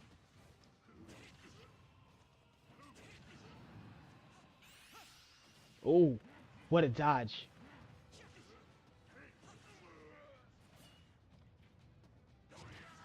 And another hit with the Maw of the Black Dragon. One of the strongest weapons in the FMCU.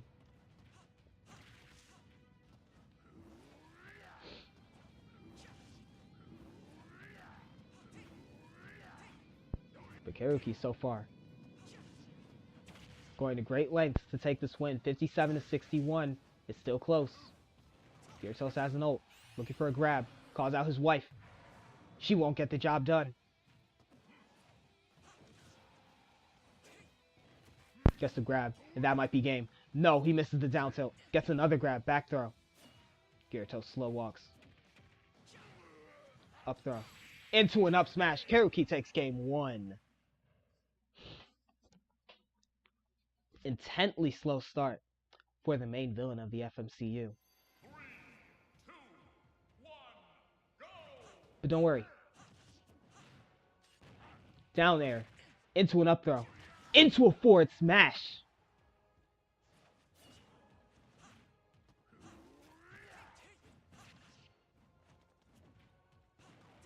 Looking for a forward.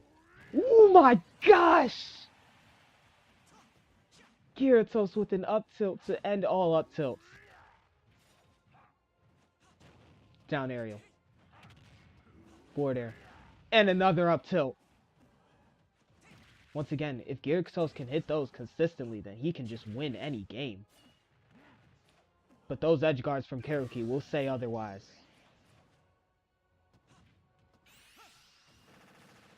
%38.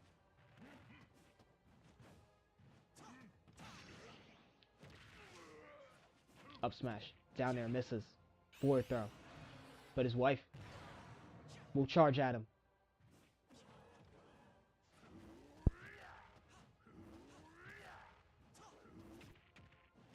Someone had to stop him. And the parry, just very late on frames. The up tilts are finding their marks. And it's dangerous territory for Karuki to be in right now. Once again, I'd like it to be known that in like his third appearance, Gyarados was able to destroy Darkseid himself. And he turned him into a chair. Gyarados is just like that. But anyways, as this match continues,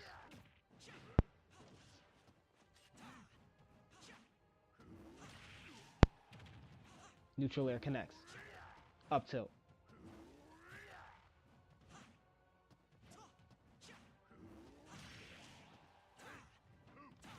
Missing everything is Gyarados.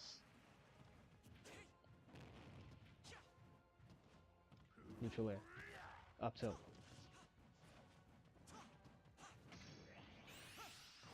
Ooh. 2 swift dodges.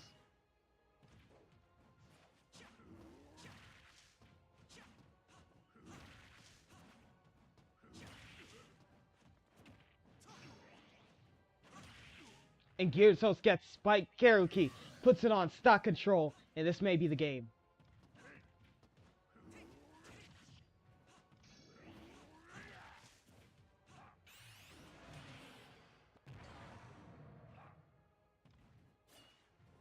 Can't recover his Karuki, and he's going to die.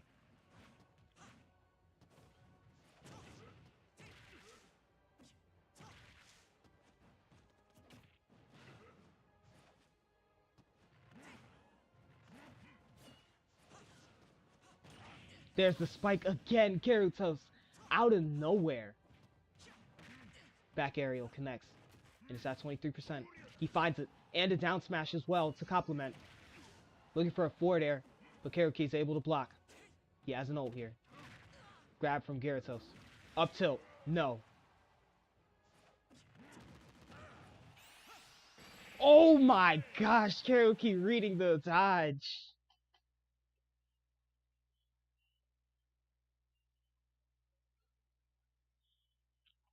Just crazy movement from Karuki.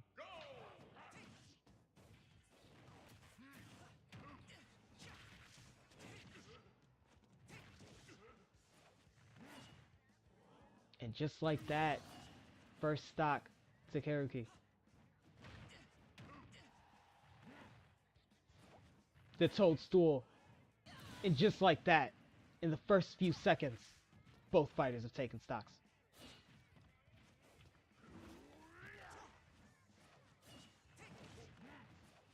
Stage spike, very interesting.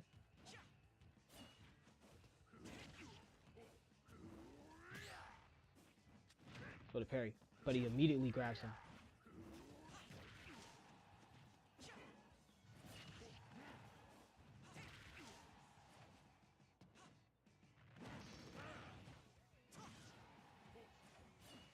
Once again, this match is going by very slowly. Forward special into an ult. Gyarados finds stock lead. Once again, once he stops trolling with these up tilts, Gyarados becomes a different animal. And the same beast, but Karaoke will not let that be with the spike.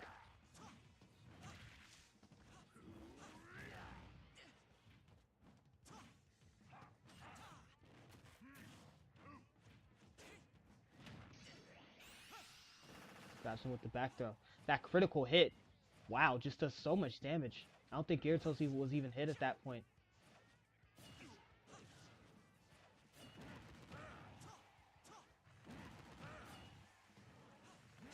Gyarados just did so much damage off that edge.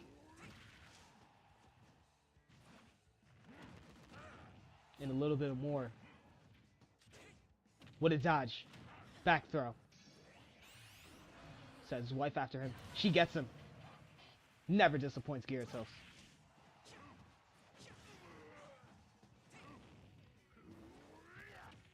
Ooh.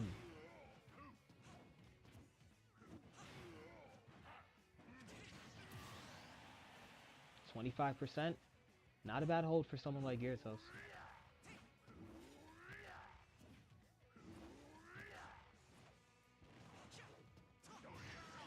Forward smash connects. It's the maw of the Black Dragon. Down aerial. Into an up tilt. Out of nowhere. Another up tilt. Just hits a little bit harder than necessary. Gyarados has an ult now. I'd be careful.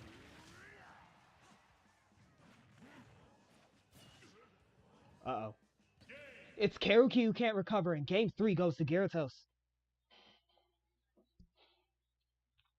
Gyarados being able to take a breather here. 2, 1, go!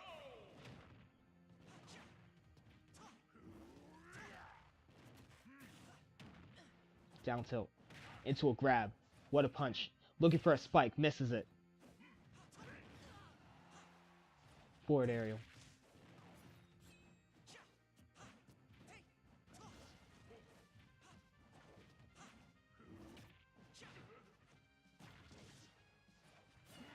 He can't recover.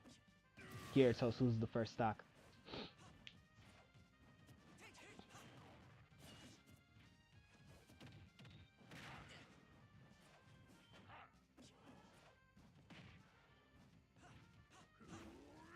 And another up tilt, finding its mark.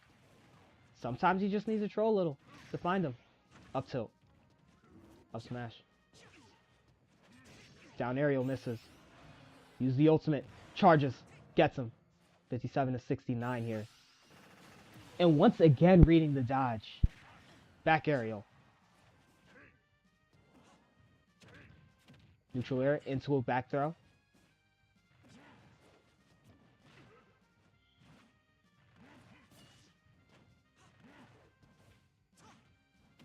Gets a grab. Back throw.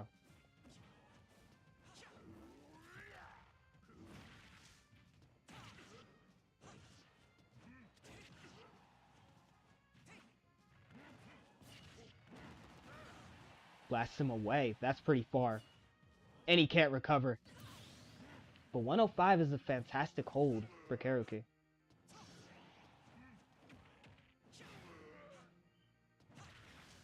Forward air misses. He's charging it. Gotta be careful. Once again, he is. 165 on Gyarados. Gyarados walking the Razor's Edge here. because he can be eliminated here.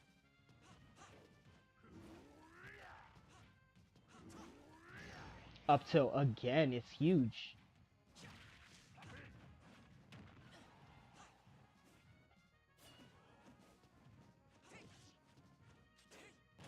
Down air. And the old Karuki just finding his marks every time. Forward throw. He can recover here. Forward smash. Out of nowhere. Uppercut. And the forward smash again. Gyarados on 70% here. No, Gyarados puts him on 70%. Up tilt. Just misses.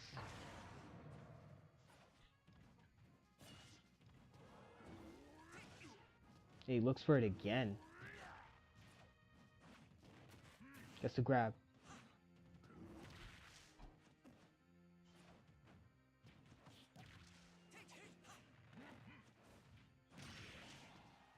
Down air. And Karuki can look for the end here with an... Oh, and he does from the top rope. Karuki eliminates Gyarados.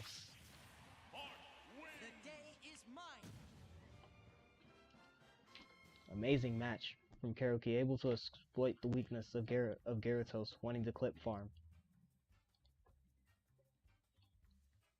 Which I understand. He was getting good as clips.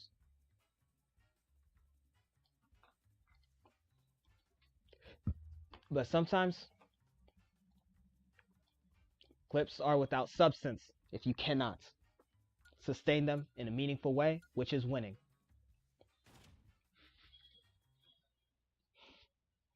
But now we are heading to the final match of B-side and therefore the final match of the first round.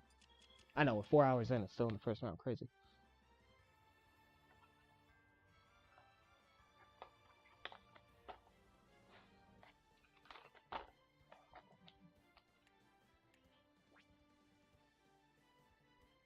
Oh. That's weird.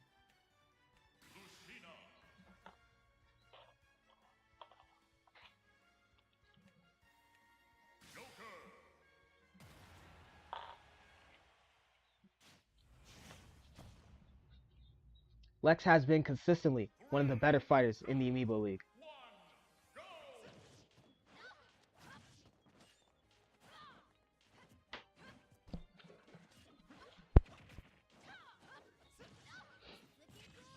And Lex immediately taunts. Once again, these playoffs have people acting brand new. Because Lex does not taunt as much as this. As much as the start of the game. So blocks, throws away.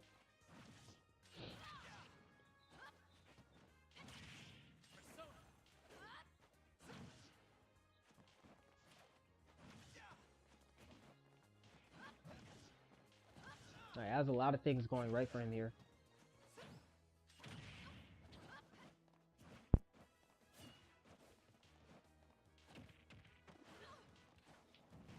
Throws him back into an ult.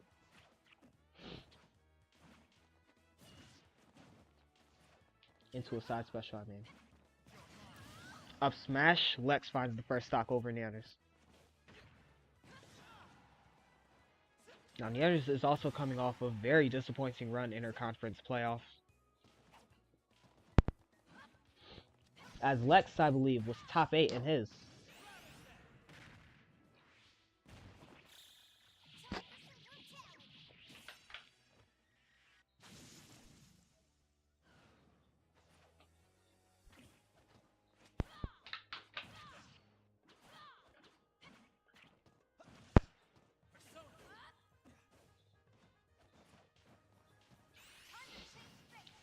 Whoa! Lex down tilting under the ult. That was crazy to watch.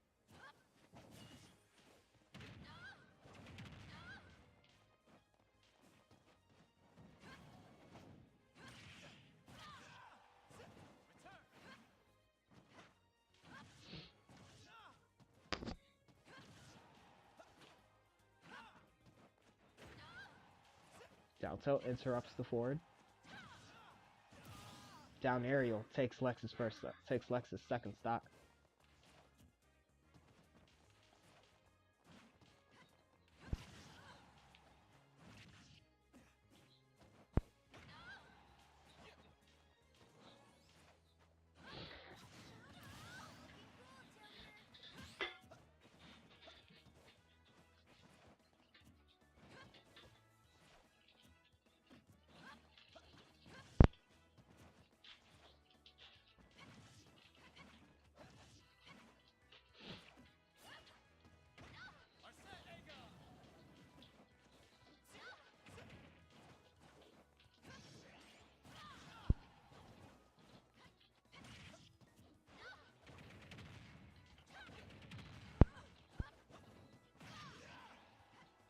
These up arrows are hitting quite hard.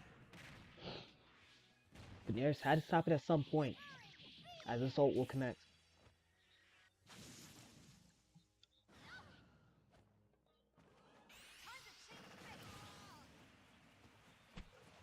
Trying to send her away, but once again, he kind of flipped into that ult.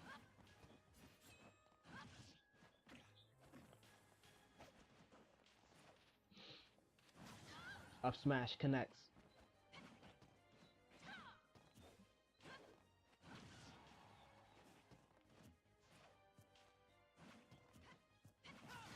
Up smash connects again.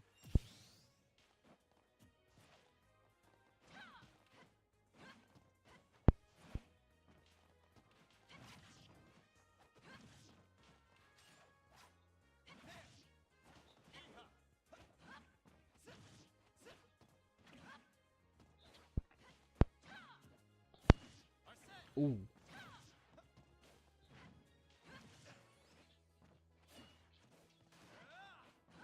Maybe for a neutral.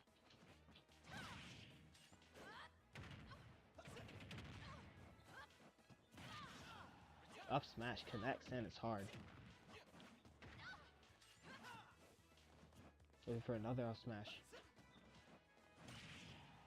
Down aerial.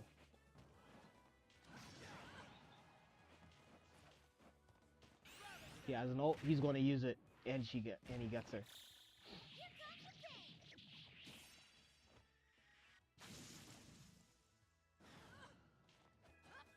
We are 1 minute into this match. 1 minute remaining into this match so far. And it is tied. Will that change in a minute? Lex waiting, seeing. Dodge, and gets a down air. Down smash, I mean.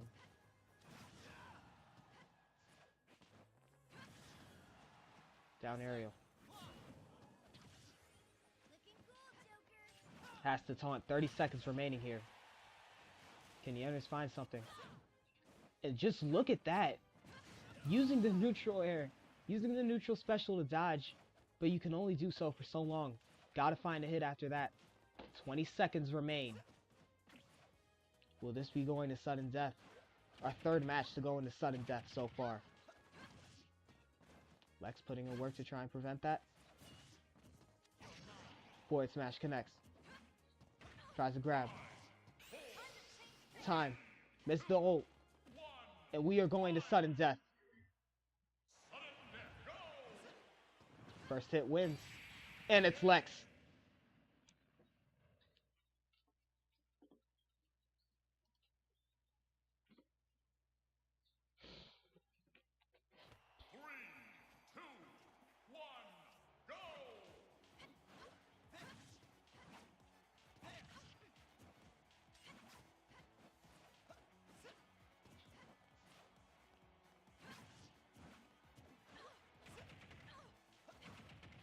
Up throw's doing so well.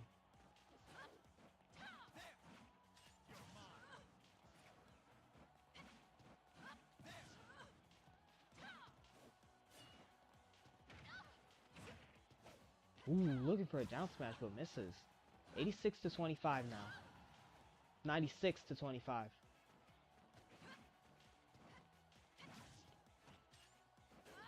What a dodge from Lex. He wanted to parry it, but just held it way too long, Yanners. Yeah, he's not able to find anything out of that. Gets up smashed and dies.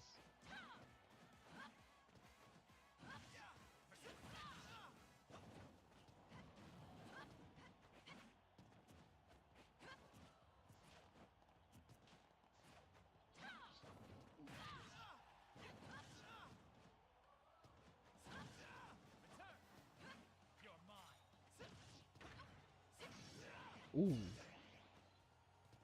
Looking to juggle a little, Lex, but he was blocked.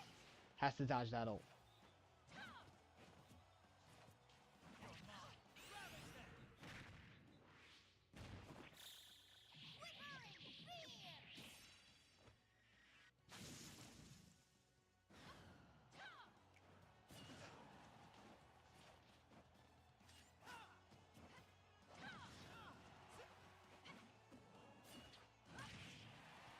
Down there.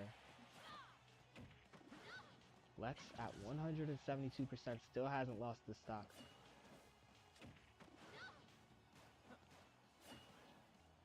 The longer he has it, the better for him. Once again, he's able to stall out with his hits, with these hits here. Holding up smash, not going to do a thing. Down air. Does she have a jump? Yes, she does. But Lex has a persona. What's he looking for? An up smash, and that is stock control. Still on 5 stocks is Lex.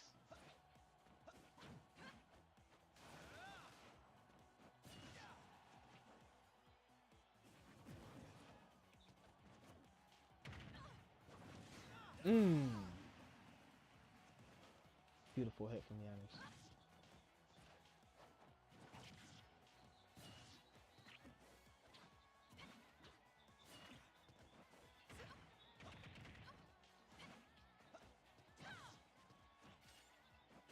Oh, what a dodge.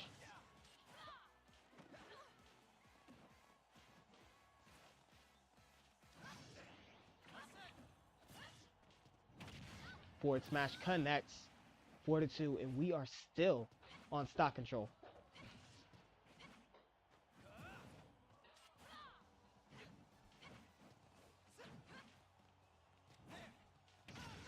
So far, Lex just kind of taking the game slow here.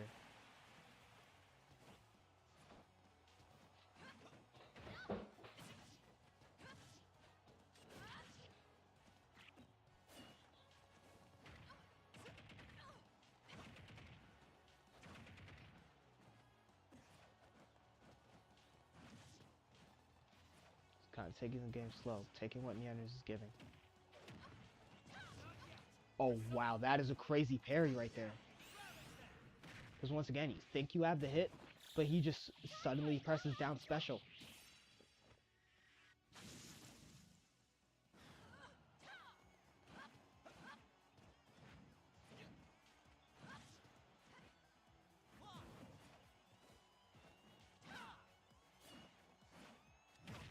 Up smash connects, and we are on stock control.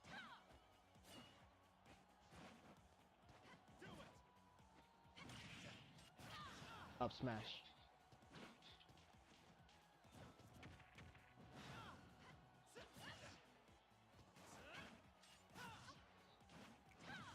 Looking for a side special, point blank, but misses. Down tilt.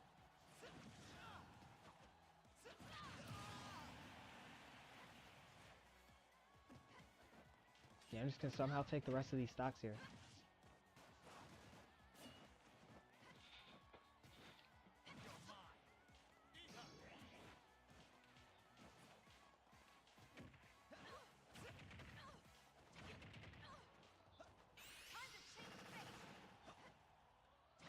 Good ult from Hijinx.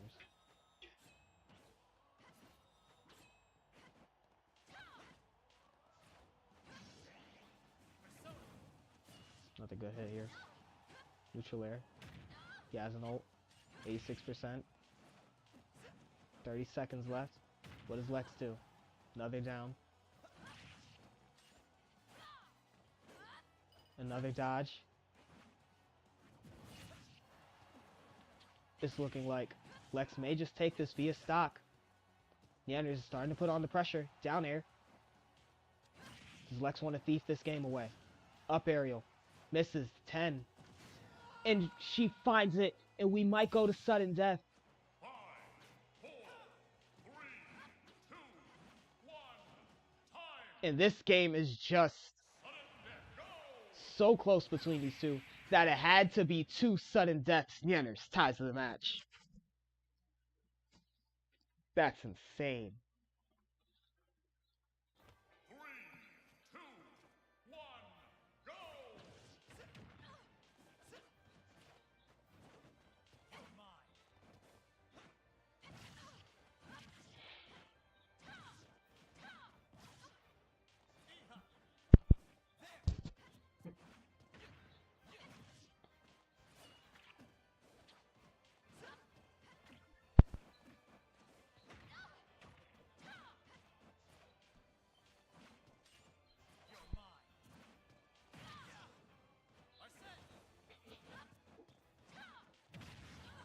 Up smash. And the taunt. Another up smash.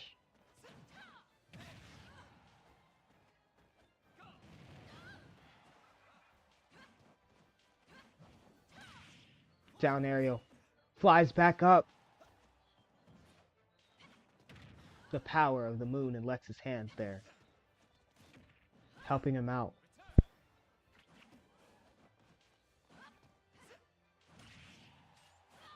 Looking for an up smash, but she slides just too far out.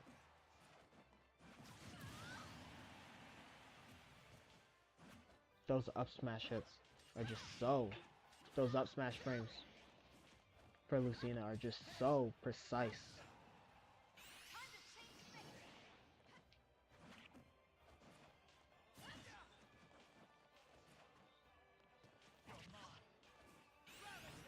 Oh.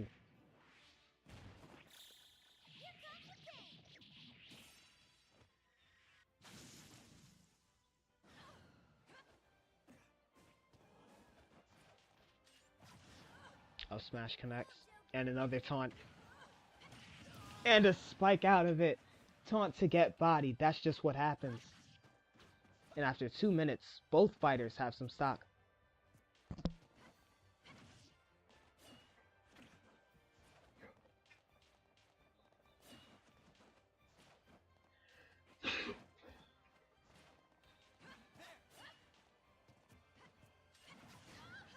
And an up smash connects.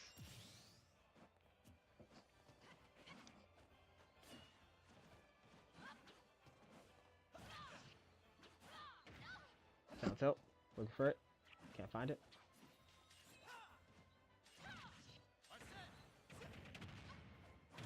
Oh god, what a combo. But everyone recovers from spiking each other. So effectively nothing happened from that combo. Uppercut.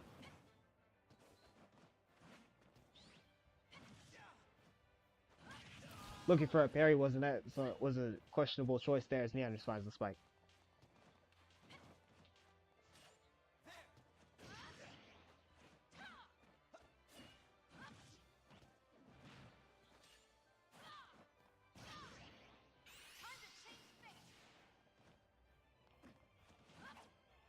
He has ult here. He's going to use it.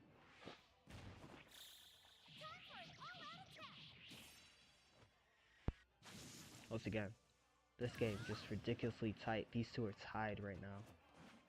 After 2 sudden deaths.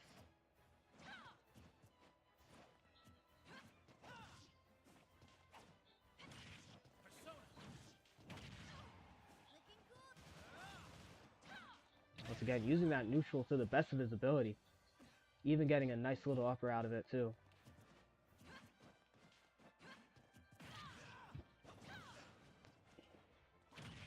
Down aerial. Into a back air.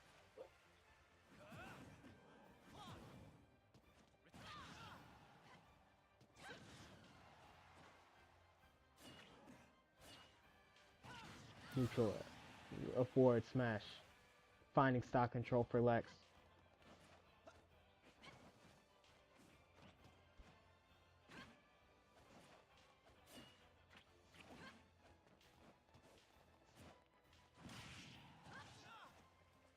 Up smash from Lex. Once again, he's already been here before, and the results were a final sudden death. That's how tight this match has been. Down aerial. Much like everything else, Lux wasn't able to just steal away the game. And he was able, and Yanners was just able to recover it.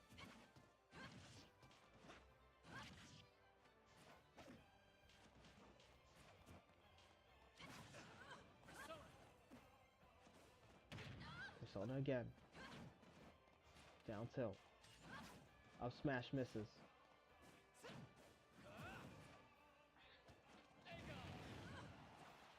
Side special. Down tilt misses again. He has an ult. 30 seconds. Doesn't need it. Gets the down smash. And that is 2 games to 1. Lex looking at freedom from this game. As we all are. 3, 2, 1, go!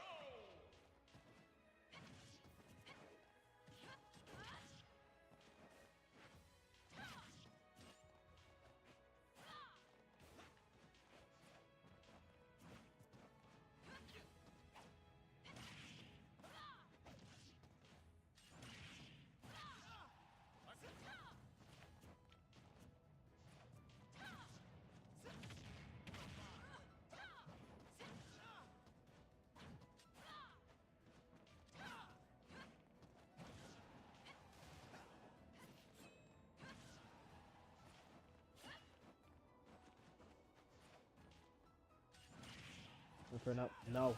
And there is the up. First stock. Bananas.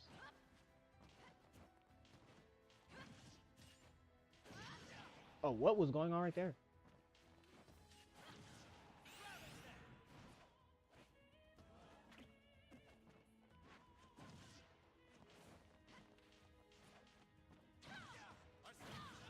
Ooh.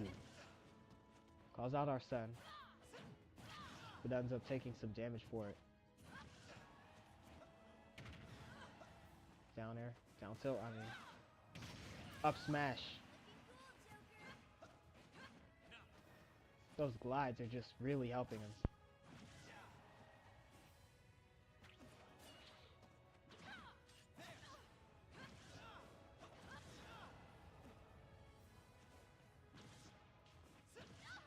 Oh wow. Oh wow.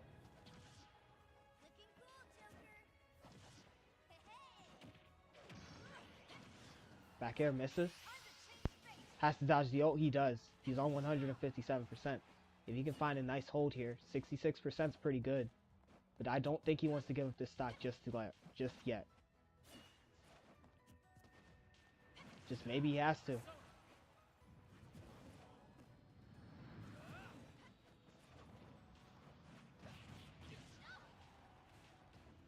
But just maybe he has to. Down air finding its mark.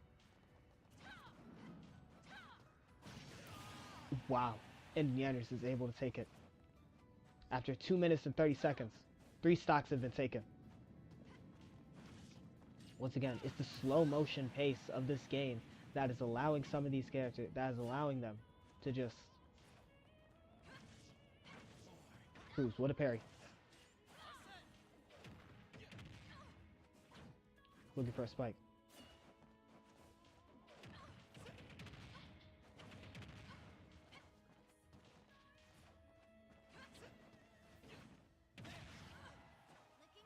Up smash and the taunt. He has another ult here. Finds a down aerial into the ult, and I believe this one's going to kill.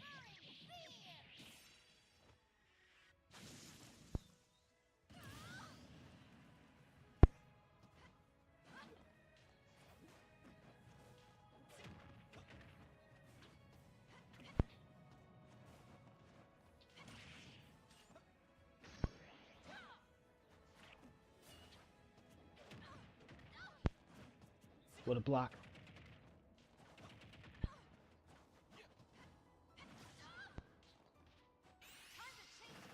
Gets caught on the sidestep, and that'll be the ult for Yanners, finding the 4th stock again. Nobody's able to just break out here. Even when you think they break, even when you think Lex breaks out, Neanders just drags him back.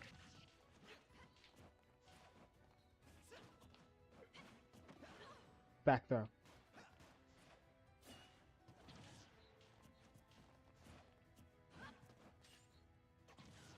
Dodges, waits, forward tilt, side special, nothing else.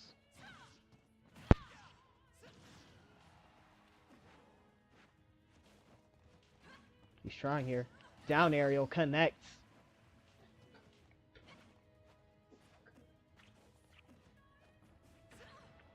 Down tilt.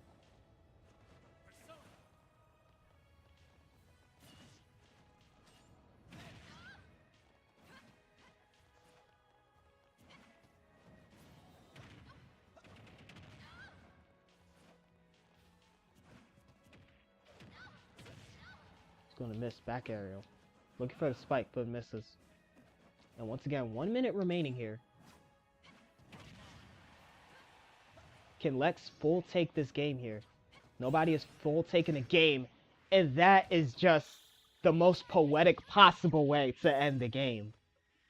3-1. Lex finishing it off with the ult.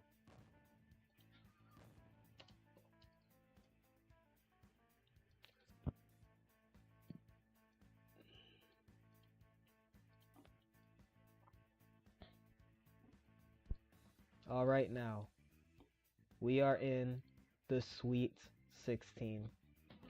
And we're literally just getting here. That's the crazy fact. That's the crazy thing. I've been on here for like 5 hours. We literally just got here.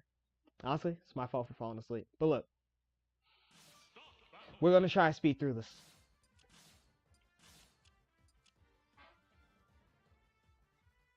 Not by cutting corners or changing rule sets, but by sitting down and looking. As Senator Armstrong takes on Ozzy. 3, 2, 1, go! Off we go.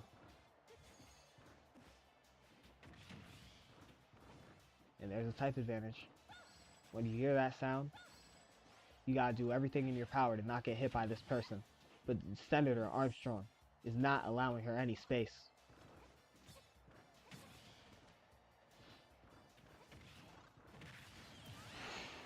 Dang. Ozzy just gets put down with the forward smash. And Armstrong, much like a certain politician I know, just strong-arming her and making sure this woman is very uncomfortable. But thus far, the first stock, nano machines activate. Not much you can do against those nano machines,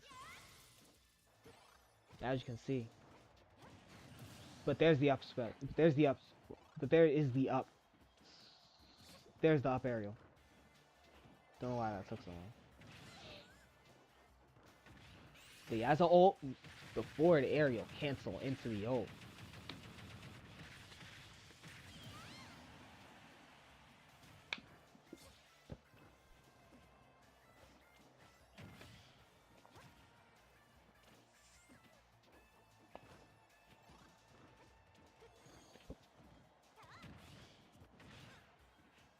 Back throw.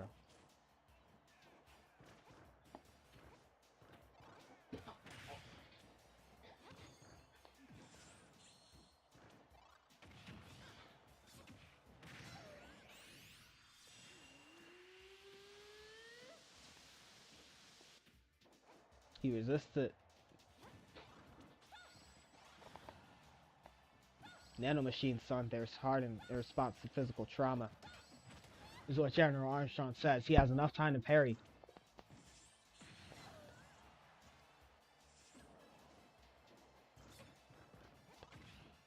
Armstrong with the forward air, but he gets hit with the back. And he responds with his own back air.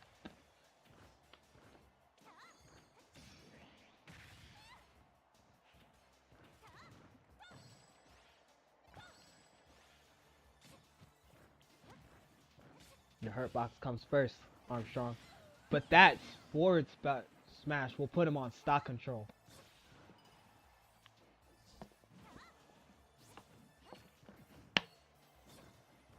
And so far, it's just looking like nobody can stop the Senator.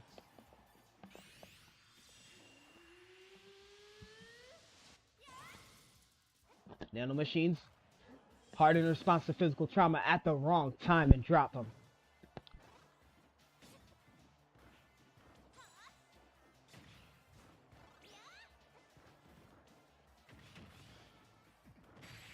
Ooh.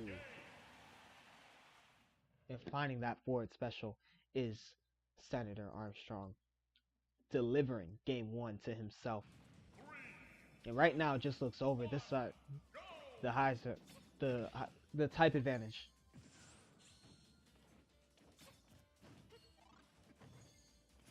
Just making sure Ozzy cannot get comfy in this match at all. The parry comes through, the back air comes through, and the back throw, and another back air.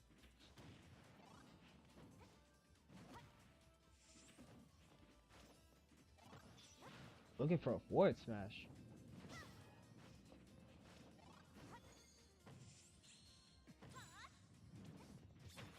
Back aerial.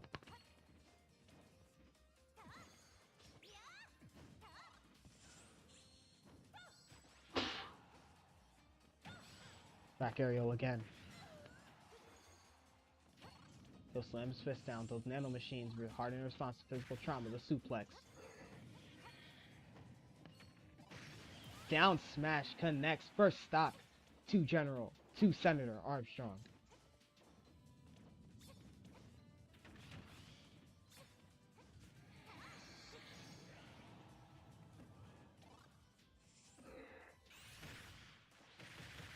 There's an ultimate.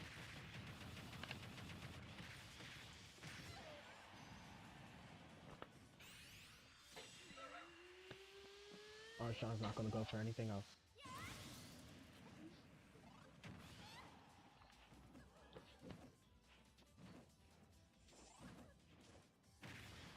Down smash connects. Again, these down smashes are so powerful. Hey, the general back air breaks it up. Forward throw. Down aerial doesn't quite hit the way he wanted it to. That forward throw is perfect though.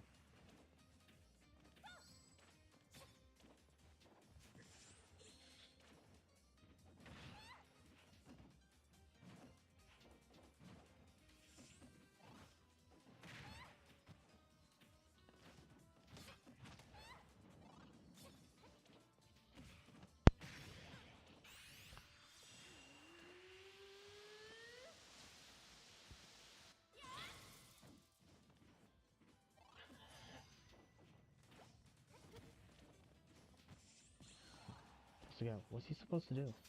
Go under the stage? Maybe not one of the things he should. But General Armstrong just can't quite close the game out. If you know what I'm saying. Sure, he has type advantage here, but just can't use it in a meaningful way. Down smash connects. Just can't use it in a way that will allow for Ozzy. That will allow Ozzy less opportunities. That will allow Ozzy less opportunities to come back in this game. But at least he's doing better at that than some certain politicians I know, allowing women chances in life to come back from terrible things and grow and be, their own person. But this ult will put him on stock control.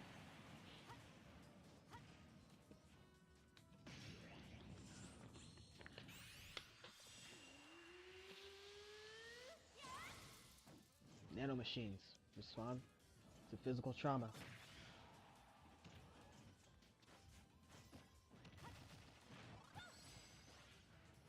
Once again, he's just not moving at all. Those nano machines. Or not.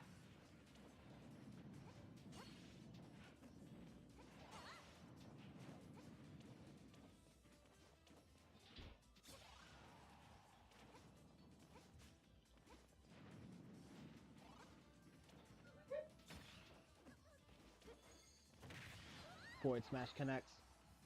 Ozzy's still there.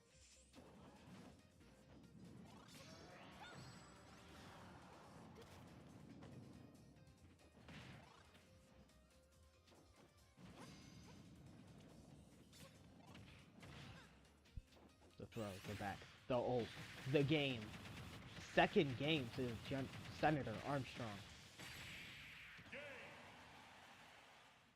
This type advantage just makes her feel so unlucky right now.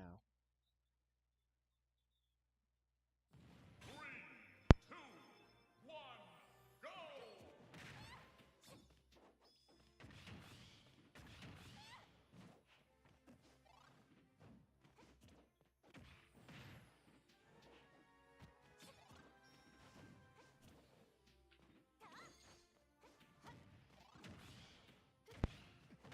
Ooh.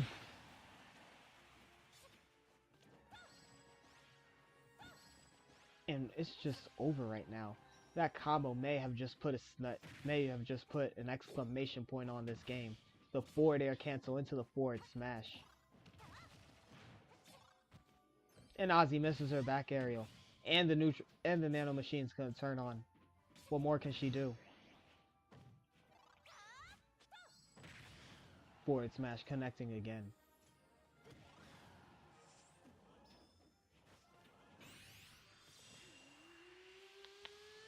Gets vacuumed in.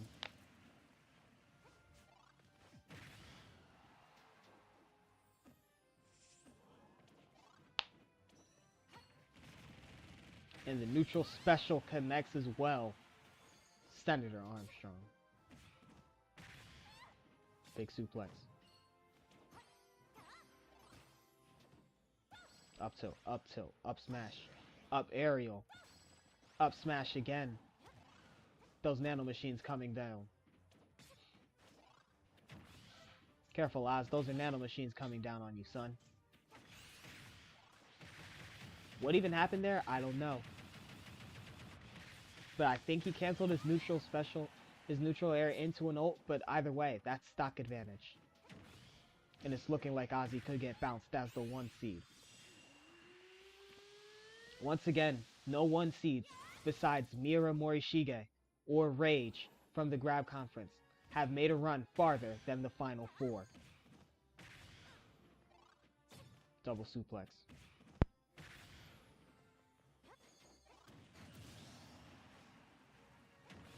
Back aerial connects. Can Ozzy break the stock control? That is being had.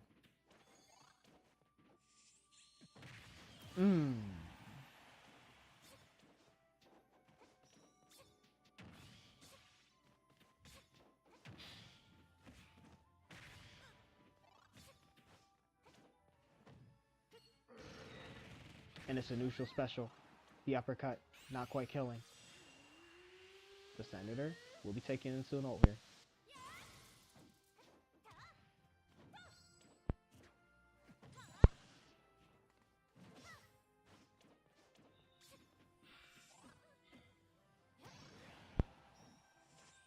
Oh god, those nano machines just dragged him to hell. Yo. That was kind of funny, actually.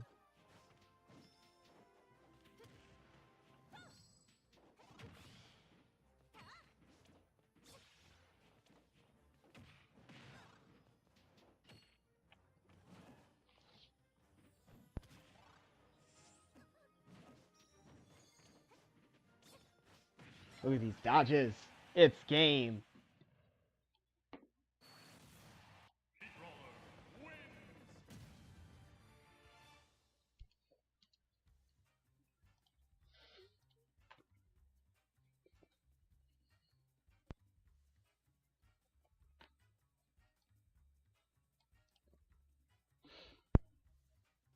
Senator Armstrong just put her in the Taj right there. Just nothing Ozzy could do.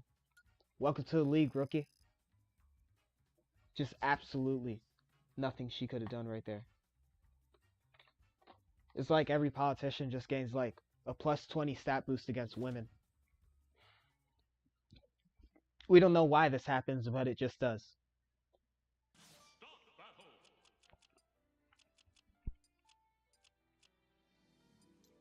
But our next match, the final representative of the guard conference, low tier God,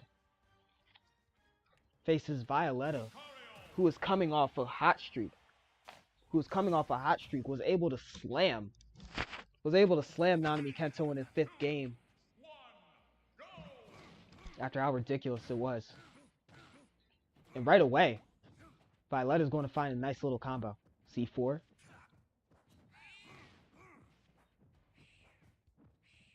Probably looking for a back air here. Nope, just a simple little horse here. Down smash connects. Stood right over top of the C4, and LTG did not pull the trigger.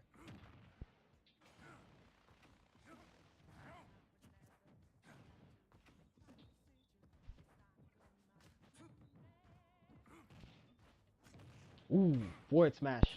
Nowhere to be found but that back air though. Finds its mark. And LTG is starting to pour on some hits. Now comes the hard part, killing Violetta after you dump all these hits on. Big aura sphere. Well, not too big. She's dodging. Up smash. Not finding its mark. Toadstool, back air. 123% to 78. Ooh, neutral air. He's going to be able to recover. Back air misses. Twice. Aura sphere. Aura sphere. LTG will block both. Gets another grab.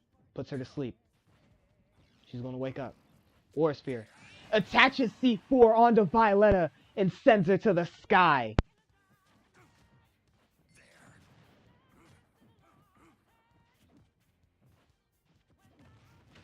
And low tier God able to vie for 1:30 on that first stock. And the mods will most likely help him with banning Violetta. Most likely they don't have a choice. Stock control to low tier God.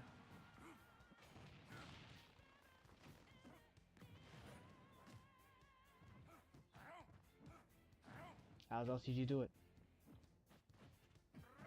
Down there. Down smash. Has to transform.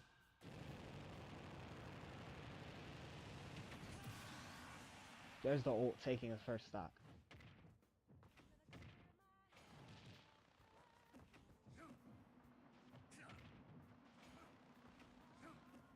Where's Violetta going? Once again, you can see how high her aura is. She's just at 51%, but however, that missing stock, those missing 2 stocks, doing something to her. Get C forward.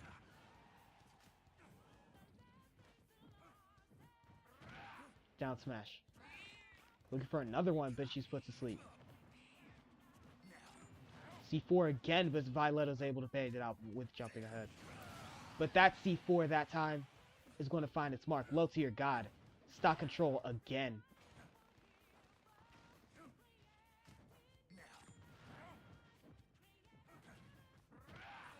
Down air connect. Down smash connects, I mean. Down aerial. In mods, you're going to have to ban Violetta. Violetta disrupting chat. She will get that ass banned to the high 7s. Unlike Dale's credit score. Alright, I'm sorry. Okay. As we continue this match, LTG throws out a side special. Still placing out these C4s.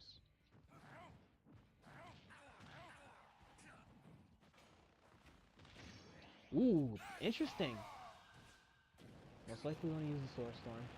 Try and break the C4, but it does not work. I didn't know that ults can't break the ult.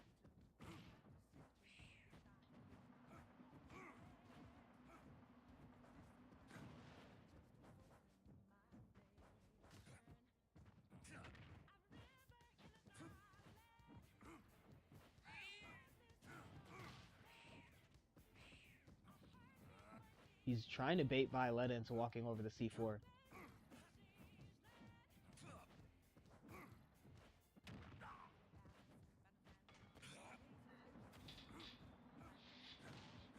Huge bomb. Neutral air.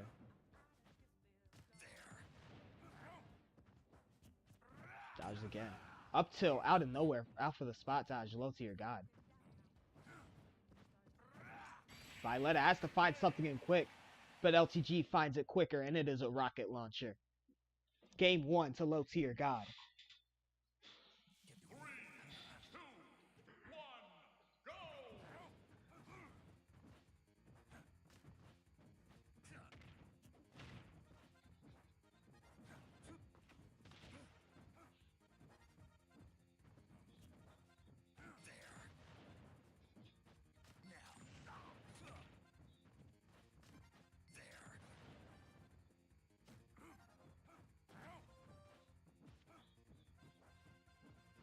Slow game here.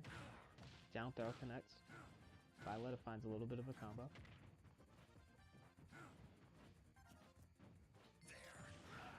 Detonates. Now Violetta's percentage is pretty high. Down smash connects. Aura Sphere. 74 to 80.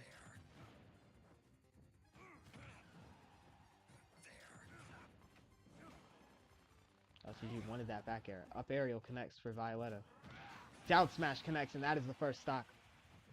97% aura, which is pretty good, but LTG can kill pretty fast if he wants to.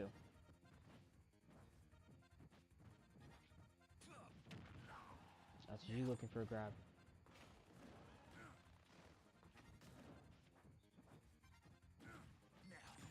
Ooh. 8%, just a bad hold from Violetta. Especially letting LTG catch on. And Violetta might be forced to get that ass banned here. She's going to take a duck under the stage. That was pretty smart. It gives her a chance to hold.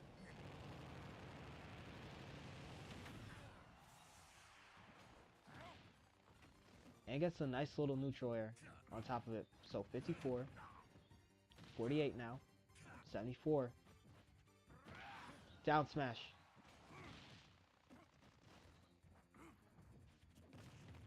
Grab. There's C4 down there. She's just going to avoid it.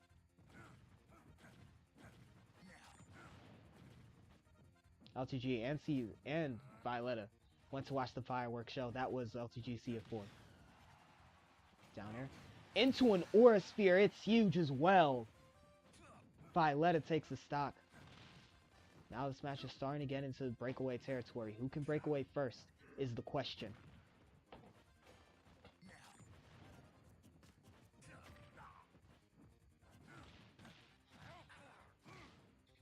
Once again, I'd be impressed if Violetta is able to take down low tier god, who is currently a favorite to win this tournament. Oh, what an ult, but he loses the ult there. But however, we all know that if Dale fails to lose this tournament, fails to win, at least place top 3 in this tournament, and the champion loses, that is DeMarcus.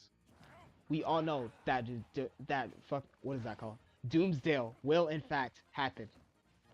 Where low tier god claimed that if in 6 years, which is now, August 30th, 2026, if in 6 years he is still streaming by then with nothing going on in his life, then he is, by his own standards, a failure. But however, if he can win this Amiibo League tournament, then maybe Doomsdale can be prevented. But Violetta currently doing everything in her power to prevent that from happening.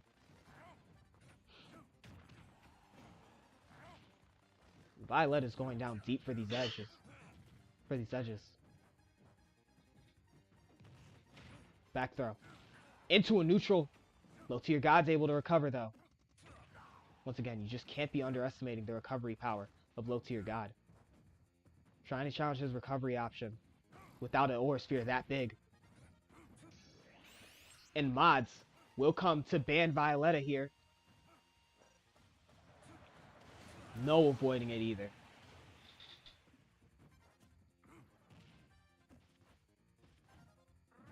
Down smash misses. Down smash misses. Neutral air misses. Violetta gets hit with an up air. Into an up tilt. Into another up air? No. Back air connects. It's huge. Violetta quick on her feet, dodging that C4. Gets the grab. Back throw. Once again, trying to challenge without. But the back air connects, and it is beautiful for Violetta.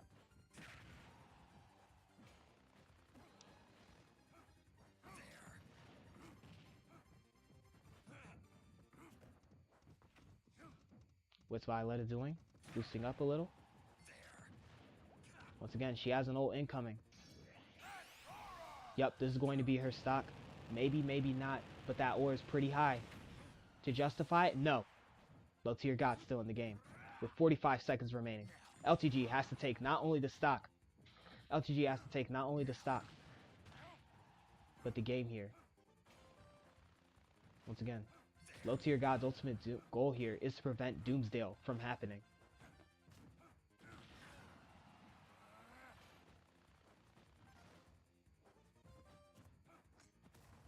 Forward smash does not connect.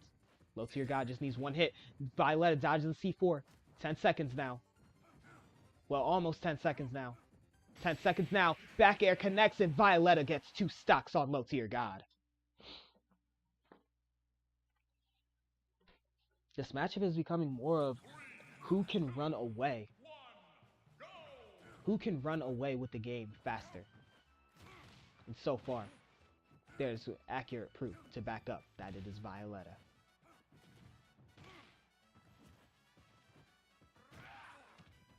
$51-0 now. 59. Back air misses. Ooh, almost gets hit with the forward smash. Neutral air into a forward tilt or a sphere. Coming at LTG fast, but he was just up in time to dodge it.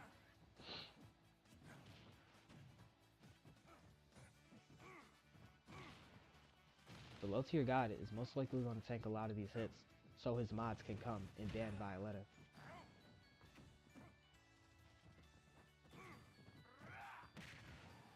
Down smash misses, dash attack. Down aerial, but the back air finds its mark just off of that little tiny bit of aura. And the mods are finally coming to ban Violetta. Just committing treason all over low tier God's chat. And that will result in a ban. Time for 2 weeks.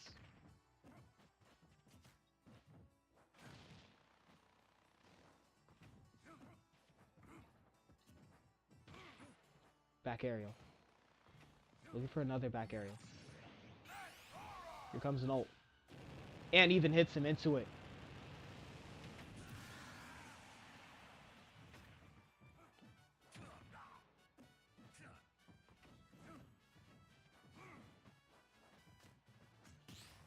Perfect parry. No, C4.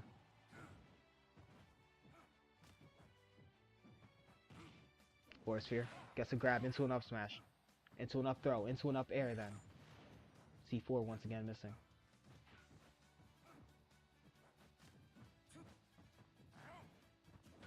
Violetta with the throw.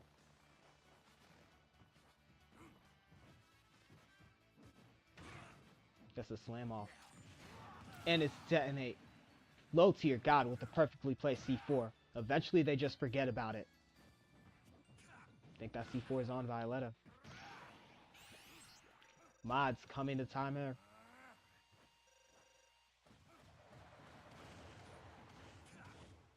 Violetta survives it though. Mods couldn't quite time her for 2 weeks. Back aerial connects. Violetta. Playing so dangerously on that edge.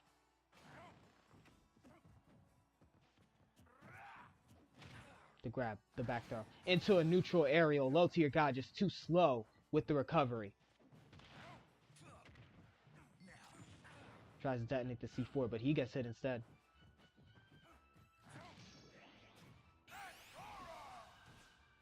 Low tier God on the edge. He gets hit. He might die. He does. Stock control to Violetta in this third game. And the favorite to win this tournament could be looking at defeat here. Sidesteps everything. Up tilt, up tilt, up tilt.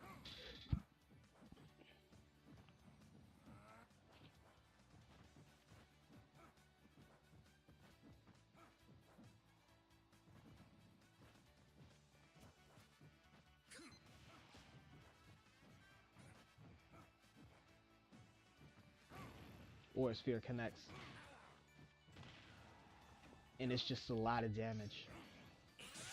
Looking for the down smash, but OTG was right there with the ult. His mods coming in to save him once again.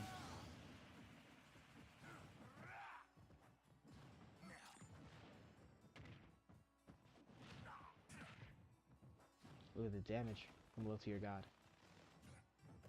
Ooh, he dropped the C4 off the map. Nothing to detonate yet, but he finds it. Bounces herself off the floor with her extreme speed. Up aerial. Probably would have killed at a higher percentage. Like now, 60%. Back air connects, hits the drone and everything. Violetta finding a beautiful hit to get that game 3 in her favor. 2 stocks again, low tier god. And Violetta is looking at a number 8.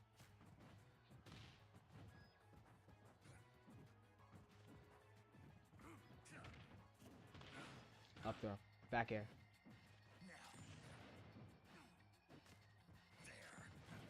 Dodging everything is Violetta. Looking for a grab. Just had to wait for him to pull out. Just had to wait for him to pull out the rocket launcher.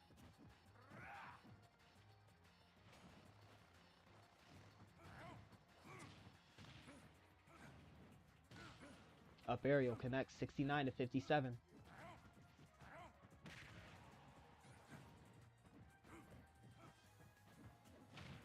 Back throw. Down smash. Either way you go. Now what does Violetta want to do here? That's the question. C4. Gotta watch for that. You could easily lose your... Wow, what a side spot. What a side dodge from Violetta. And once again, low tier god with the C4 finding its mark. And that is going to be the first stock to low tier god. Uppercut with the extreme speed. I think she's tacked. Yes, she was with the C4. Low tier god finding some early on damage to start off this hold at 140.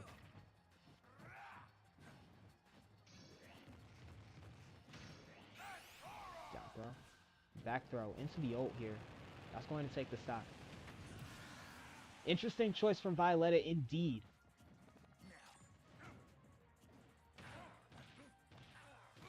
And look at that damage. Violetta getting a little bit more with the neutral air. 36% now. Place the C4 just barely at the middle of the map. But Violetta thinks quicker. She's going to get the hit. Look at Violetta. She's going to play off the map first. But it's not enough off the map-ish. And look at the damage she finds just off of one back air into the neutral. Like that back air.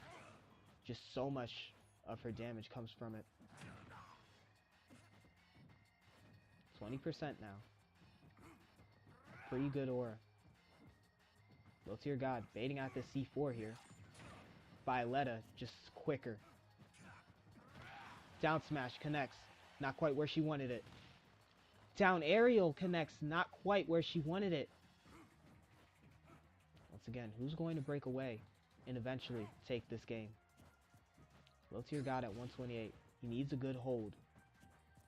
There's some C4 on the white of the Pokeball. But the back air connects for Violetta. She's of course going to dodge that C4. Down smash connects for low tier god. Low tier god. In no man's land. Attached to... That is a crazy play from Violetta! She took the C4 from low tier god's hand! What a play!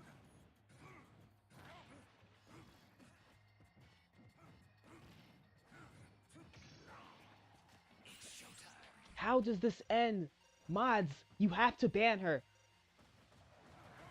Nobody can take from LTG. Not his lingo, not his swag, not his daughter apparently, but nobody will take from low tier god. And that is a result of it. He will be banned. She will be banned. Down smash connects.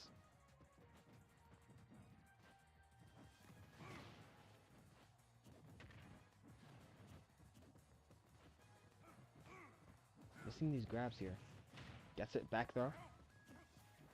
Wanted to go off the stage for the neutral, just couldn't. Gets the block. Up smash, just misses. Back throw again. Looking for the neutral. Back air instead. That's going to force LTG onto the Mope.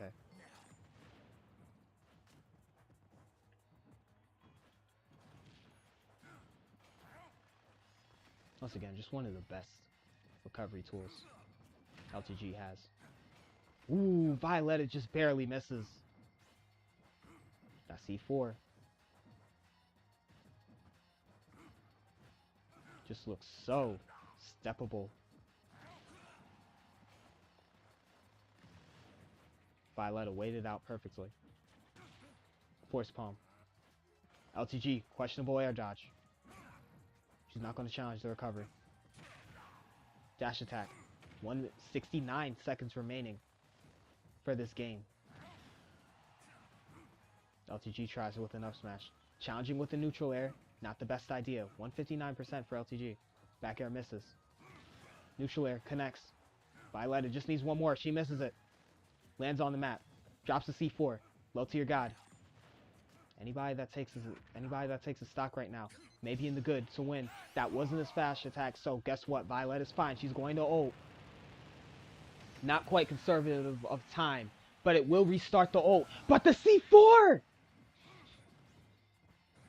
30 seconds remaining. No aura for Violetta. Ult coming for low tier god. Will it come just in the nick of time before we get to a sudden death?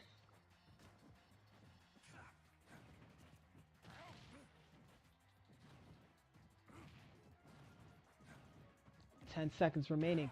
It's still going. 54 to 0%. Back air connects. Just not enough to get him off. 5-4, and it's looking like we're going to sudden death. LTG pops the ult, but it is too late. Sudden death for the game. Low tier god. C4 on the floor. Can't detonate it. Neutral air connects, and Violetta advances. Doomsdale is coming. It is best that we all prepare, as Violetta puts an end to low tier god and advances to fight Senator Armstrong for the first spot in the coveted Final Four. From a top 8 seed, Violetta does the trick. Well, let's get into how she did it. Just really good game plan all around. Just able to take the C4. That C4 play was actually what made or break the game, and I'm going to be completely honest with you. Without that C4 play, I don't think that Violetta comes out of that alive. But she did in the end, and that is what matters. Violetta just able to make a really good play, and that is what makes her advance forward. And of course, low tier god just way too conservative with his bombs. Once he sat it down, he just didn't detonate it. But you know where you can't be conservative at? In the stadium for Beyblade. As you all know, I have a Beyblade channel, and part of that is a sponsorship. So, this stream is sponsored by Bay Warehouse. Of course, Bay Warehouse, currently one of the best online stores when it comes to Beyblade X. So, if you yourself want a Beyblade, if you collect, if you play in tournaments, then go check out Bay Warehouse, where they have just about everything. Scan this QR code or click the link in my bio on both of my YouTube channels for 7% off of your order. It's a great way to support the channel as well while supporting yourself, because I get just about 5% of commission off of whatever I make. Now, third match. It is Zeba. It is Kai. Let's get into it. And Kai does have some type advantage here. Down aerial connects.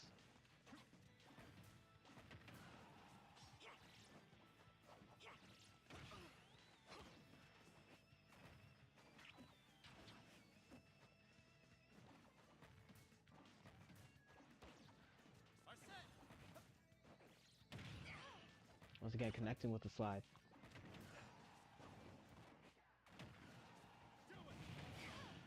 Side special. 98 to 108. The up tilt? It was the final hit of the frame connecting? Kai taking the first stock off of that. And also healing. I seriously don't know who Kai is. He'll come back to me at some point. Ooh.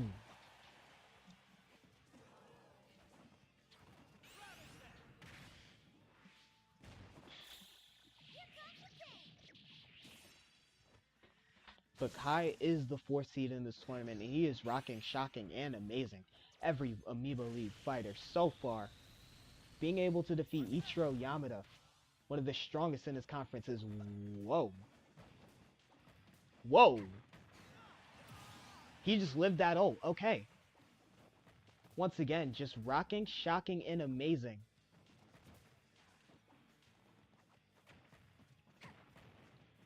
Kai of the Mig Friends. But I guess those are plays you make in Hierarchy Hijinx, just surviving ults. Throws her away.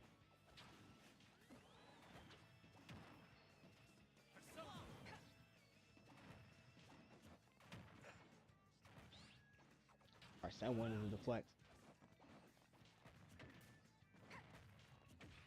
Gets the grab off. Throws her away. Up tilt. Doesn't find it. Has to dodge. What can Ebba do here? Has to bide her time. 163% here. On 80. What a dodge from Kai. But he misses the forward smash, and that is the kill.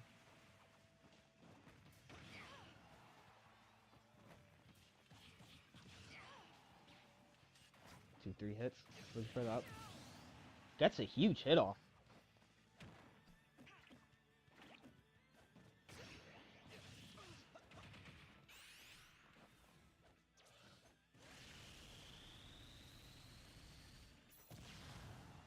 And once again, Kai is surviving another ult. Just how does he do it? Not enough ults in the world that this guy can survive. And he's going to let his ult die out, actually.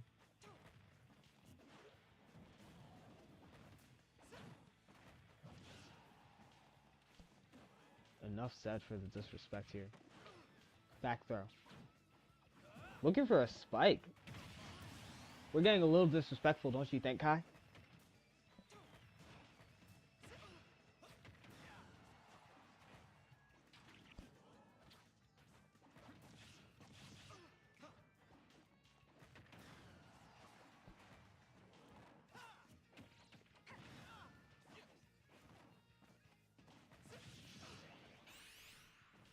Up to it. Up tilt. Here comes the ult. What'll happen here? He doesn't survive this time.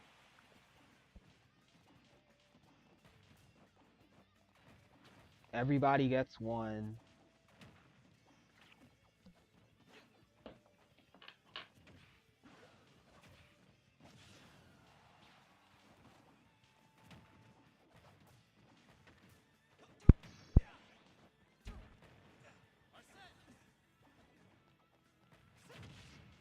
Down aerial.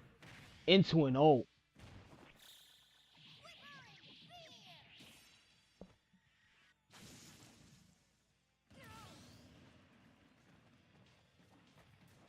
Once again, it's this type of advantage that's really putting in work for Kai.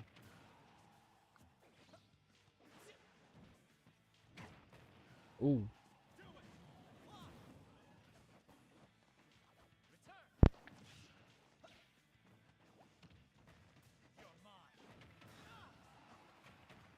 Ooh, wow. 53%. Pretty good hold for Kai, but he does have type advantage. So anything really is a good hold. Up throw into an up aerial. Oh. Kai dodges just in the nick of time to find a nice little spot he'll survive at.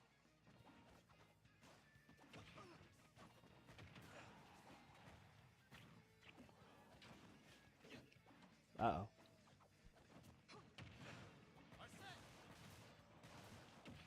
Using those bullets to glide again. Just such a smart thing to do. And the forward smash from Ebba was interrupted before he could. Game 1 to Kai.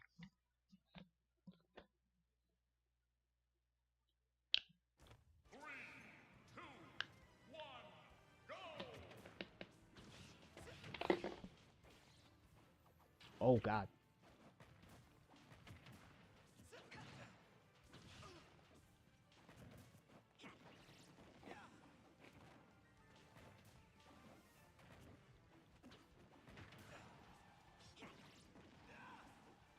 $76-46.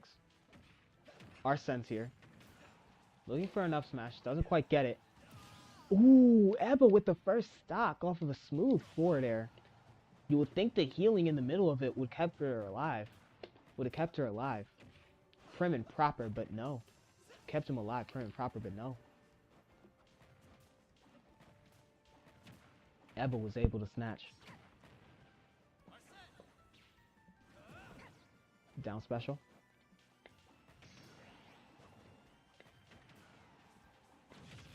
Down aerial. Ooh, looking for everything, but finds nothing. Ebba will take this stock control here. Looking for everything, but after all, finds nothing. Down aerial connects.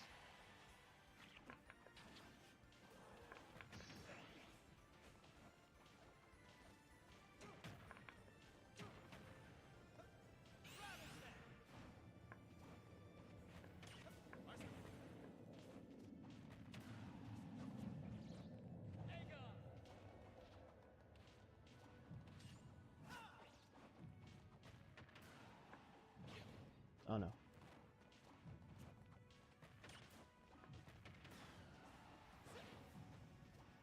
Once again, after 2 minutes, Ebba's able to find 2 stocks and therefore her way back into this game. Forward throw. Connects and it's going to kill.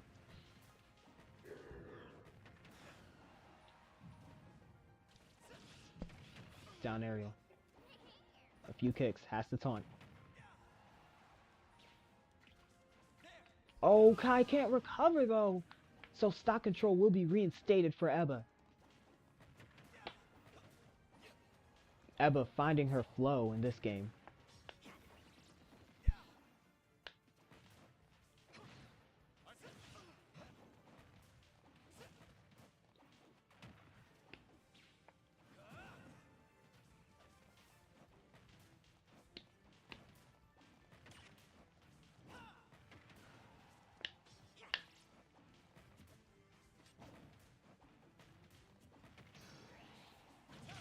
Down aerial. It's a huge spike, but guess what? Ebba is going to use ult instead.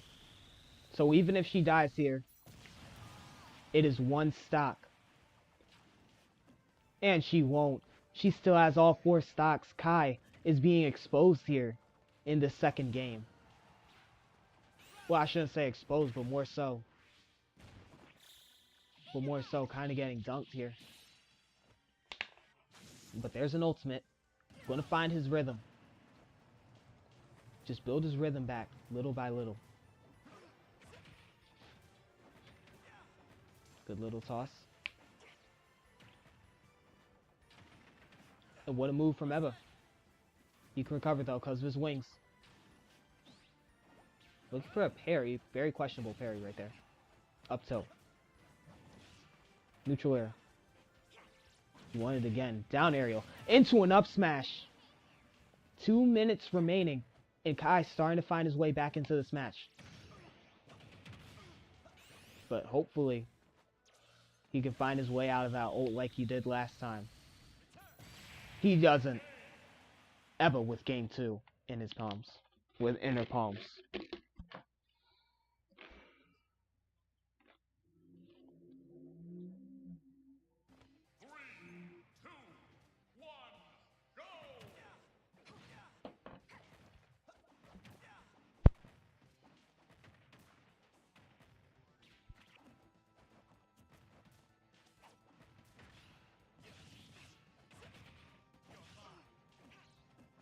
$58-43. 80-40. 54. 98. Ebba's taking some damage right now. from this type advantage once again. Good dodge from Kai.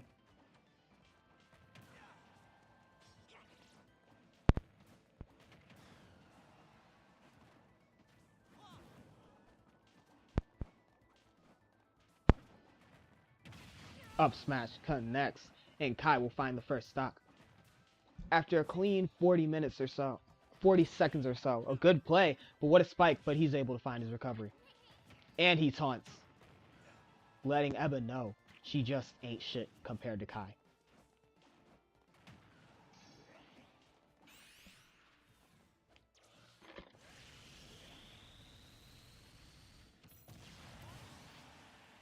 But that ult will find its mark.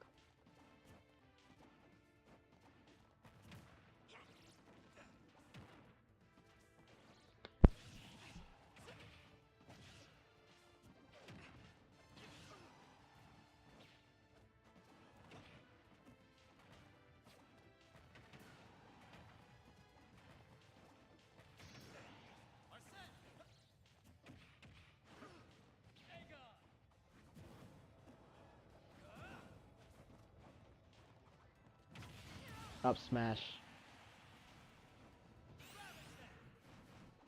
Ooh, misses that.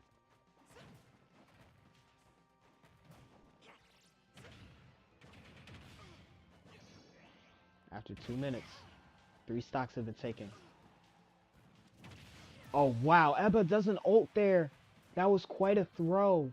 And Kai catches the lob and dunks it, taking stock control from Ebba. But this time she's going to ult.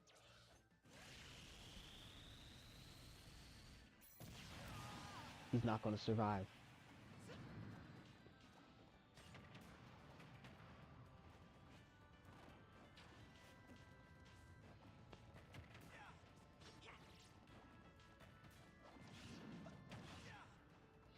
$53 to 60 now, but 2 stocks to 3.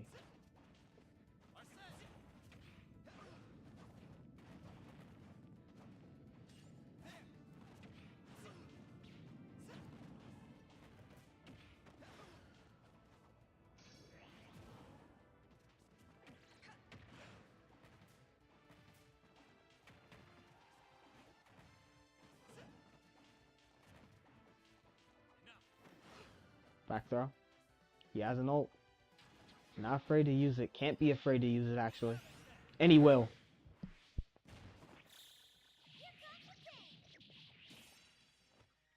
Kai's going to take this stock. 3 to 1 here. 1 game away from paradise. Basically, but the back air connects. Ebba trying to show some signs of life here, but she is down quite a few stocks. Up there. Missed the up tilt.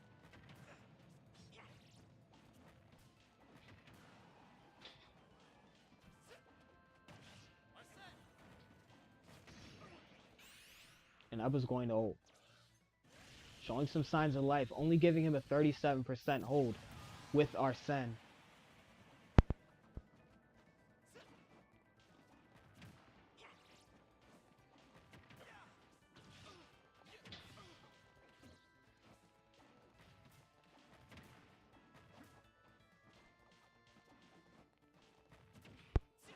A grab. Neutral aerial. Once again, Ebba forcing some signs. Once again, Ebba showing some signs of life.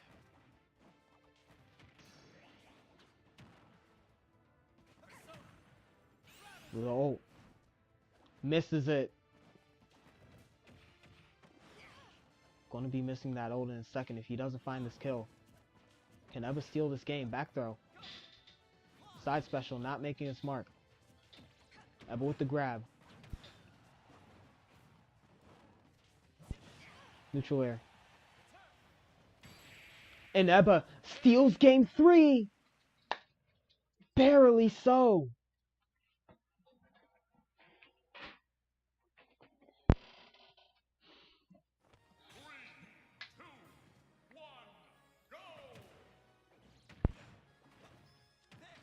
Is it possible that Kai loses here?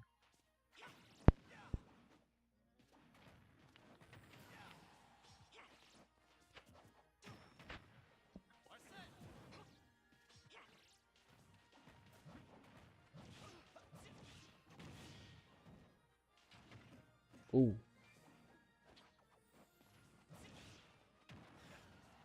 $95-43.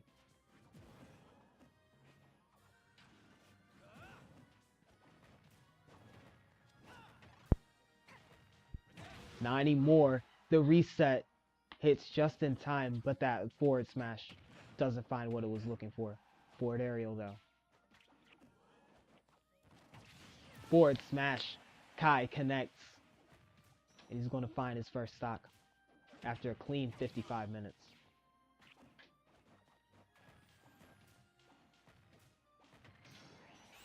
And here comes ult.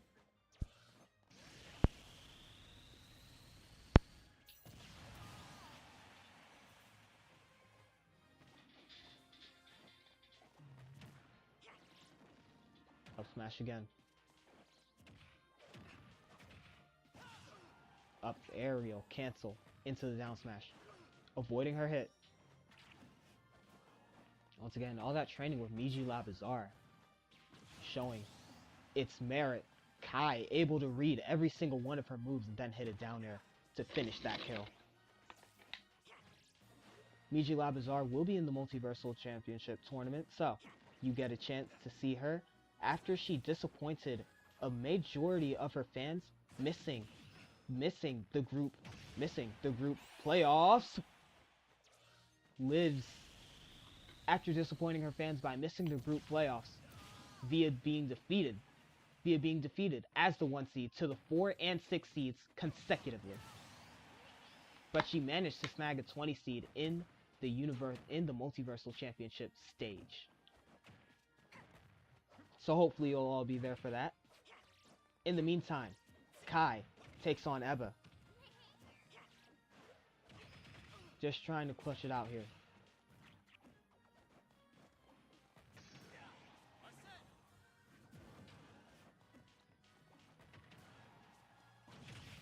Down aerial into an ult. That is disgusting, and that is going to be stock control. But hopefully, just hopefully, can Kai sustain?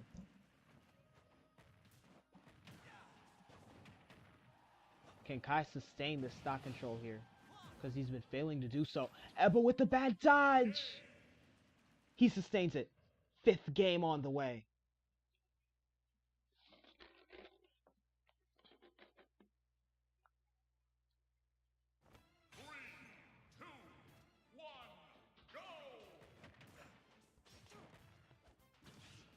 Down aerial.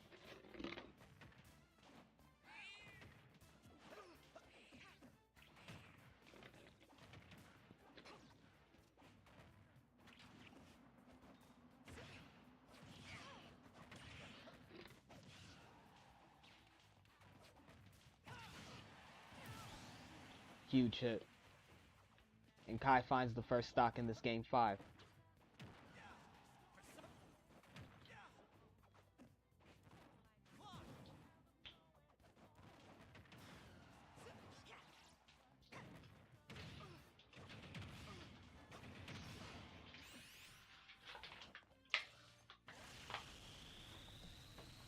There's the ult. Finding its mark.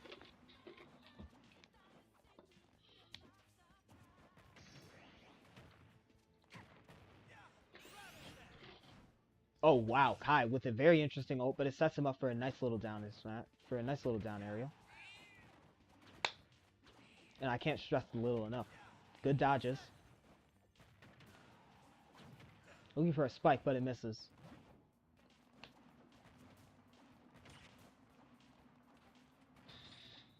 Looking for a parry. A dodge. Another one.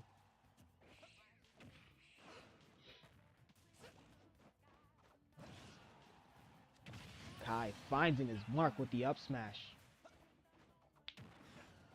And returning his stand. Up tilt. Wants to find something else here. Can Eba find it though? Because Eba has a very questionable streak of finding. And that's what she was looking for. Finds it and gets it. The up special. Finding its mark.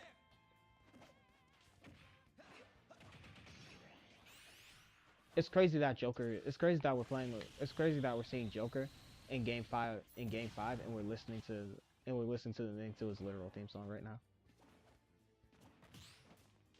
With a block and the taunt, and finds the I think that's going to kill.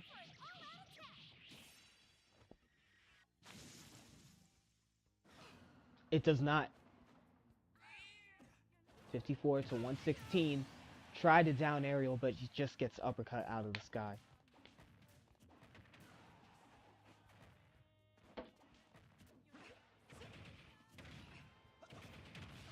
%60 now.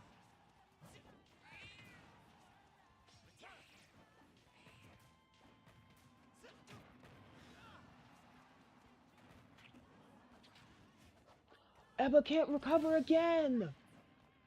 She self-destructs, and Kai may just run away with this one.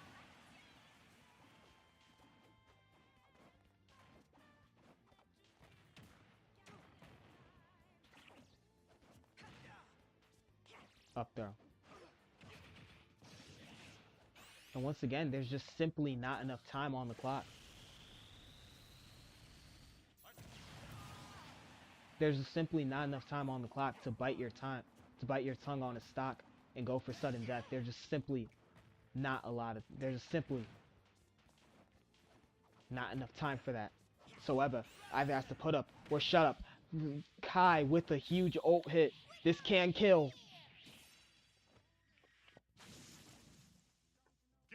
And it does. Kai advances to the Elite Eight.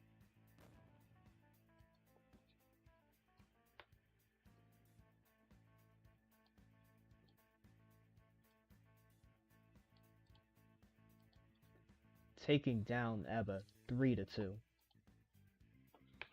Don't get me wrong, Eba put up a great fight.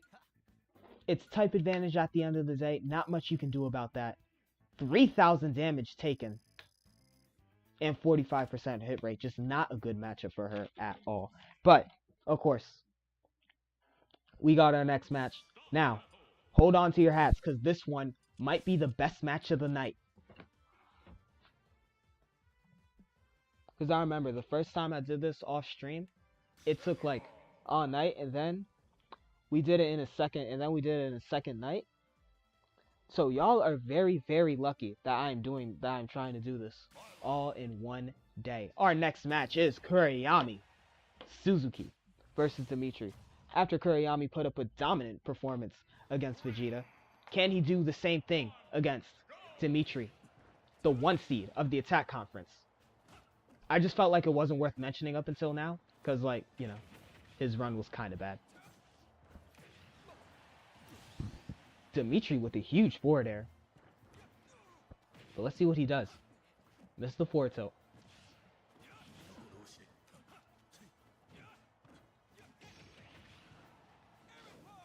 Dimitri with the side special missing. And Kuriyami finds an ult here.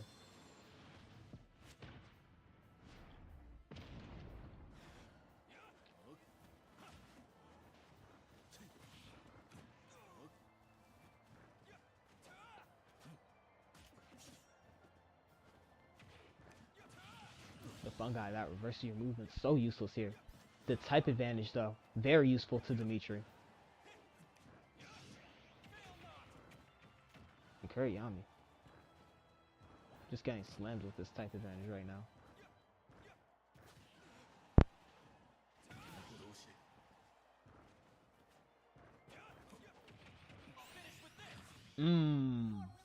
That is 2 stocks to 5.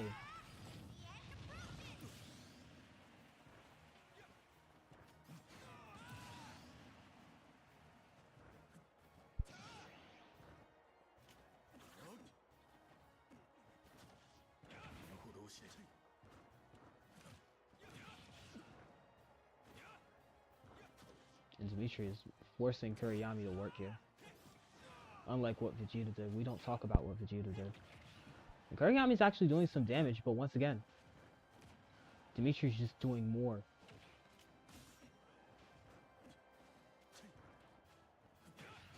forward aerial connects, and it's 1-4.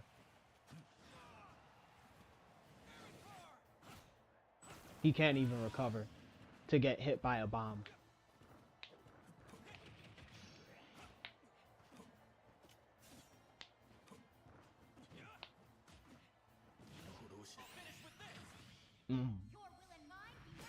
That may be game here. And it is. Kuriyami Suzuki is getting destroyed.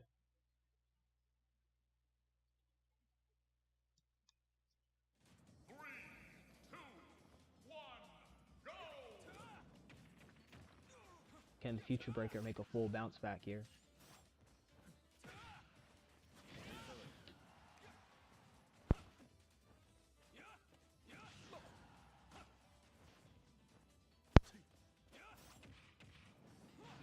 Gets thrown. Dashes back. There's a snap. And the back air. Dimitri with the intercept.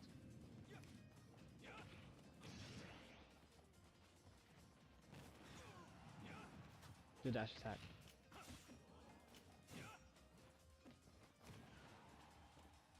Kuriyami has an ult.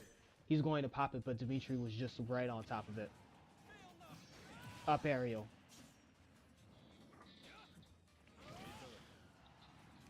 Now, of course, you may be familiar with the Suzuki name from Sato Suzuki, who also shares a conference with Dimitri. However, she did not have as much luck against her rival, Mira Morishige, who is also Kuriyami's teammate. Stock control to Dimitri. But it looks like Kuriyami will not have as much luck against Dimitri. As Dimitri is handling him pretty well.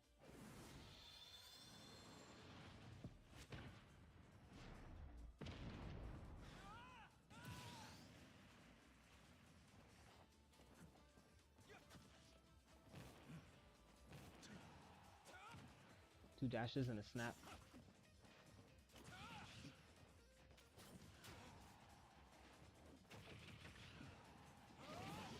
Ooh. And the forward. And it's just not looking good at all for Kuriyami. Let alone for my boisterous claim that this was going to be the best match of the night. Dimitri may just run through this bracket side.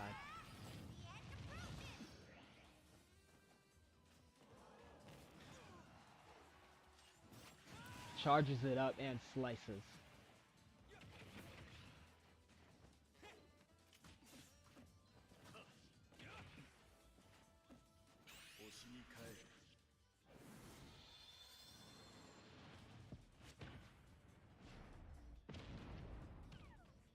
And he's asleep. What will Kuriyami do? It's a bomb. But he's at 89%. That was a fantastic hold for Dimitri.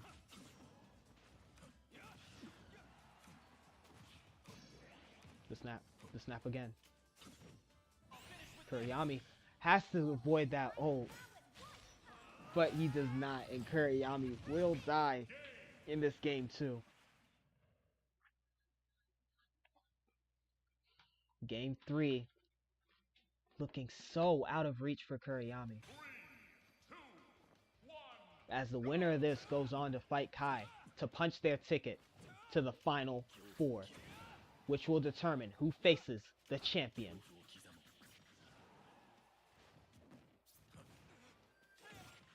Ooh, the super armor from Kuriyami is huge right there, and he'll finally take a first stock.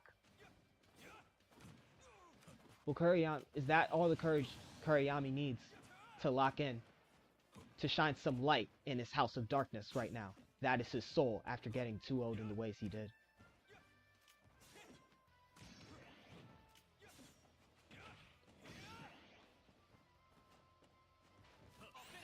Ooh, Dimitri with the sidestep, and I believe that is going to be the second stock.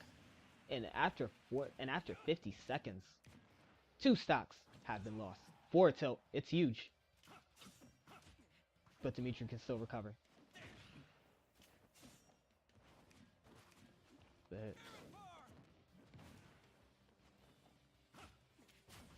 Oh wow, Kuriyama was looking for it, but failed to find it.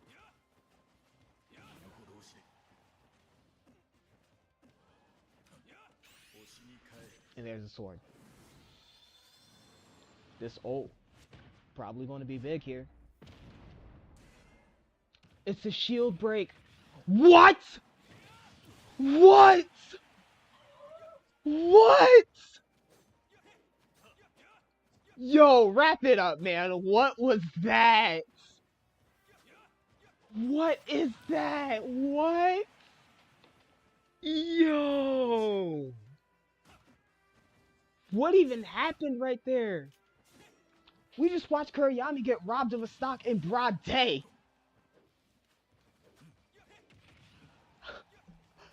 I'm at a loss for words. I'm supposed to be casting this match, but I'm like at a loss for words. Good edge guard, but I'm still perplexed at what happened right there. And Kuriyama loses his ult for the next few seconds, for the next minute or so.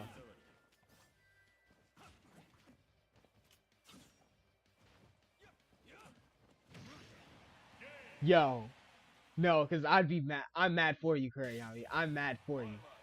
Dimitri advances in 3-0 fashion, completely dunking on his competition. Sometimes there are bigger fish in the sea, or should I say lions.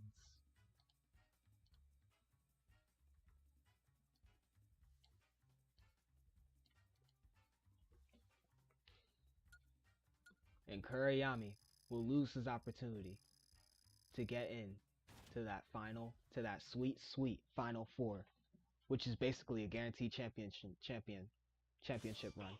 If you get close enough to third place. If you get close enough to second place. But the attack conference, still pretty strong in numbers. It's Dimitri, Gair, Lex, and Cassell that are still qualified for this tournament. However, Gair has a tough opponent ahead of him. It's Jarvis. Now, Jarvis really did surprise me when he 0-3, when he 3-0'd Rokoski. Let's see if he can do it again. 2 body splashes. Gair.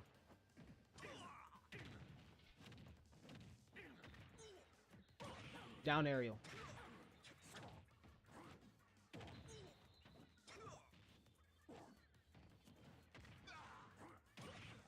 Down aerial again. German suplex off the taunt.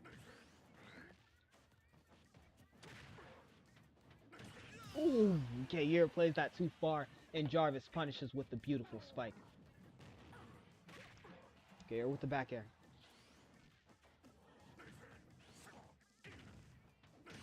And another spike. And he's gone. Stock control to Gair. Or my bad, stock control to Jarvis.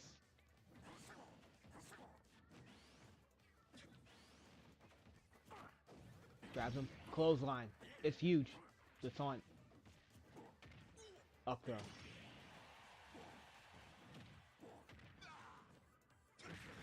Neutral. Body splash. Everyone's on time. Everyone's on limited time here to hit their ults. Jarvis not needing it. After all, he's been on 150 for quite some time, and he takes a third stock on his first.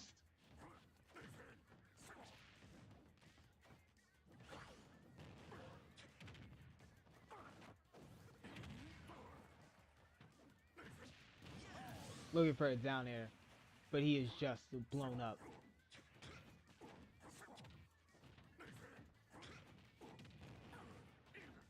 The super armor. Body splash.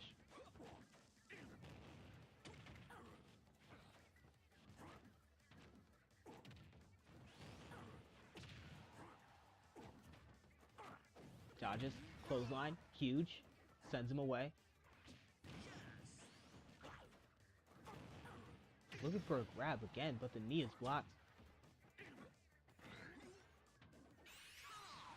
He's just on the ledge.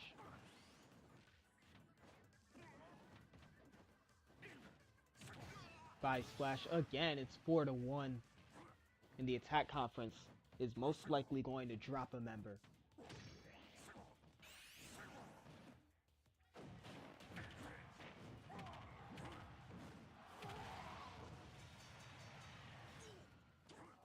$45 to 105. 4 stocks still. Back air connects. Up special.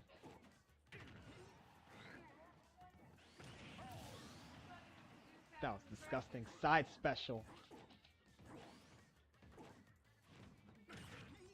Down aerial. Forward throw, and that is going to be game 1. Wait.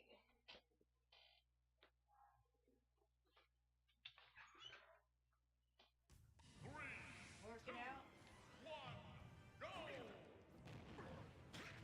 Jarvis finds game 1 here. Going to need a little bit more. Another clothesline. 26 to 29 now.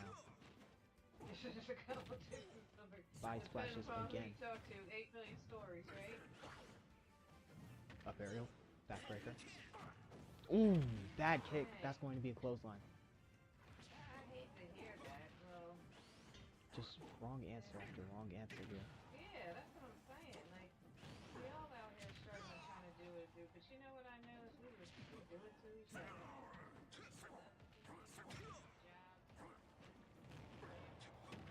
Back aerial connects, and that is going to be the kill.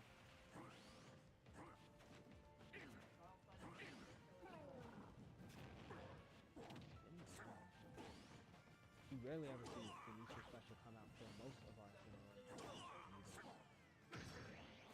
down area. What a block, but it's not enough. There's the ult. 4 to 4 now, 35%.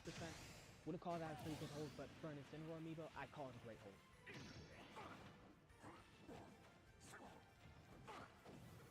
There's the clothesline.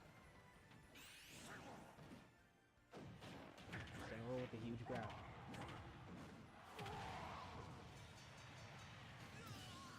Four to 3 now. Jarvis, first up on B side here. Backbreaker. Body splash. That's huge. But it's a spike! Wow, stock control out of nowhere for Jarvis. And Jarvis is just playing crazily right now. Here comes another ult, and it's just not going to do anything. 2 minutes in this match. Jarvis has found stock control in both matches so far. Forward throw. Gayer taunting, but he might not have time for that. Body splash coming down. The knee. Toadstool. Recovers easily. Recovers again, Jarvis. The block. Up smash. Deflected. Or missed, actually. Down area. Into a forward. Gayer breaking some of the stock control up. Can he do some more? No. German suplex, and we're back on stock control. Looking at a 3 stock for Jarvis. Backbreaker. Forward throw. And he's looking for a combo. Full combo. That is nasty from Jarvis. And he may as well just find that. Jarvis, clip that one. Jeez.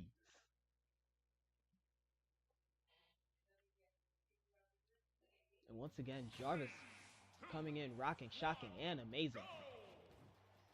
Once again, these are some of the newer conferences for the Amiibo League.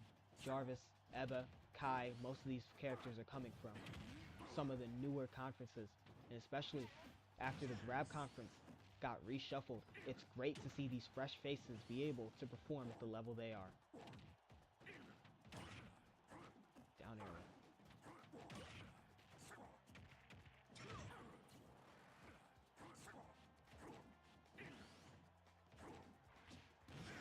Up special just to stop Jarvis from jumping around. He's got to start recovering here. Body splash. He wants another one. Yes, he does. Body splash. The grab. German suplex. Not close enough to the ledge to kill. Oh, what a parry into an up tilt. And they're both missing. But Jarvis decides to put an end to it with the clothesline.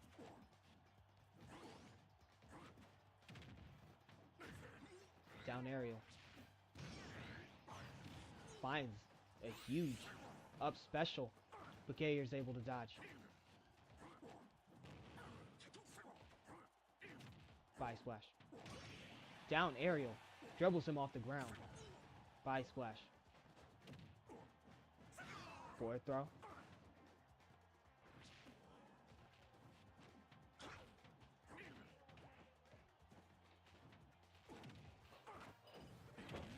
The clothesline again. Stock control. And Jarvis has had stock control at least once in all 3 matches of this Hijinx.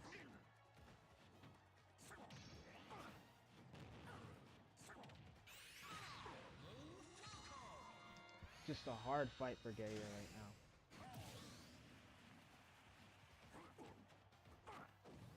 The clothesline connects. Looking for a grab.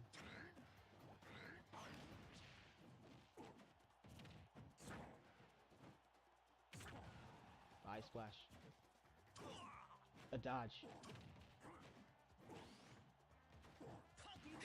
A dodge. Just all of these dodges sending him away. It's stock control for Jarvis again, and Jarvis is not letting go of this stock control at all. Looks like he's just going to be forced to choke out Gayer.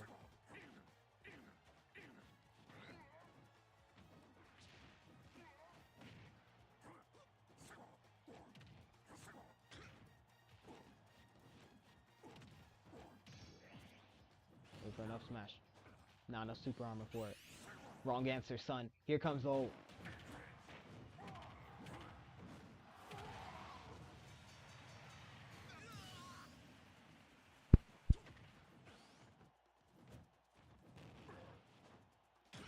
Oh, the spike!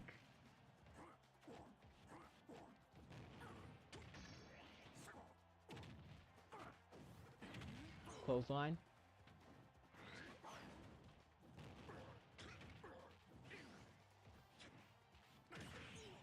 Down air, into a throw, into a hook.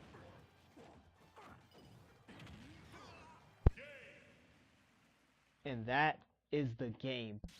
Jarvis move forth to the next round.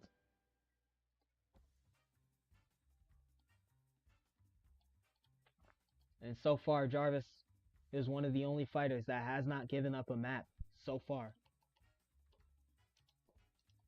in this Amiibo League tourney. But once again, those fighters include Senator Armstrong. Those fighters include Senator Armstrong, Dimitri, Karuki, the Shilzadonis, Cassell, and Jarvis. So Jarvis is with some good company right now. Some damn good company.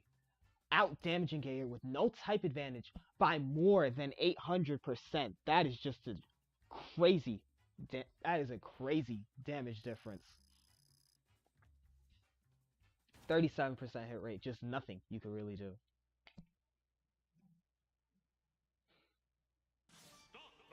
And now, everybody please stand up for the real best match of the night.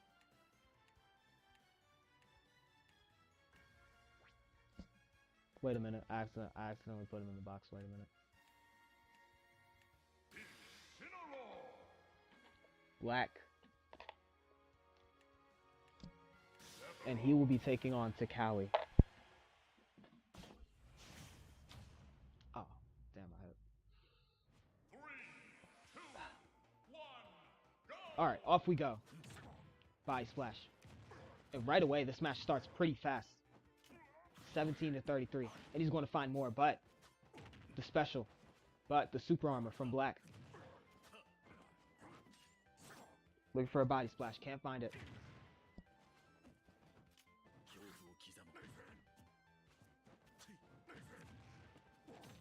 Body splash again.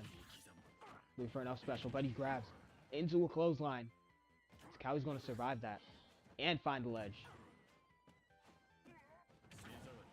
Body splash again. Once again, Black has killed so many good fighters with just body splashes. Going to move out of the way of his recovery here. Not going to challenge it.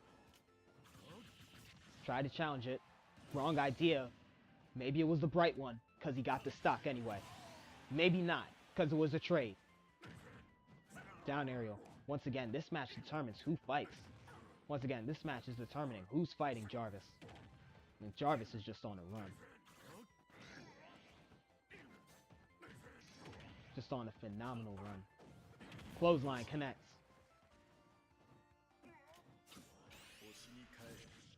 And once again, Final Four will be fought with Amiibo League rules. 3-3, but however, 4 minutes. It will be a 4-minute clock. We may introduce the 4-minute clock to this upcoming regular season to shorten the length of some matches.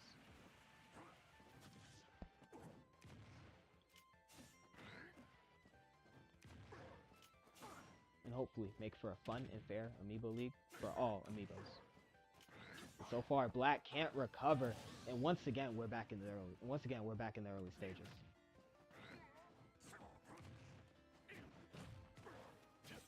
Black dodges. Smooth little dodge. And it's a spike. Oh, that was nasty from Black. Just too much dribbling from Takawi, and the ball lost air. Or at least gave him some. And the clothesline from Black. Looking for another one, he's greased. But he finds it anyway. One. And it's stock control. Just like that for Black. Takawi needs to find some space here. Something that Black is just not giving him right now.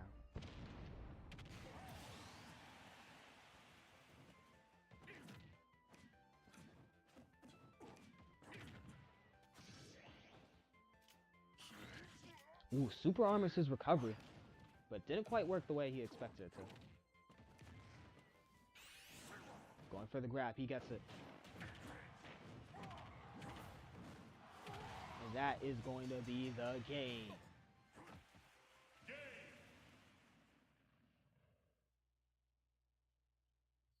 Game 1 in the bag. 3, 2, 1, go! Body splash is connecting. Grabs on the ledge, toadstools him, and that is going to be first stock. It is disgusting.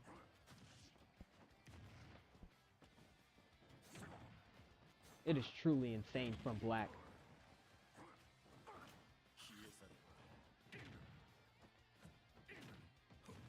Can Black start Jarvis maxing? Had stock control in the second.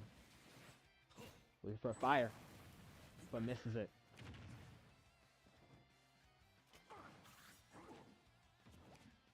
That fire certainly would have sent Black to the highest of heavens. Down aerial.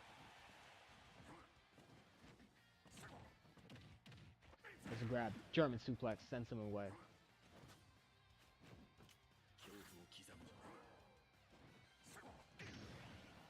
There's a body splash once again. Black gets hit with enough special. But the down aerial that comes down and the taunt. Once again, Black feeling brand new in the tournament as well.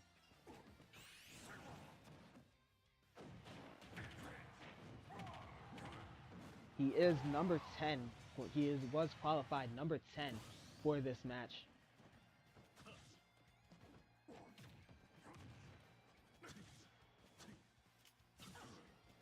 Oh wow, Takawi just slicing and dicing on the ledge there.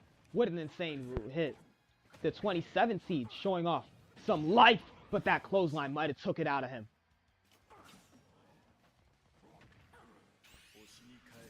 And the ult has long range.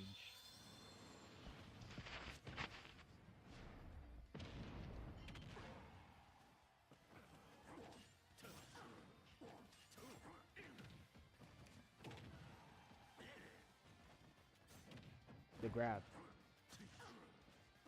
The stab.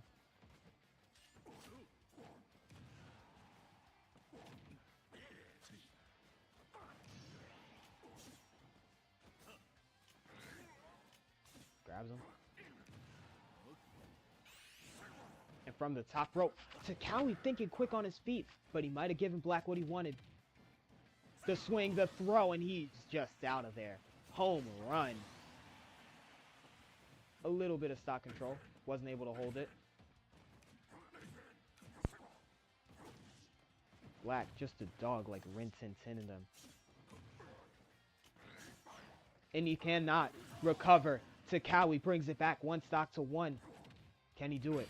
No, he cannot. Black ends the game with some swag.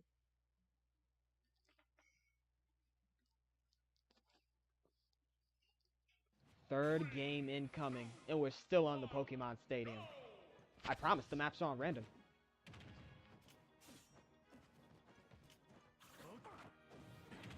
That's the grab, the clothesline. Body splash.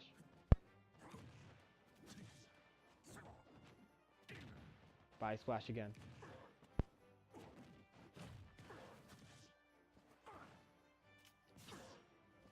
Takawi.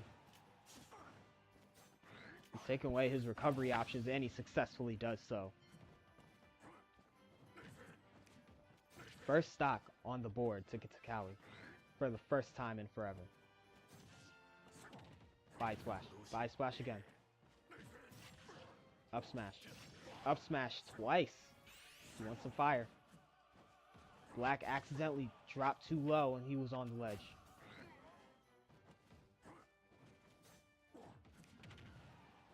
Looking for a drop kick, but a body splash will suffice. A 98% hold, 110% hold. If he doesn't find the stock, that's pretty good. 2 body splashes. Black might have to start looking for the stock soon. Body splash connects.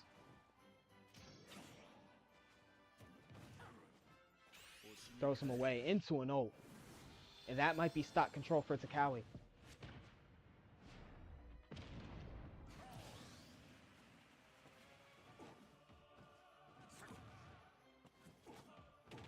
Body splash connects.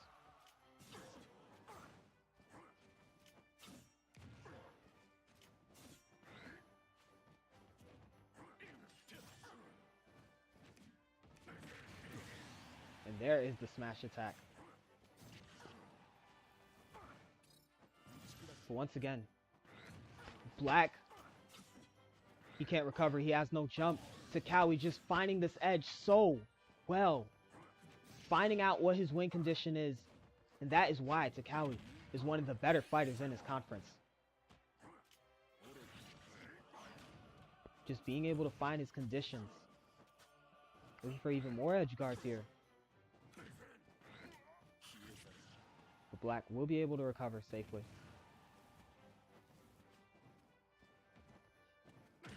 Down air. Black cannot afford to lose another stock until he takes at least 1 here. But then again, even then, coming back 3 stocks, the fireball connects. The toadstool is huge. Not huge enough. Body splash! The down smash out of nowhere.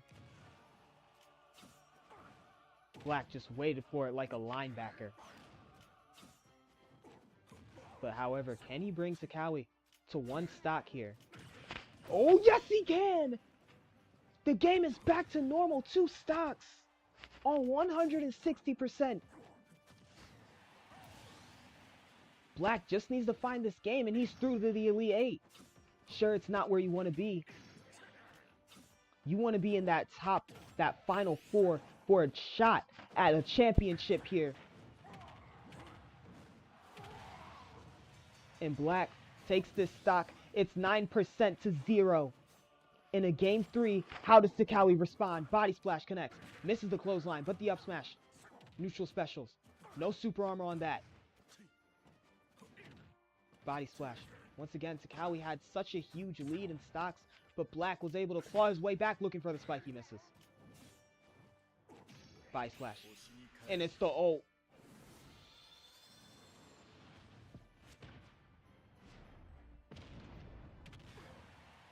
Black is just sent away with nothing.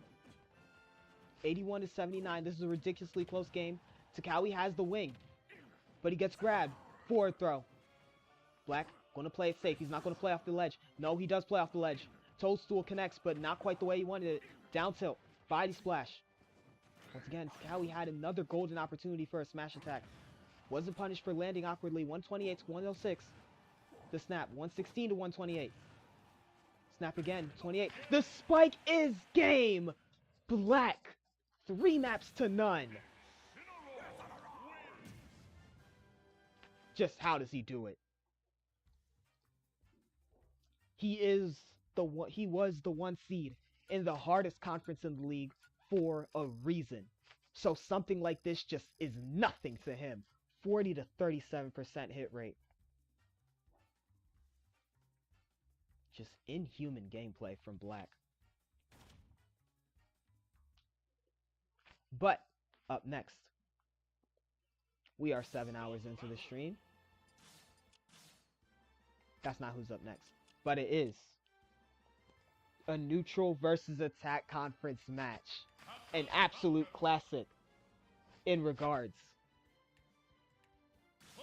An absolute classic in regards to the Amiibo League. An absolute classic in regards to the Amiibo League Conference Wars, which you guys will be seeing soon on the channel. 3, 2, 1, go! It's Chiseled Adonis, it's Cashapp in a conference classic. In a classic conference war matchup. It appears that the world championship bracket has a little bit of everything. Me falling asleep on stream, some rookies doing a bunch, the knee of justice, low tier god confirming Rogsdale is on the way, just a little bit of everything. And now a sneak peek of the conference wars, which once again you guys will be allowed to see.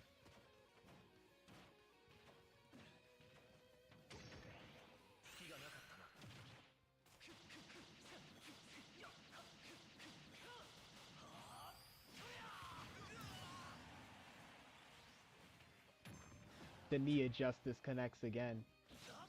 And Cashapp's out of there. Chiseled Adonis kind of taking this lead and running with it so far.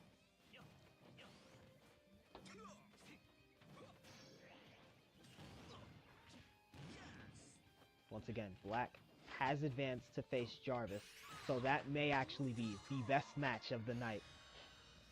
Best match I'll upload on it still though.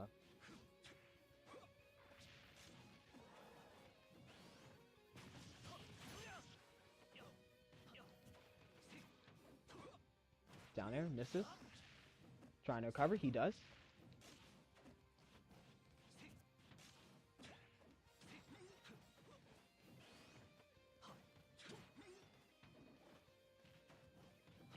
Dodging around is the Adonis, looking for the knee, he misses it.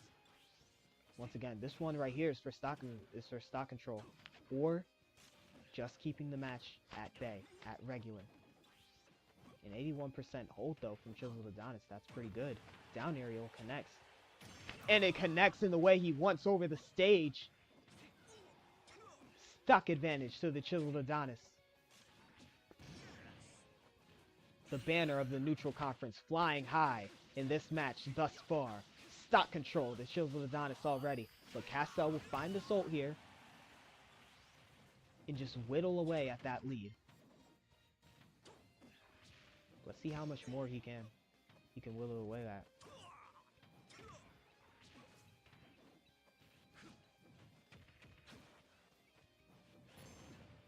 There's for a knee, but he does not need it. It's the ult.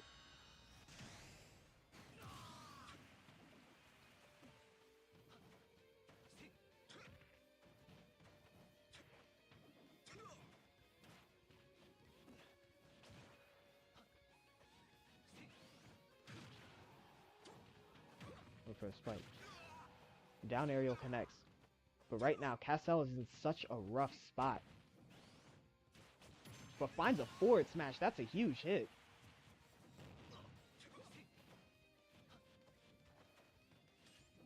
Trying to find a little bit more.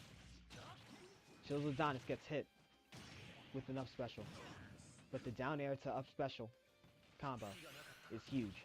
But Cassell finds this ult, and this is going to put it back to normal, but unfortunately, this hold was just way too good. 107% on it. So unless Cassell has the blessing of Lua, which he lost in the story arc of King's Raid, then he's out of luck here. Down aerial. Then again, 70%. It's entirely possible. And the ult finds its mark. Chiseled Adonis taking the first game. And once again, after this, we have yet another neutral conference versus attack classic. 2, 1, go! After this match, it's Karuki versus Lex.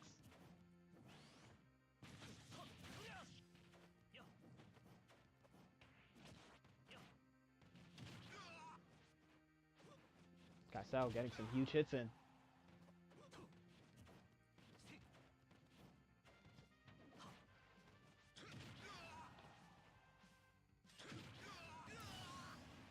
Just huge hits. First stock to Cassell.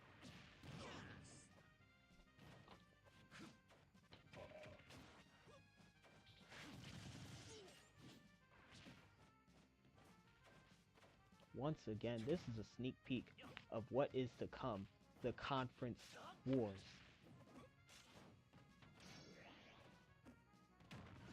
So of course we can get epic matchups like this.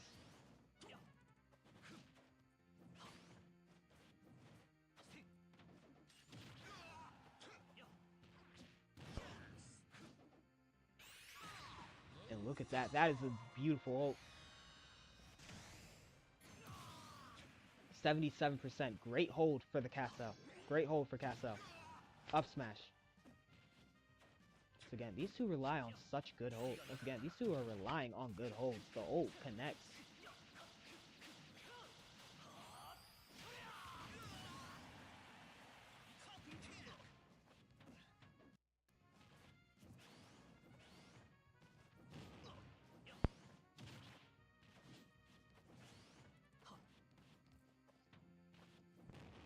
Uppercut connects.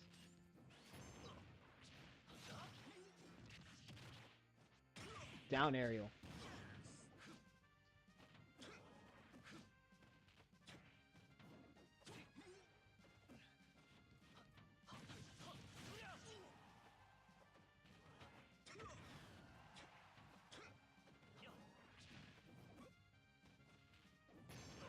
Uppercut. Looking for the knee. Misses. 87%. That's a good hold. 97 now. Looking for a kick, but gets comboed instead. Cassell just so much more fluent with his abilities than Razor, who relies more on his air game. And a combo finds its mark. Stock control to Cassell. Back-to-back stock control for these two. The attack conference banner flying high now. Higher, I should say. And he finds an ult too. And this might be the game here. Just one stock to take for Cassell's 4.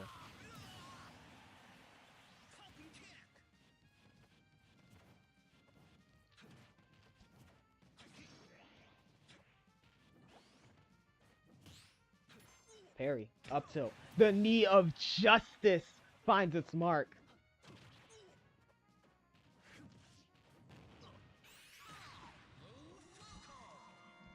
There's the ult there. Had to find that ledge just behind him. And the spike connects for Chiseled Adonis. And suddenly this comeback looks a little bit more achievable. No, it's not. The up smash connects 1-to-1, split down the middle.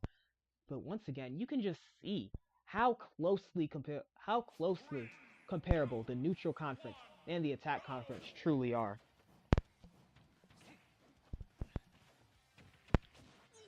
Just see how close they are in combat. In raw skill, the attack conference has them there. But in grit, that's where the neutral conference is, and that is why it is so difficult to win in the neutral conference. The side special connects. The uppercut. Miss.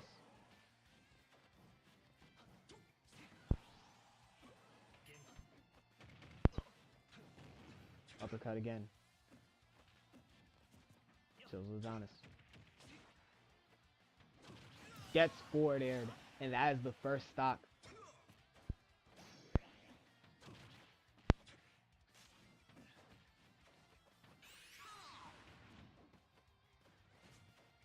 For the attack conference again.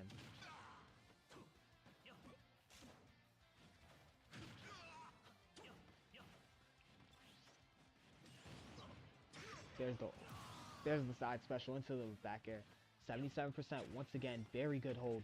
But Chills with Adonis has already shown that even though he got a good hold off, didn't really matter.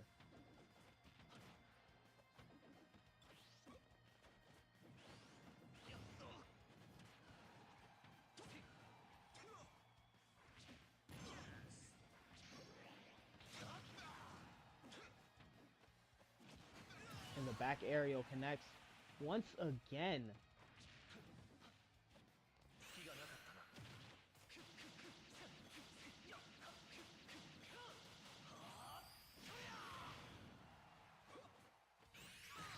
And there's an ult.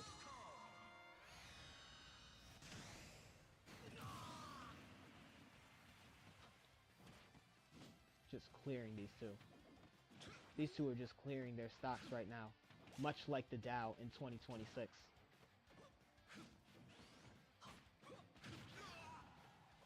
The upper Cashapp already has him at 100%. He'll dodge. Ooh, the forward smash though finds its mark, and Cashapp can get another good hold off. 17% here. Has a block. Has a dodge. Down aerial. But he's on limit, so you know what that means. Huge move pending, and it is.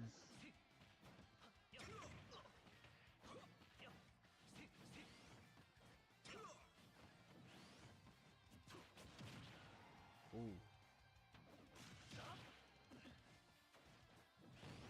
Uppercut. Into a knee of justice. 97%. Cashapp has one hell of a hold there. There's the ult.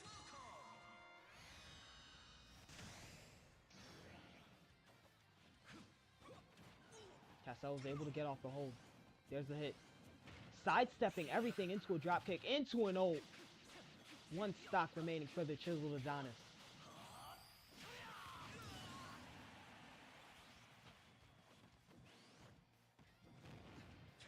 Uppercut. Neutral air. The block. He blocks everything.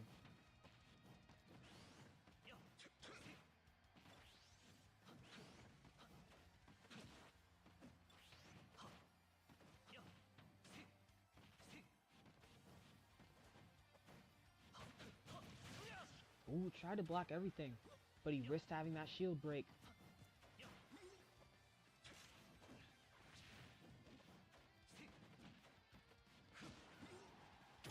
The spike doesn't quite find its mark.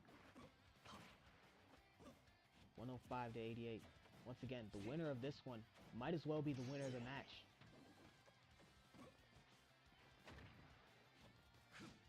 Down tilt.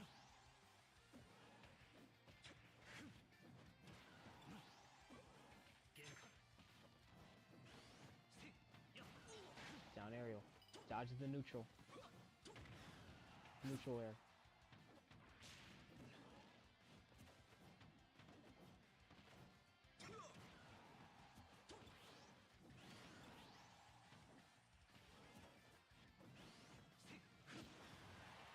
Up slash. Tries to grab him. The spike.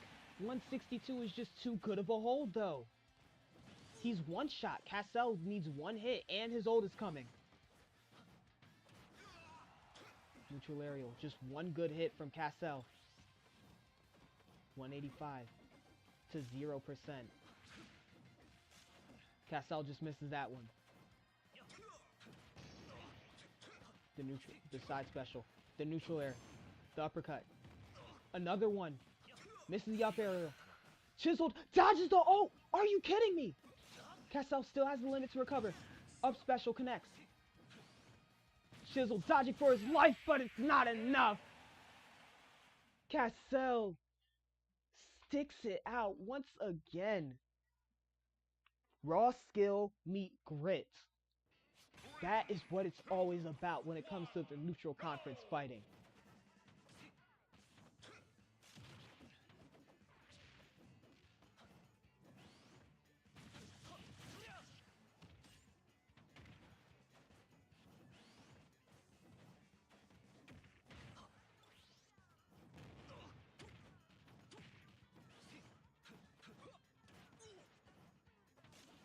To 67 here. 80 now. Cashapp's just been doubling his damage. What a down air. That means he's not going to recover. Chiseled Adonis finding his mark and hitting true.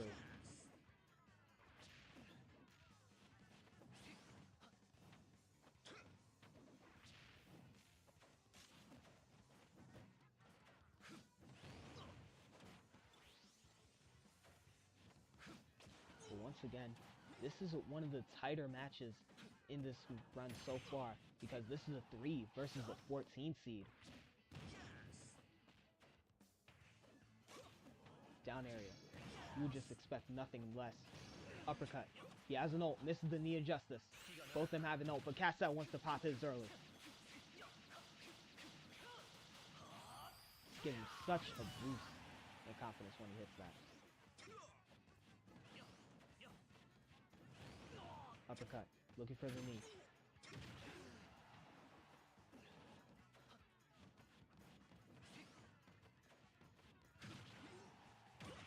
Down air.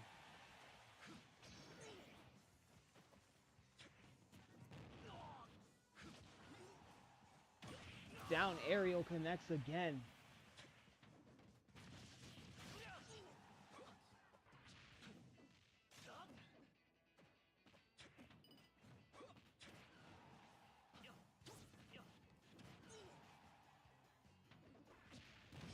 Bombs. The stage spike. It's stock control for Chiseled Adonis. What is that? And this match is just getting ridiculous right now.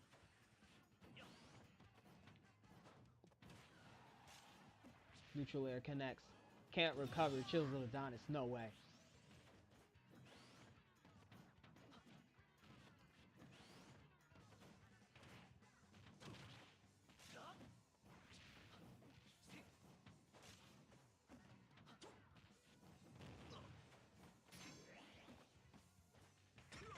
.36, 31 now. Huge hit. The old 2-2, 56. That's an okay hold right now. You need to rival Cashapp's holds if you hope to win against him. The sidestep from Cashapp is just too smooth. But can the Chiseled Adonis stick it out?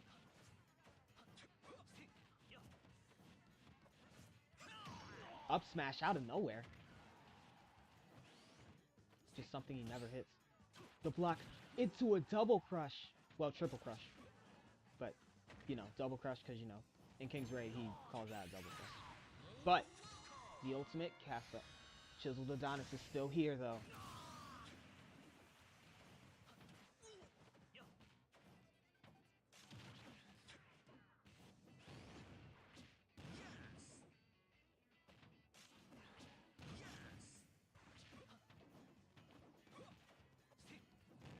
Uppercut, back aerial, and the ult.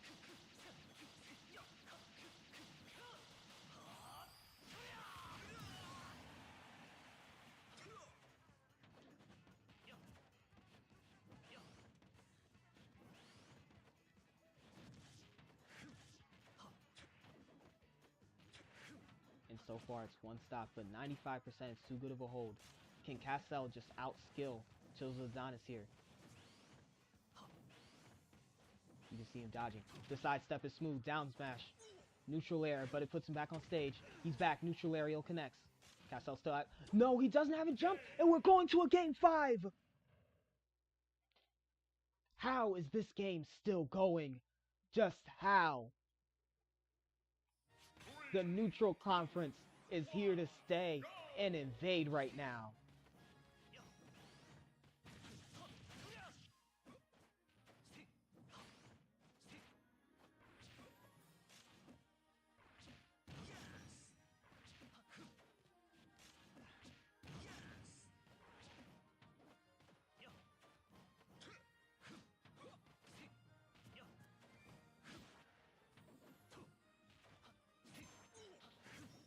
Ooh.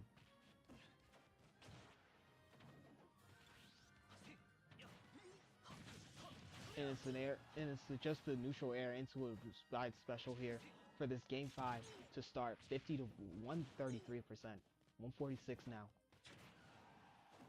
Once again, Cassell has just been so good at out damaging Chills of Adonis. I wouldn't be surprised if he had more damage here.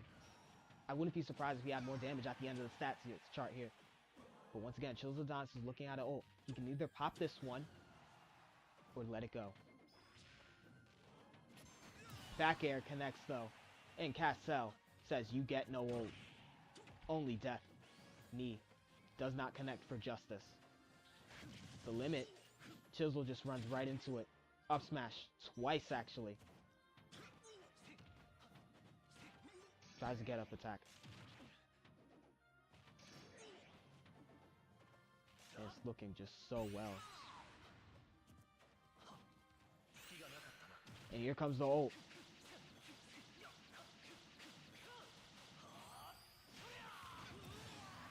And it's stock control for Cassell. Falcon kick. He cannot recover.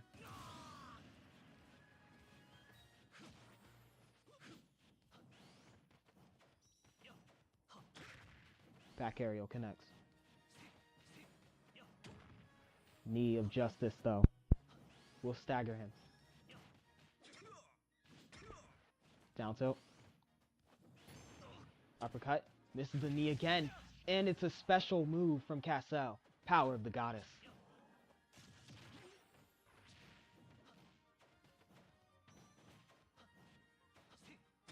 So he wants the social. No, he wants the back air. And the stock control is broken.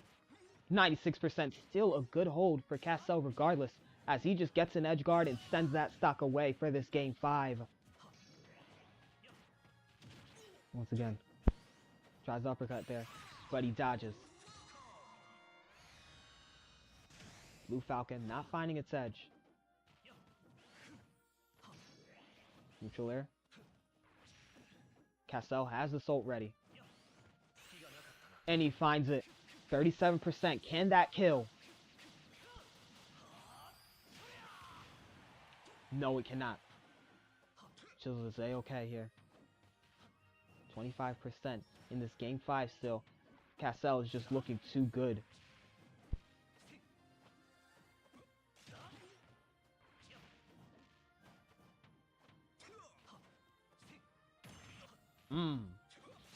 Huge spike though. Chilzadon is finally breaking the silence that was this game. Because no hits have been found yet. There's a huge hit. Ooh, misses. Looking for an uppercut. Grabs on the ledge. 141 to 63 here. Down aerial connects, and that is stock control. This might just be the game here. Falcon kick.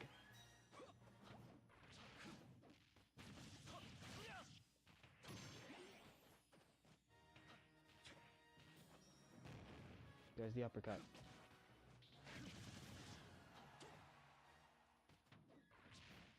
Chills Adonis getting held up at 84%. Uppercut. Knee. Just sends him spinning. And he did not have time to ult there. Look at how Chisel Adonis moves here. And he runs into a triple crush. Cassell takes the game. 3 games to 2. What a match. What a match. Cassell.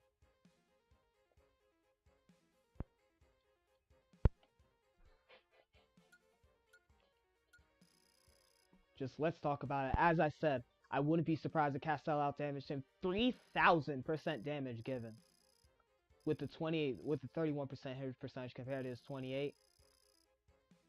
Just an amazing game put up by Castel. 13-11 final smashes as the attack conference today will be victorious over the neutral conference. Just an insane match. But however, we got one more match on the horizon. As the Chiseled Adonis returns to his box, the neutral conference and the attack conference once again meet for the final match of the Sweet 16. It's Lex, it's Dimitri. Not Dimitri, my bad. But it's Karuki.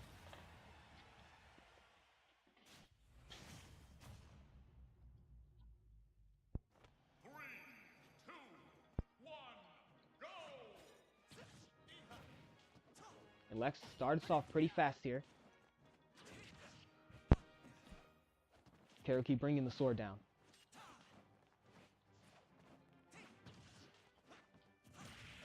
The spike. Multiple down airs. 79 already.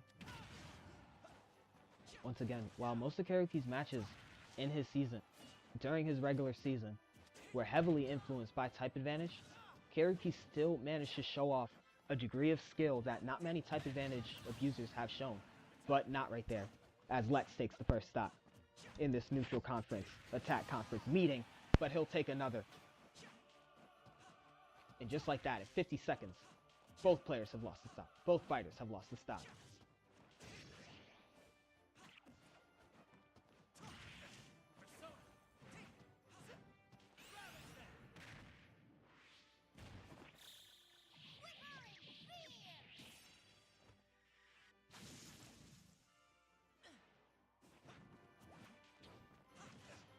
Down area. Down smash. It's disgusting. I don't think Karuki can recover after that. He cannot. Lex.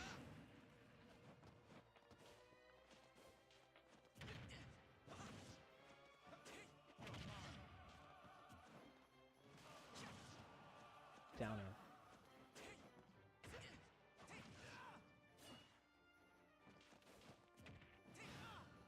The throw.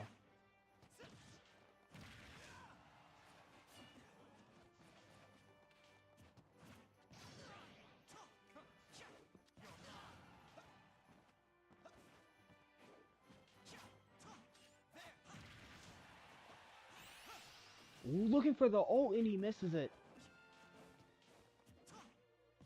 The up smash. Lex gets back in though. Forward throw. Looking at the pistol. Karuki tried to find a combo there.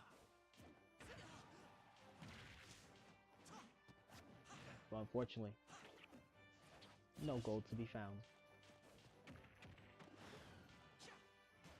Two knees in the back throw. What a dodge. Karuki's still in it here. Spiping on 144%. But the up smash tells me otherwise. Lex came to play today. Down aerial. The parry. Michael Jackson style.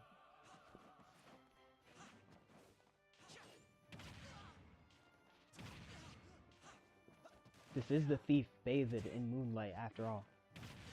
This is the thief that bathes in moonlight. And there's a reason they call him that. And what an ult from Karuki. But the sword tipped in ice has a response to that. I noticed that a lot of these matches do have some lore implications. Can he recover? Yes, he can. Karuki can recover. 143 to 11%. Forward, forward.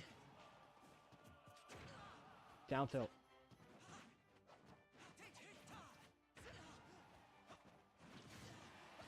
Down aerial.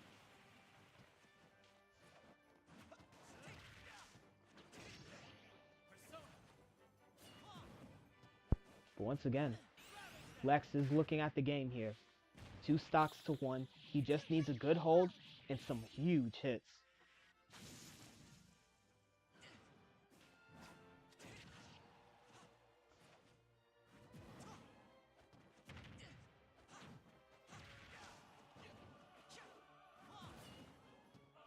Flying back up.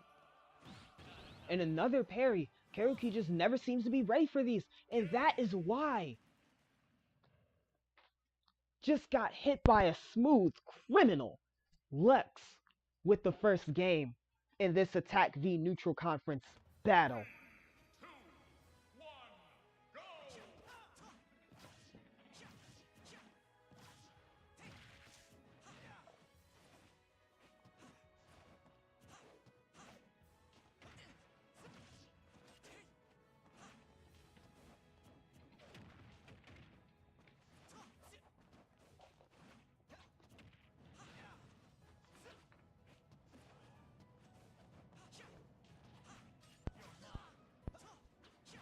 1, go!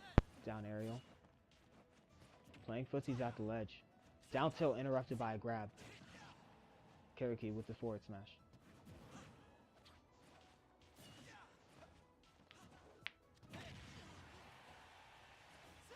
Ooh, looking for a spike, but he misses it. Great dodge from Karuki. Did he have to, though? Did Lex have to do that, though? Maybe, maybe not. But it will result in his death. And Karuki's death as well. And once again, this is a fight for the final spot in the final 8, where I will stream that this following Thursday. Because I did not expect this tournament to run this long.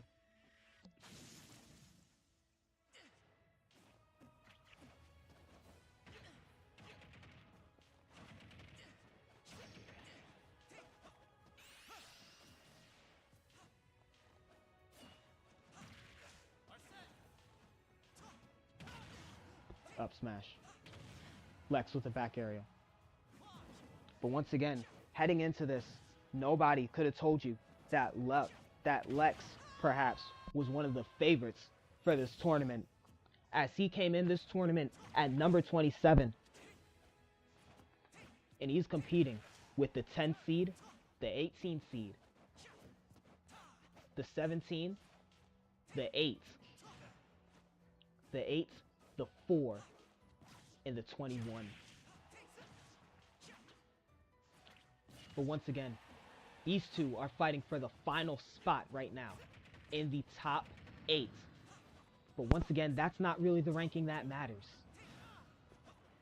You want that final 4. A chance to strip the championship, to strip the championship, to strip the champion. Everything you've worked for. What a down air. That is stock control for Lex. The thief of the night is currently running away with that final top 8 spot, unless Karuki has anything to say about it.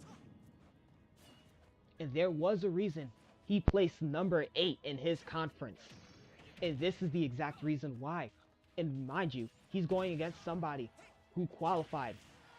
And mind you, he's going against somebody like Karuki, who qualified top 4 in his conference. One of the best fighters in the league.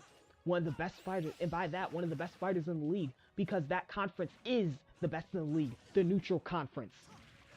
So Lex being able to go at him like this is just something extraordinary, something you just never, ever see before.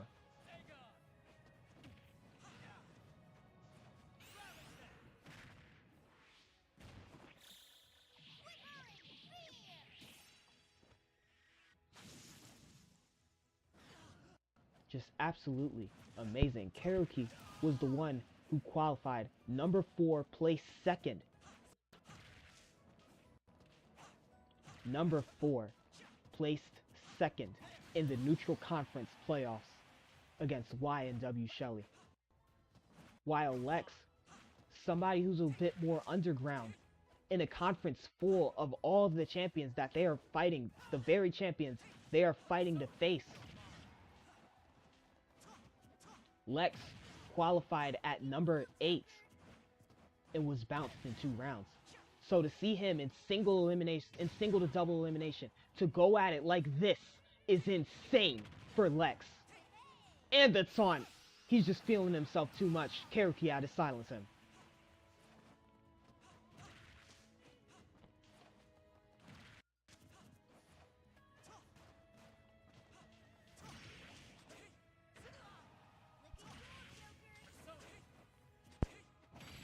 The down smash, and that is the second game.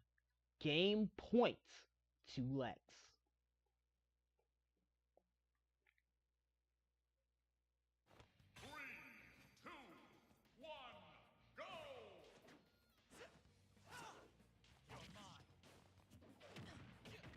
Lex with the down throw into a forward area.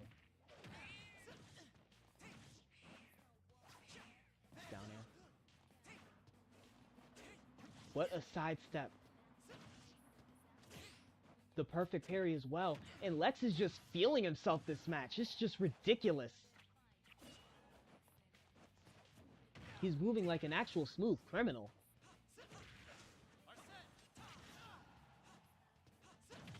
Down aerial. And the parry.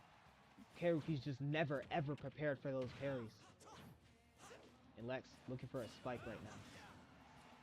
But however, that edge guard was phenomenal by Karuki as he takes the first stock. He's trying to bounce back into this game. The number 4 of the neutral conference. Trying to see the number 1, the stock control from Karuki. But once again, he's trying to see on his side the number 1 seed from the neutral, that being Black. If he defeats Jarvis tomorrow at 4:30. Or 3:30, to be honest. Give me a little bit more time to prepare. Lex made a few dumb mistakes back there. But hopefully this thief can bounce back and steal a few stocks.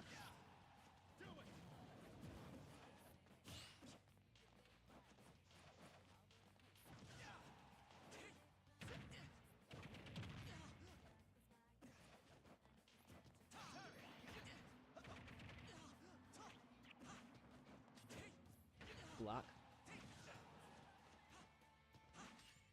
Lex with an up smash, and he's taunting as well. 117, great hold from Karuki. Down smash.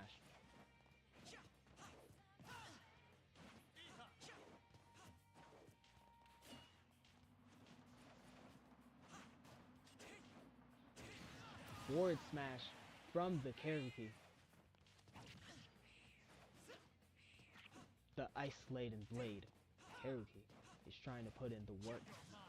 He's trying to put in the work to go forward. But however, fighting out of a 2-0 deficit against the Thief of the Night is not going to be an easy task. He's gonna ult. Yes, he is.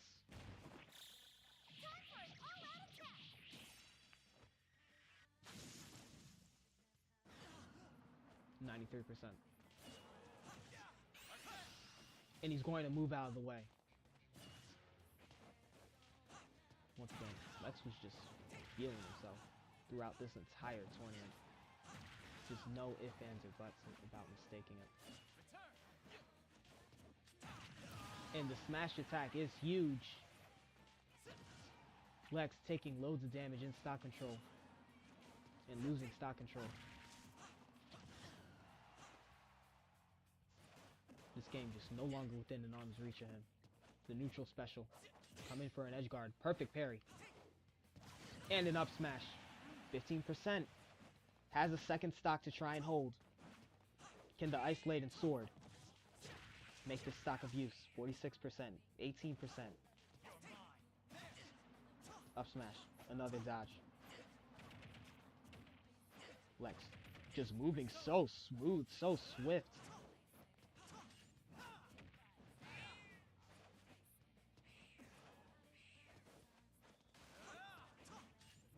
Up smash. 60 to 69.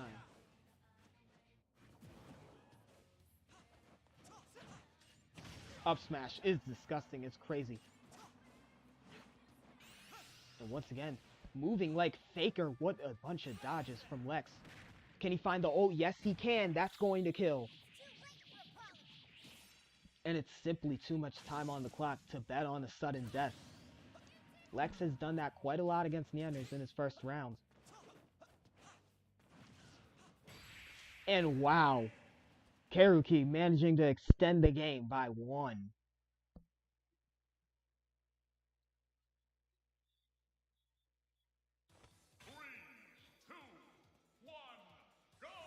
Off they go. Up smash connects. Parry countered by a grab. Pretty smart Alex. 25% to 41, 52.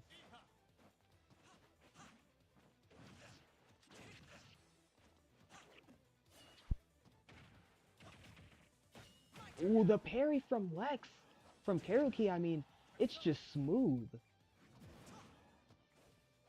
And now both of them are returning to a neutral state of the game. Gets the grab.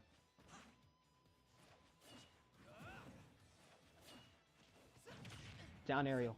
Looking for a forward aerial now. Has to fly back. Down aerial again. Into an up aerial. Not going to kill. Side special.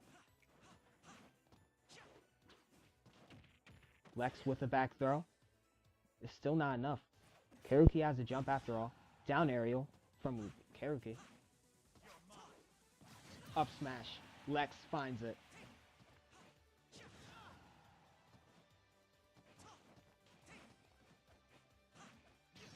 Back aerial. And there's the ult.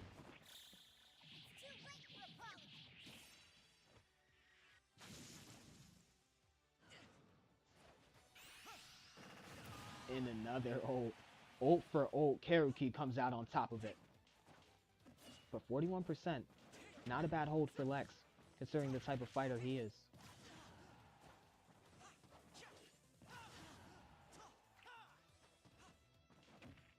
See, you can see he's a big fan of getting these huge hits in. But even when he doesn't, it's the combos, it's the smoothness, it's the swag. Down aerial.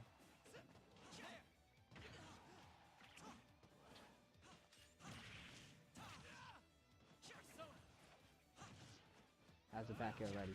Flies away, but gets hit. 4 stocks.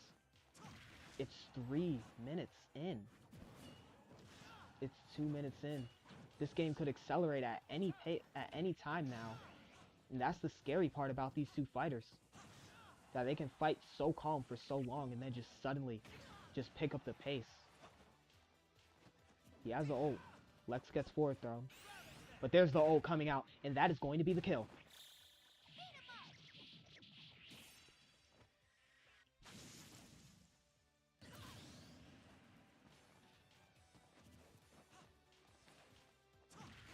Down aerial, and we are back at 0. Another stock that basically just doesn't happen at 3 minutes. But like, you know in your heart that this game could quickly accelerate out of control at any minute. This ult could be the turning point there. No Charlie Kirk. 45%, 66 now.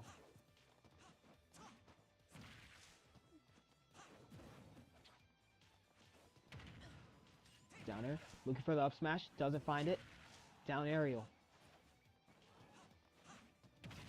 Up smash. Back aerial. And Lex. And as I said, this game is starting to accelerate in pace. Just like that. Because every minute, someone was taking a stock off of someone. Now it's up to Lex. Will he choose to keep this pace or slow it back down? He's looking at an ult here.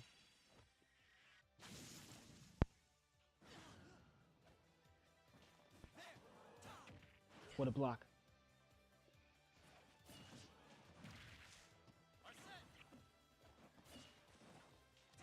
There's the up smash. It's 2 stocks left with 2 minutes remaining in the game. How will this one go? Lex at the top here. He can win this match. Down throw. God, the longer that stand stays out, the worse it is for Karuki. A parry. He has to use the ult to recover. He hits him, and he does not die. And that's how that will go. Lex, 90%. 2 up smashes, and that is going to make him disappear.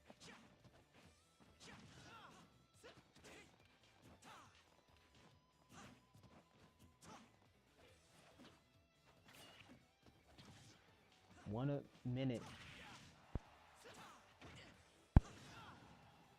Can Karuki take this stock at the minute mark? Lex with the dodge. Trying to up smash. He misses.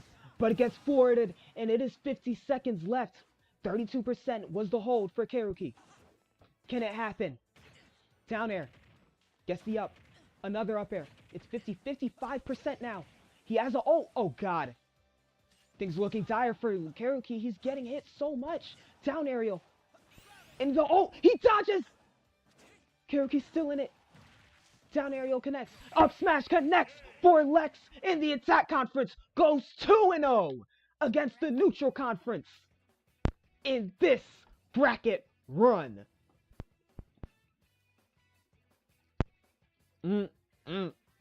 That's a lot to digest.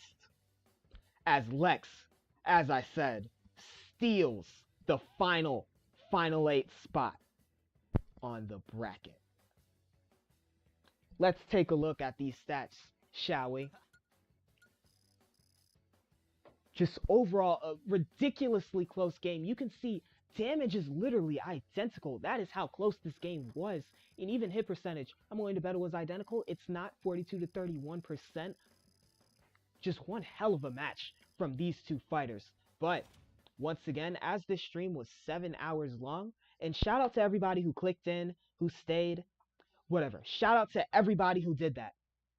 But as this stream is 7 hours long, I will continue this tomorrow at 3:30. Then we will find out who will challenge the world champion and if the world champion remains the world champion. So, without further ado, roll my intro. And I'll see you all on the next live, which is tomorrow at 3:30. Don't be late.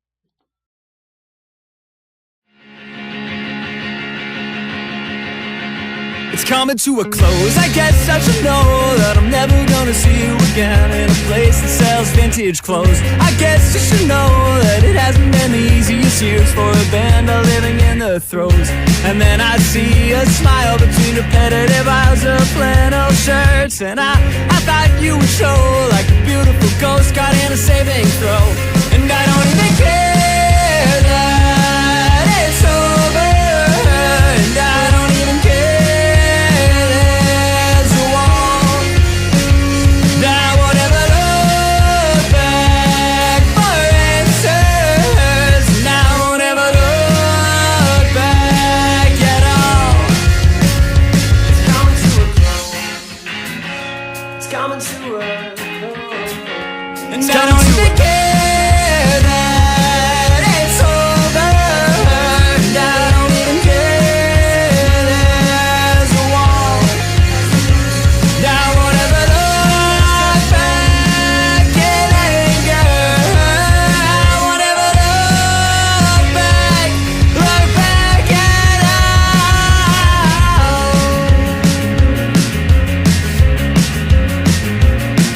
To a close.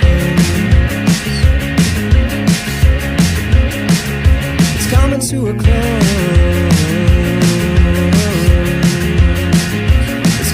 a close. It's coming to a